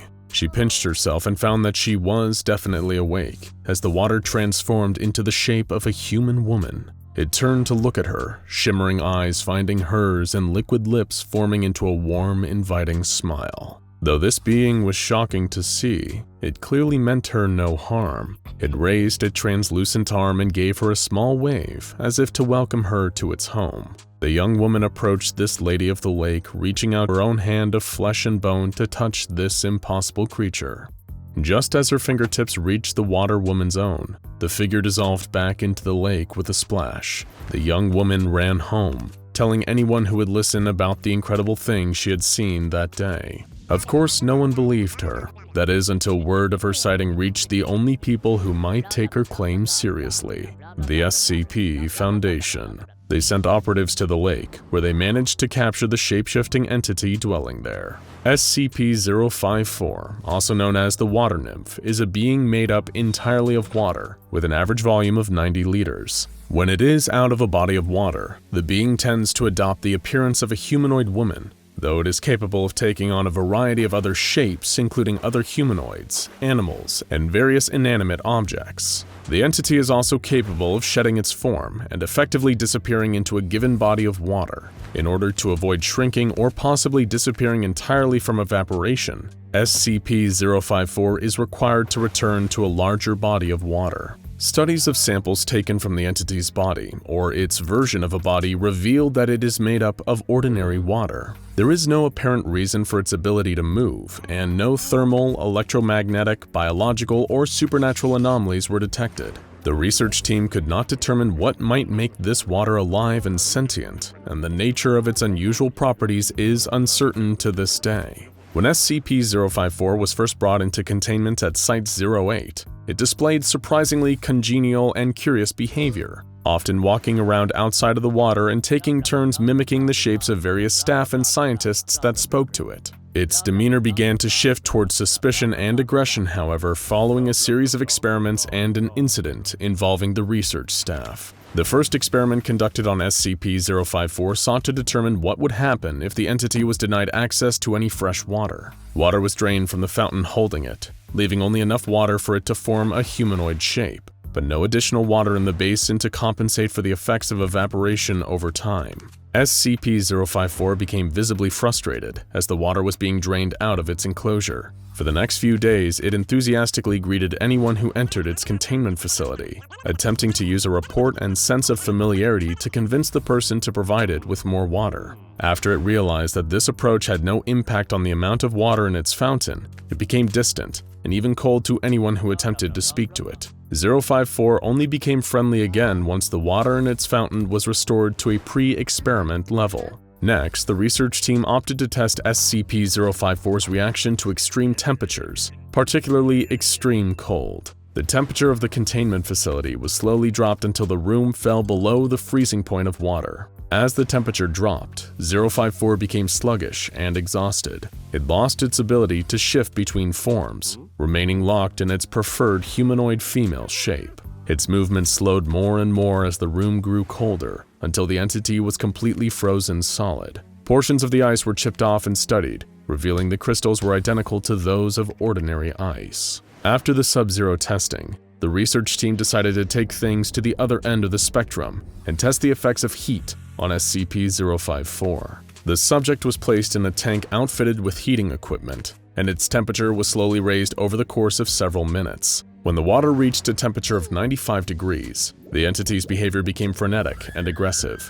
It pounded on the glass walls of the tank and attempted to break through the lid in a desperate bid for escape until the temperature was returned to a comfortable level. After the extreme temperature experiments, the previous calm and cooperative nature of SCP-054 was nowhere to be found. The subject displayed increased suspicion of the research team and would fight back whenever it was removed from its fountain and taken to a lab for experimentation. In spite of this newfound resistance, the team decided to continue their experiments as planned, hoping that the entity would return to its formerly docile self over time. Next, Dr. Seskel, the acting head of the research team, conducted a study involving SCP-054's memory and ability to be conditioned. The entity was presented with a series of increasingly complex mazes and puzzles. When it failed to comply with the experiment or solved a puzzle incorrectly, the entity was punished with an electrical shock or the release of silica gel into its body. Both of these options seemed to cause it a great deal of pain and distress, and it was eager to avoid further exposure to them. SCP-054 displayed impressive learning and problem-solving capabilities, revealing it is likely much more intelligent than it was first presumed to be. Dr. Seskel, observing the experiments and with the effectiveness of his somewhat unsavory motivational techniques, quipped to his research assistant that they would have it trained to fetch in no time. After several days of these experiments and repeated use of both the silica gel and electrical shocks, the entity's progress slowed down considerably and it became visibly exhausted. It was removed from the lab for a 48-hour rest period before experimentation was resumed yet again. This time, Dr. Seskel planned to expose SCP-054's water source to various levels of acids and bases in order to test its homeostatic capabilities, beginning with a 0.5 m solution of hydrochloric acid. Prior to conducting the experiment, Dr. Seskel noted, "I have no idea what will happen, but if this thing incorporates homeostatic mechanisms like I suspect, then we should get some insight into how it maintains its form. He also noted that SCP-054's behavior was becoming increasingly erratic, but made the decision to continue with the experiment as planned. SCP-054 displayed a now familiar reluctance when it was removed from its containment chamber and taken to the lab. It thrashed around in the fountain, splashing researchers with water, and retreated from them as they approached. In spite of its efforts, however, it was removed from its fountain and placed in the experimental tank. The solution of hydrochloric acid was then dripped into the tank, and then all hell broke loose. As soon as the acid touched the surface of its water, SCP-054 became incredibly distressed. It formed into the shape of a human face, eyes wide, mouth open in a silent scream of rage and pain. The water churned so aggressively that the lid of the tank was shaken loose, allowing it to escape the boundaries of its containment. The water formed into two large hands, which shot out of the tank and grabbed the two nearest researchers, pulling them into the water and exposing their skin to the acid now present there. As the men scrambled to drag themselves back out of the tank and their colleagues were busy helping them, SCP-054 took on its usual humanoid form and ran for the door. It then collapsed into a puddle, slipped under the crack in the bottom of the door, and made its way down the hall. It was apprehended roughly 10 minutes after its escape by a team of guards, who froze it using canisters of liquid nitrogen and then carried its icy body back to the containment facility. The two researchers who had been pulled into the tank experienced chemical burns on their skin, as well as significant mental distress. They were given immediate medical attention and placed on a leave of absence, and all experimentation on SCP-054 was suspended until further notice. At the recommendation of Dr. Seskal, 054's object class was changed to Euclid. SCP-054 is currently contained in a watertight isolation room, fitted with climate control equipment. A beautiful, intricately designed fountain has been placed in the center of the containment room, filled with fresh spring water in order to accommodate the entity's environmental needs. All maintenance workers assigned to the area must wear NBC suits while inside, and must spend 10 minutes isolated in a drying room after exiting before they are permitted to return to the rest of the facility. If 054 breaches containment, the area must be evacuated, and the containment chamber will be filled with liquid nitrogen in order to freeze its water solid. As the entity is highly sensitive to the conditions of the water that houses it, chemical levels and volume of the water in the fountain must be monitored on a regular basis and kept at optimal levels for the health of SCP-054. During the course of its containment following the incident around the acid base incorporation experiment, 054 has developed a distrust of men, as the researchers handling that experiment were primarily male. In order to prevent future incidents and keep SCP-054 calm, no male staff are to be assigned to the team monitoring its containment unit. Because 5 years have passed since the last incident involving SCP-054, its object class has been changed from Euclid to Safe, on the recommendation of the lead researcher assigned to its case. Of course, caution should still be exercised while interacting with the entity. This is the SCP Foundation after all, and just because a moderate amount of water is good for you, doesn't mean you can't still drown. Experimentation on SCP-054 has resumed, though this time its boundaries are being honored, and it is allowed adequate time to rest and recuperate between experiments. All use of punishment in order to motivate the entity has been suspended, as it has shown itself to be more than willing to cooperate if it is treated with respect. Like all of us, it responds far better to kindness than it does to fear and intimidation. It doesn't just take on the appearance of a person, it has thoughts, feelings, and the urge to defend itself when threatened. So think twice next time you find yourself swimming in a random body of water. You should be mindful of what might be living in there. Not just of the fish, the algae, and the tiny water bugs, but of the invisible, intelligent, impossible creatures that might be swimming in there with you, or even make up the very water itself. A giant, monstrous crab-like claw closes around the throat of an unimaginably huge eel-like beast. The beast's terrible, writhing tentacles wrap around and latch onto the immense crustacean, and then the high-intensity beams of gamma radiation start flying. All the while, legions of skinless centaurs swim in the waters around them, relishing the violence. And in the middle, a lone boat, the SCPs Mither, manned by a team of Mobile Task Force operatives that does all it can just to survive. There are those who consider outer space to be the ultimate achievement in exploration, the one place that explorers have yet to chart and understand. However, some of the murkiest mysteries in the universe are on our own planet, deep down at the bottom of the ocean. 95% of the deep ocean remains completely unexplored, and the little glimpses we have gotten paint a picture of something truly alien. Giant squids, organisms that can breathe nitrogen, luminescent predatory fish, and sharks as old as the Earth itself. Even the SCP Foundation is still struggling to fully grasp the depth of the ocean and the strange beings that dwell there. One of the most unusual aquatic findings in the history of the Foundation is that of SCP-3700. SCP-3700 refers to a circular area in the North Sea with a diameter of 800 kilometers. The waters there are abnormally deep for the region, with the seafloor resting at 5 kilometers beneath the ocean's surface. There are two entities present in the waters of SCP-3700, designated SCP-3700-1 and SCP-3700-2. Interactions between these two entities are responsible for the anomalous changes to the meteorological and geological conditions in the area. SCP-3700-1 and SCP-3700-2 always interact on the spring and fall equinoxes of any given year, but they will also engage one another throughout the year, seemingly at random. But what exactly are SCP-3700-1 and SCP-3700-2?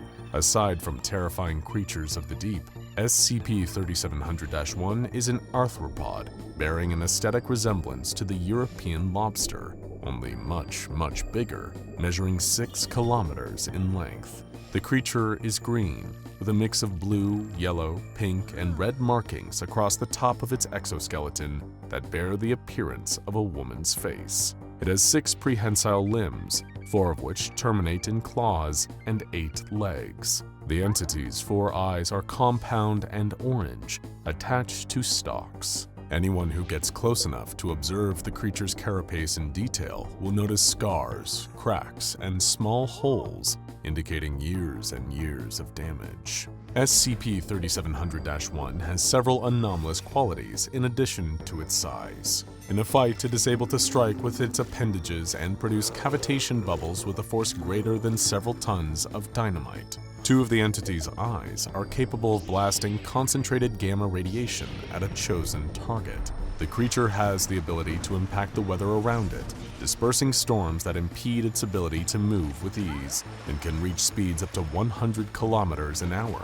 In spite of its immense power, SCP-3700-1 is not aggressive and tends to ignore beings in its vicinity other than SCP-3700-2. Speaking of SCP-3700-2, it is a 32-kilometer-long entity, resembling a pelican eel in all aspects except for its massive size and the 13 appendages that encircle the middle section of its body. These appendages, which tuck inside its body when not in use, are similar to the tentacles of an octopus, complete with suckers. The majority of the entity's body consists of a sinewy tail, terminating in a sharp point. When its mouth is open, it is an estimated 3 kilometers deep. Its flesh is black, and it has white, purple, and red bioluminescent lines in the shape of a man's face on either side of its torso. SCP-3700-2's anomalous properties include the ability to invoke storms with the severity of Category 5 hurricanes, and the ability to produce whirlpools that draw in any vessel within 150 meters so that it can rip them apart. It is also able to produce high-energy sound waves, as well as blue fire, which it emits from its esophagus. When the two entities interact, it results in an epic struggle as each begins attempts to destroy or subdue the other. When one is victorious, immediate changes to the area follow. When SCP-3700-1 wins, the storms and harsh weather in the area will immediately calm, and an era of fertility and abundance will begin.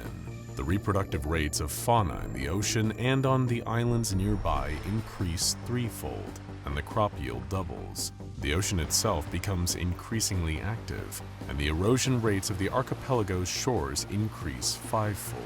When SCP-3700-2 wins, however, the weather conditions become dangerous, with raging hurricanes, rapidly fluctuating temperatures, and constantly changing storm fronts that cause destruction of buildings and loss of life. Naturally, this renders any ocean travel in the area extremely difficult or even impossible. Aquatic food sources are driven away by harsh conditions, and livestock are killed by exposure and disease. Crops are unable to thrive in the high winds, waterlogged soil, and lack of sunlight. All the while, SCP-3700-2 swims throughout the area, preying on unsuspecting ships and menacing the coastline, until SCP-3700-1 manifests to challenge it again. SCP-3700-2 will also regurgitate instances of SCP-3456, though how or why this is possible is unknown. For those unfamiliar with SCP-3456, they are a group of hairless, three-toed horse-like creatures with thick, translucent skin and human torsos fused to their backs. They are most frequently seen near sites of war, terrorist attacks, and devastating natural disasters. Direct observation of one of these entities will draw their attention to the observer, who the entity will then stalk and capture before disappearing. Due to their enormous size and ability to anomalously manifest in their home waters, SCP-3700-1 and 2 cannot be contained at a Foundation site. Instead, their containment is handled by Foundation Naval Task Force Delta 7, Northern Storm, who patrol the area in combination of refurbished battleships, destroyers, cruisers, and support craft. Additionally, measures have been taken to suppress information about SCP-3700 among the general population. Details about the unusual depth of the waters there have been stricken from public texts and scientific publications. SCP-3700-1 has been implanted with Donovian holoprojectors, which disguise it as a pod of humpback whales. If SCP-3700-1 encounters SCP-3700-2, Delta 7 may engage Protocol Winter Maelstrom. This consists of destroyers deploying harpoon-based anchors into SCP-3700-2's head to hold it in one location. Next, the vessels work together to target the entity until SCP-3700-1 is able to subdue it. If this does not prove effective, and SCP-3700-2 cannot be contained, then the task force will implement Protocol Tumult. At this point, naval and civilian crafts in the area must be evacuated. Trade and ferry routes to the archipelagos must be rerouted for at least 6 months. There will be constant aerial and naval engagement with SCP-3700-2, and constant monitoring for the reappearance of SCP-3700-1. The behavior of SCP-3700-1 and SCP-3700-2 is largely very predictable, with one notable exception. On March 20th, 2017, a pair of SCP Foundation-owned battleships known as the Myther and the Terran arrived at a point between the Orkney, Shetland, and Faroe archipelagos in the North Sea. They were accompanied by the usual fleet of Delta 7 ships. Approximately 600 meters away from the ship's anchor points, the water began to emit intense, bright rays of light for a duration of 3 minutes. At this point, SCP-3700-1 appeared, visible through the surface of the water. Delta 7 withdrew their anchors, speeding toward the entity. As the ships caught up to the entity, it raised 2 of its claws into the air, clicking them together in a friendly greeting. The Delta 7 ships followed the entity along its usual swimming path for 30 minutes, and during this time, all was peaceful. But this peace did not endure for long. The tide began to change, literally.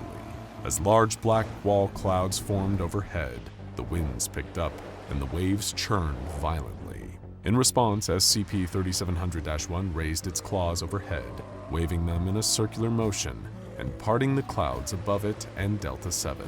But this effort took a lot out of the creature, and after 30 seconds, its antenna began to droop, and it lowered its claws. Still, the hole in the clouds remained, allowing a spot of sunshine to break through and beam down on the Foundation vessels. 600 meters ahead, the ocean waters began to rage and froth, spraying foam and surf into the air.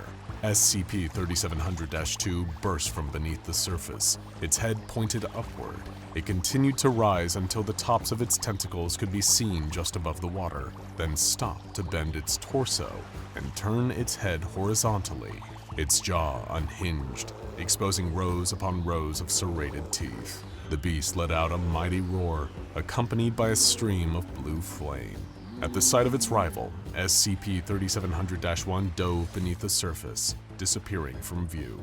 The SCPs Myther ordered the rest of the vessels to engage Protocol Winter Maelstrom. Delta-7 scattered out from SCP-3700-1's point of submersion, and all 13 destroyers fired their harpoons at SCP-3700-2, embedding themselves in the entity's head.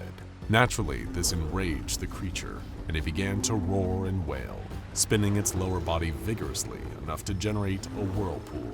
The cruisers opened fire with a combination of L cannons and conventional weaponry in order to distract the entity as the destroyers pulled their harpoon lines taut, dragging its head in a continuous circle.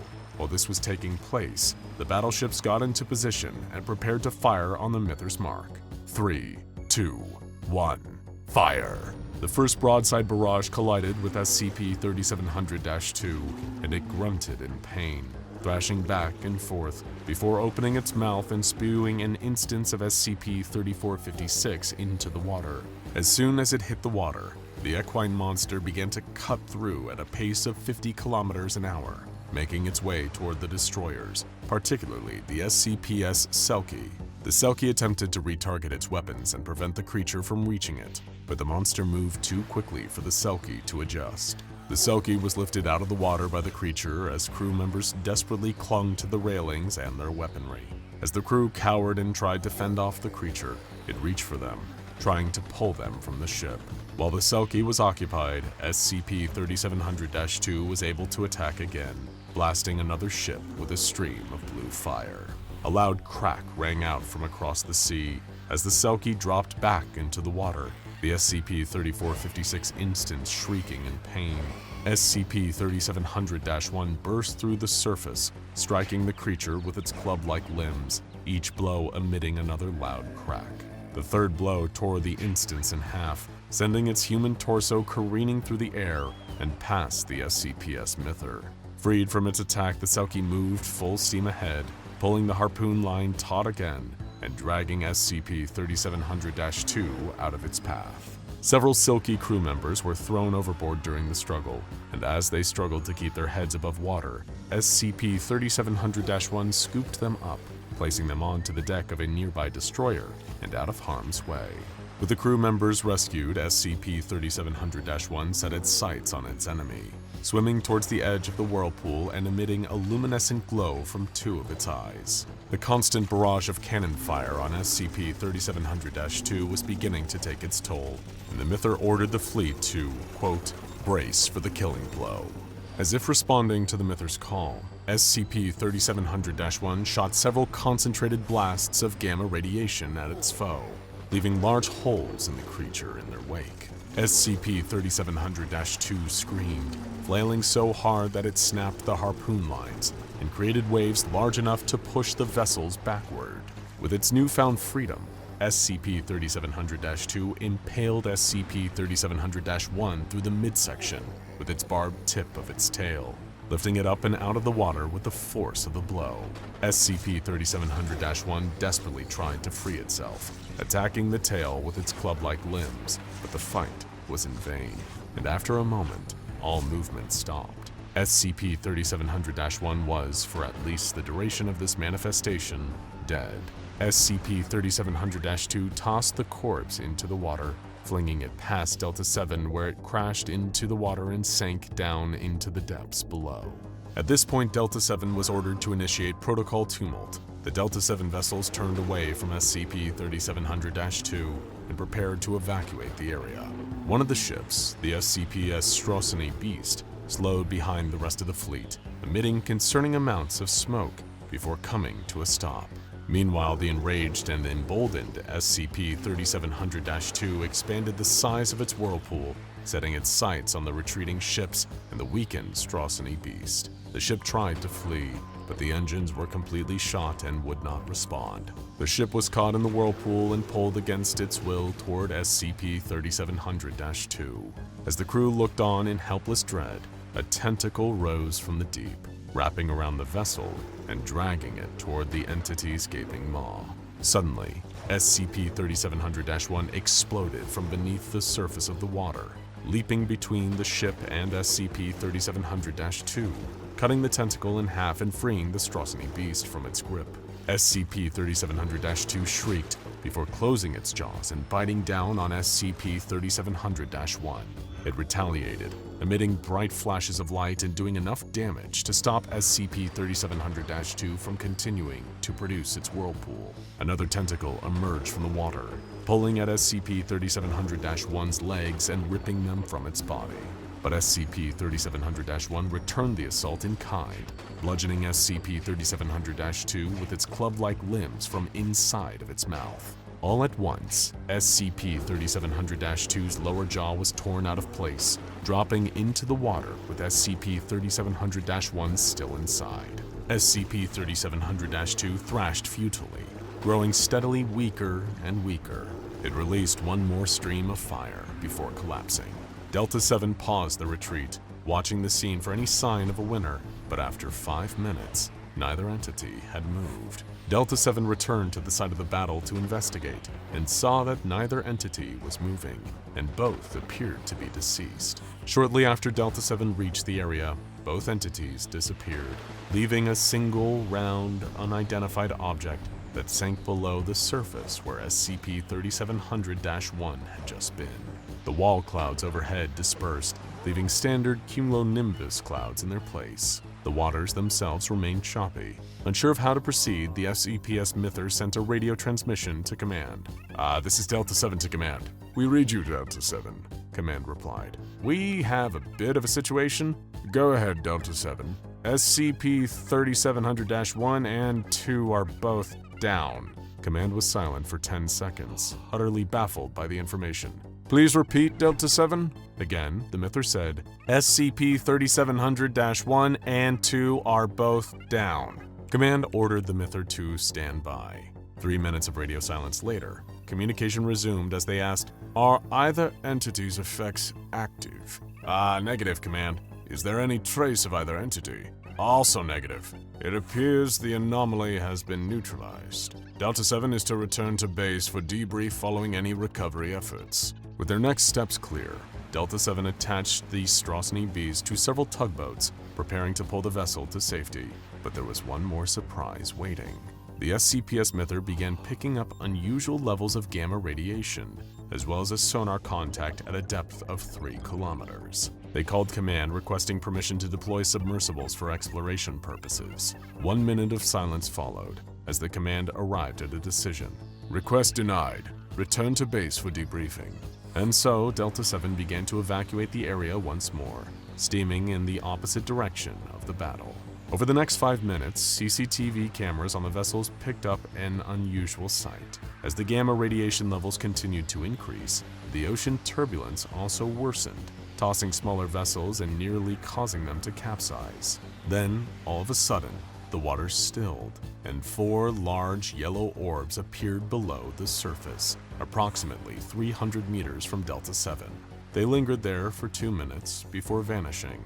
Afterward, a new sonar contact was detected, 5 kilometers deep, directly beneath the task force. Command, we've lost the signal from the previous contact and are no longer detecting gamma radiation.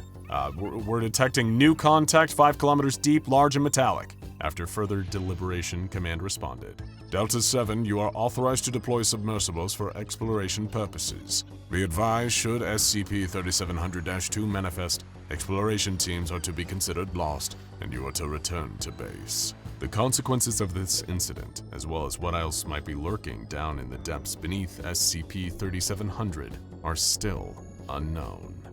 The ocean is a terrifying place. We've all heard the statistics. More than 80% of the ocean remains unexplored. That's most of the water covering the globe, completely unmapped and unobserved by science. It's a scary thought to dwell on, realizing that there's more water than land on Earth, and the sheer expanse of that water is so large that we've been unable to fully explore all of it. Just think, there are places in the ocean that have never been seen by a human. Who knows what's down there? If there was ever a personification of fear of the unknown, the ocean could definitely be it. Ancient shipwrecks sunk to the ocean floor, unknown sea creatures hiding away from humanity, and the general isolation of the suffocating dark blue the ocean swallows its victims with. All of these images that come to mind when thinking about the vast and mysterious depths of the sea. And no one is more familiar with nautical mysteries than the SCP Foundation. Today we'll be taking a look at SCP-3700, the Bass Strait, a wave of oceanic anomalies fit to make any seasoned sailor shiver in fear. The Bass Strait is an area of ocean dividing Tasmania and the Australian mainland. It's also the location of an unusually high amount of disappearances. Sailors disappearing from their ships, fishermen leaving in the night and never coming back, even civilians disappearing from the shores that connect to the strait. The Foundation was aware of these disappearances since 1858, but were only able to craft theories about what was causing them. Was it an anomalous group of interest? Hostile aerial entities patrolling the skies above the strait? Phenomenon associated with unidentified flying objects? What about subterranean anomalies, weather patterns, or time dilation? For nearly a century, the Foundation was unable to determine the cause of the high number of disappearances in the Bass Strait. And then the phenomenon suddenly revealed itself. In 1980, on a beach connected to the strait, Agent Taberner, an operative of the SCP Foundation, was vacationing with his wife Mary and his 3 young children. The Taberner family was simply enjoying their day when they saw what looked like balloons in the sky. They were approaching quickly, and naturally the family moved closer. What happened next was a whirlwind, and those balloons the family were so interested in lifted them up from the ground and carried them away. Agent Taberner tried to fight back, but there was nothing he could do, except report to the Foundation what had occurred, and the organization responded in full force. The Foundation's research discovered that reports of UFOs and lights in the sky had coincided with many disappearances in the strait, and that this was a pattern. The search for the 4 lost Taberner family members had become a large-scale investigation into unexplained disappearances along the Bass Strait, and within 3 weeks, it was determined that these patterns were consistent across the entirety of the Strait's coastal regions. Some witnesses were interviewed, but the vast majority of these abduction cases had no witnesses whatsoever.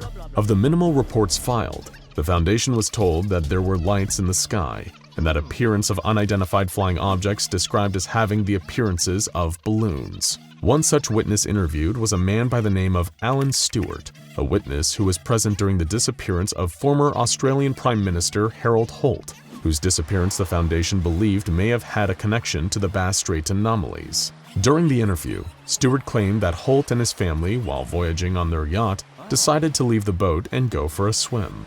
Holt turned to Stewart and asked him if he could see the balloons around the cliff. Stewart had no idea what Holt was talking about, but Holt was insistent on seeing them. He swam deeper out into the ocean, saying that they weren't normal balloons and that there was someone inside of them. Stewart and Holt's family called out for him to come to shore, but he wouldn't listen. Stewart tried to rationalize what he saw next. Maybe it was the current sweeping Holt away, but he couldn't lie to the Foundation interviewer. Stewart saw Holt go further and further out into the water, and suddenly the Prime Minister turned around. He began swimming in the opposite direction, and he was screaming. Suddenly, Holt was lifted from the sea and pulled into the air by something emerging from the clouds. The Foundation thanked Stewart for the interview and continued their investigation. 2 years later, in 1982, emergency services received a large number of calls pertaining to UFO sightings off the coast of Norman Bay, Victoria.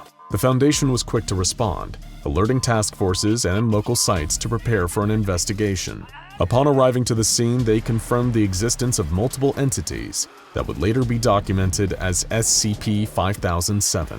They evacuated civilians from the area and successfully managed to capture the creature, which was later transported to Site 40 for containment. It was a sight to behold. The entity, now designated SCP-5007-S1, was a cluster of human bodies fused between a grouping of black tentacles of varying length. Each tentacle was fused to the skin it touched directly.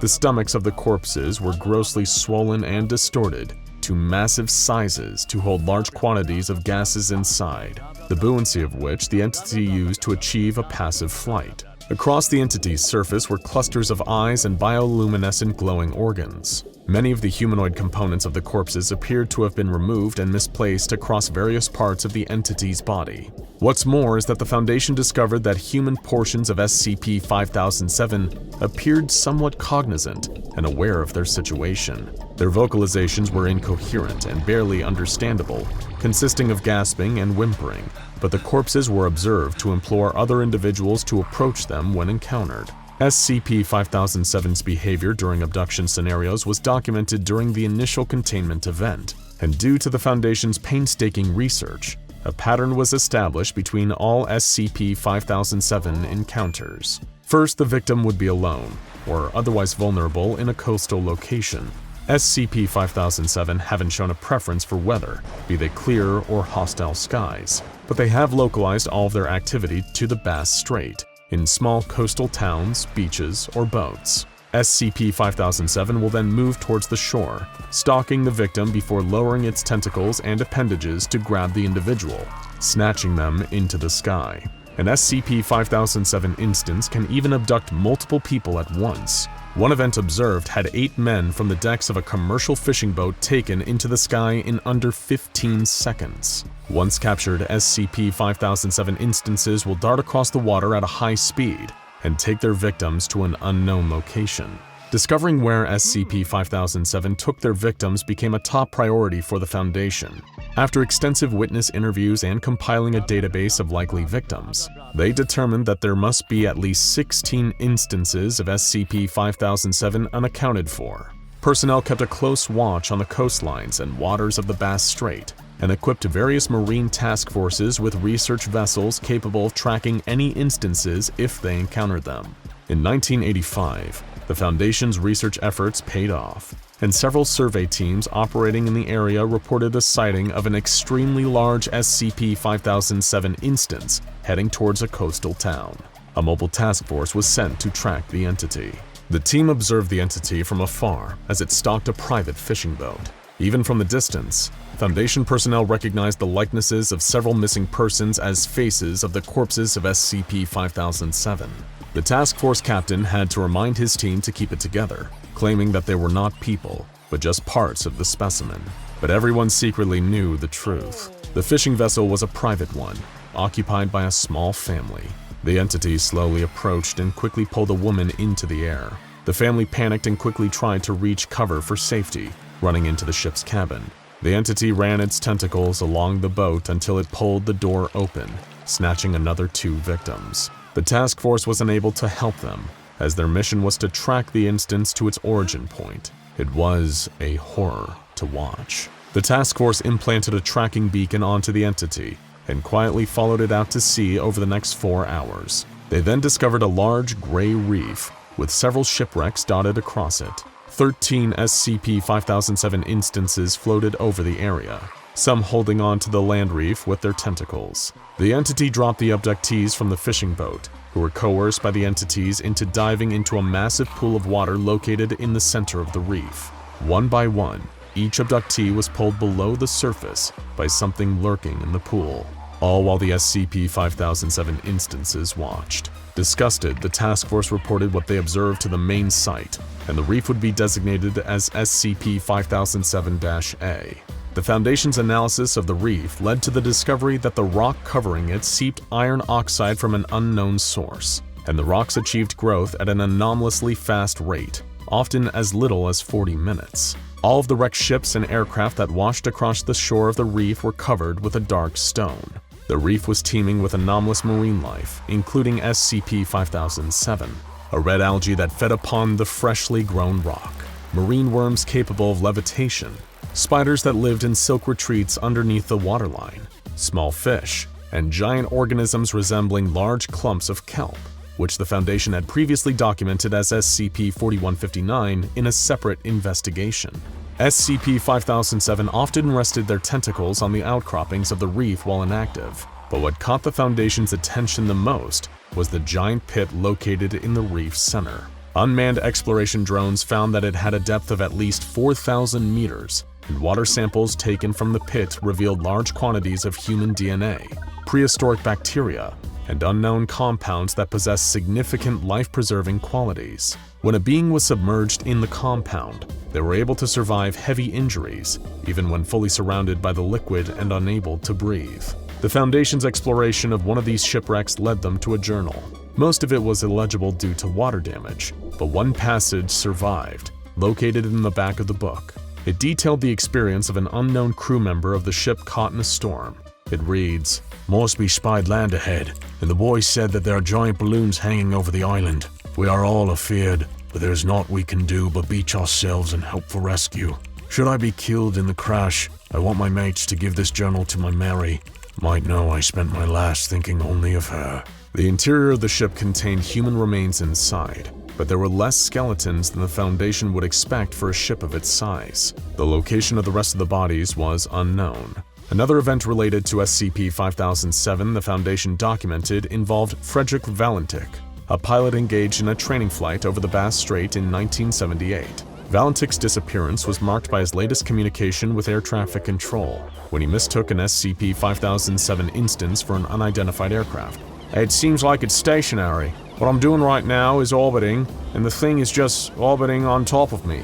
Also, it's got a green light and it's sort of metallic, like it's all shiny on the outside."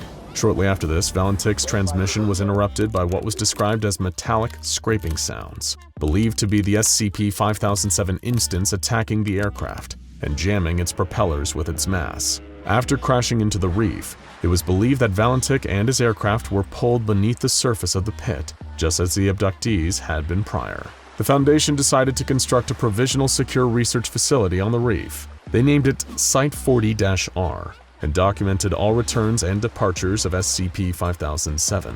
They also set up a series of containment procedures that resulted in SCP-5007 returning with its victims 83% less often than before the site's construction.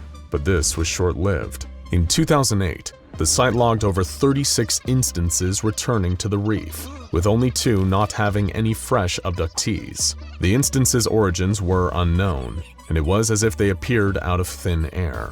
No other monitoring post had documented their appearance, or even spotted them before they arrived at the reef. It was years later in 2017 that the Foundation eventually was able to successfully explore what was deep inside the pit at the center of the reef. They already knew that there was a large entity lurking beneath, as evidenced by what happened to the victims of SCP-5007 that were later deposited inside the pool. All previous attempts to explore the pool were met with failure, as the water pressure of the pit's depths caused all craft to collapse due to hull damage. This time, however, they managed to construct a high-tech submarine, labeled the SCPs Nautilus, which was capable of diving a maximum of 13,500 meters underwater. They decided that a D-Class personnel would be trained to man the submersible and carry out the exploration.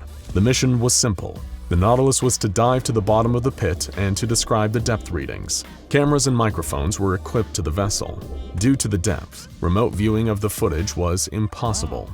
Instead, the Foundation had to physically recollect the vessel in order to view the footage. Upon recovery, some of the footage suffered data corruption, but what was there shook those who viewed it to their core.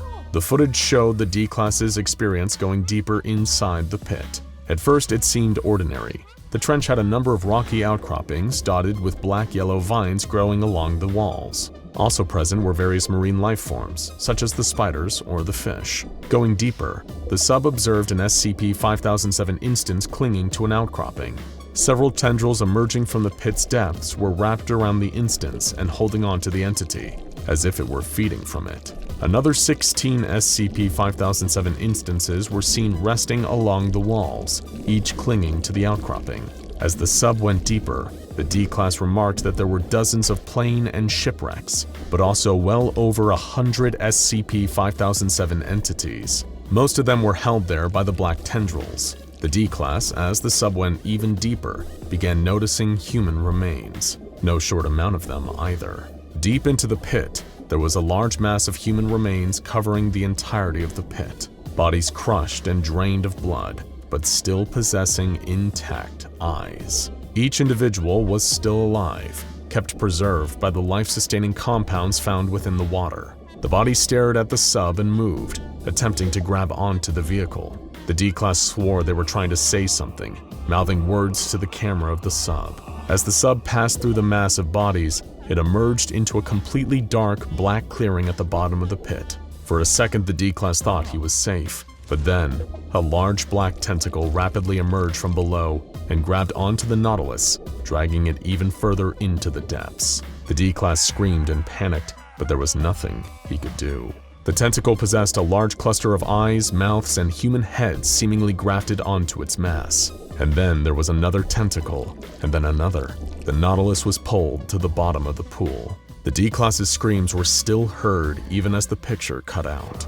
Sometimes graphic body-altering images of the tentacle's features were visible on the screen, but most of the footage was indecipherable. After minutes of distorted, corrupted footage, the Nautilus was seen again, rapidly ascending to the surface. Somehow it had managed to escape the entity at the bottom of the pit. Upon recovery of the craft, it was found that the Nautilus was covered in a thick, organic coating similar to a black slime mold, but with dozens of eyes growing from it. The D-Class inside showed severe psychological damage and attempted to harm Foundation personnel. They were terminated shortly after due to being a danger to those around them. Following review of the footage, the Nautilus was to be dismantled and incinerated, along with the remains of the D-Class. A reinforced containment seal was fitted over the pit, with the intention of keeping whatever was down there isolated from the surface. But this was short-lived. After the containment seal was fitted, Site-40 underwent a massive communications blackout. Every device on site received an email containing a single image of a large eye taken from a security camera. The text beneath it simply read, "Found you." Some personnel who viewed the email underwent anomalous changes, growing new physical features such as eyes and other various growths across their body. The entirety of Site-40-R went offline, and the Foundation could not establish contact. In an emergency effort to do so, Mobile Task Force Gamma-6 Deep Feeders was sent to investigate. The task force's assault on Site-40-R was a daring effort, as the majority of the site was completely overtaken by tentacles, growths, and anomalous alterations. While numerous altered personnel were lost due to the mission, it was ultimately a success. Some altered personnel were able to be saved through extensive surgery to remove their anomalous growths. And after everything was said and done, the site was repaired and reconstructed without incident. Following the site's repair, there has been little activity from the entity within the pit, but the Foundation continued to keep an eye on the creature and the ecosystem of the anomalous marine life that live on the Bass Strait, never knowing what their next move might be, and always keeping in mind the risk that comes with dealing with these poorly understood entities. Now go check out SCP-3000 Anantashesha and SCP-057-IT Under the Sea for more anomalous entities living, breathing, and thriving in the depths of the unknown.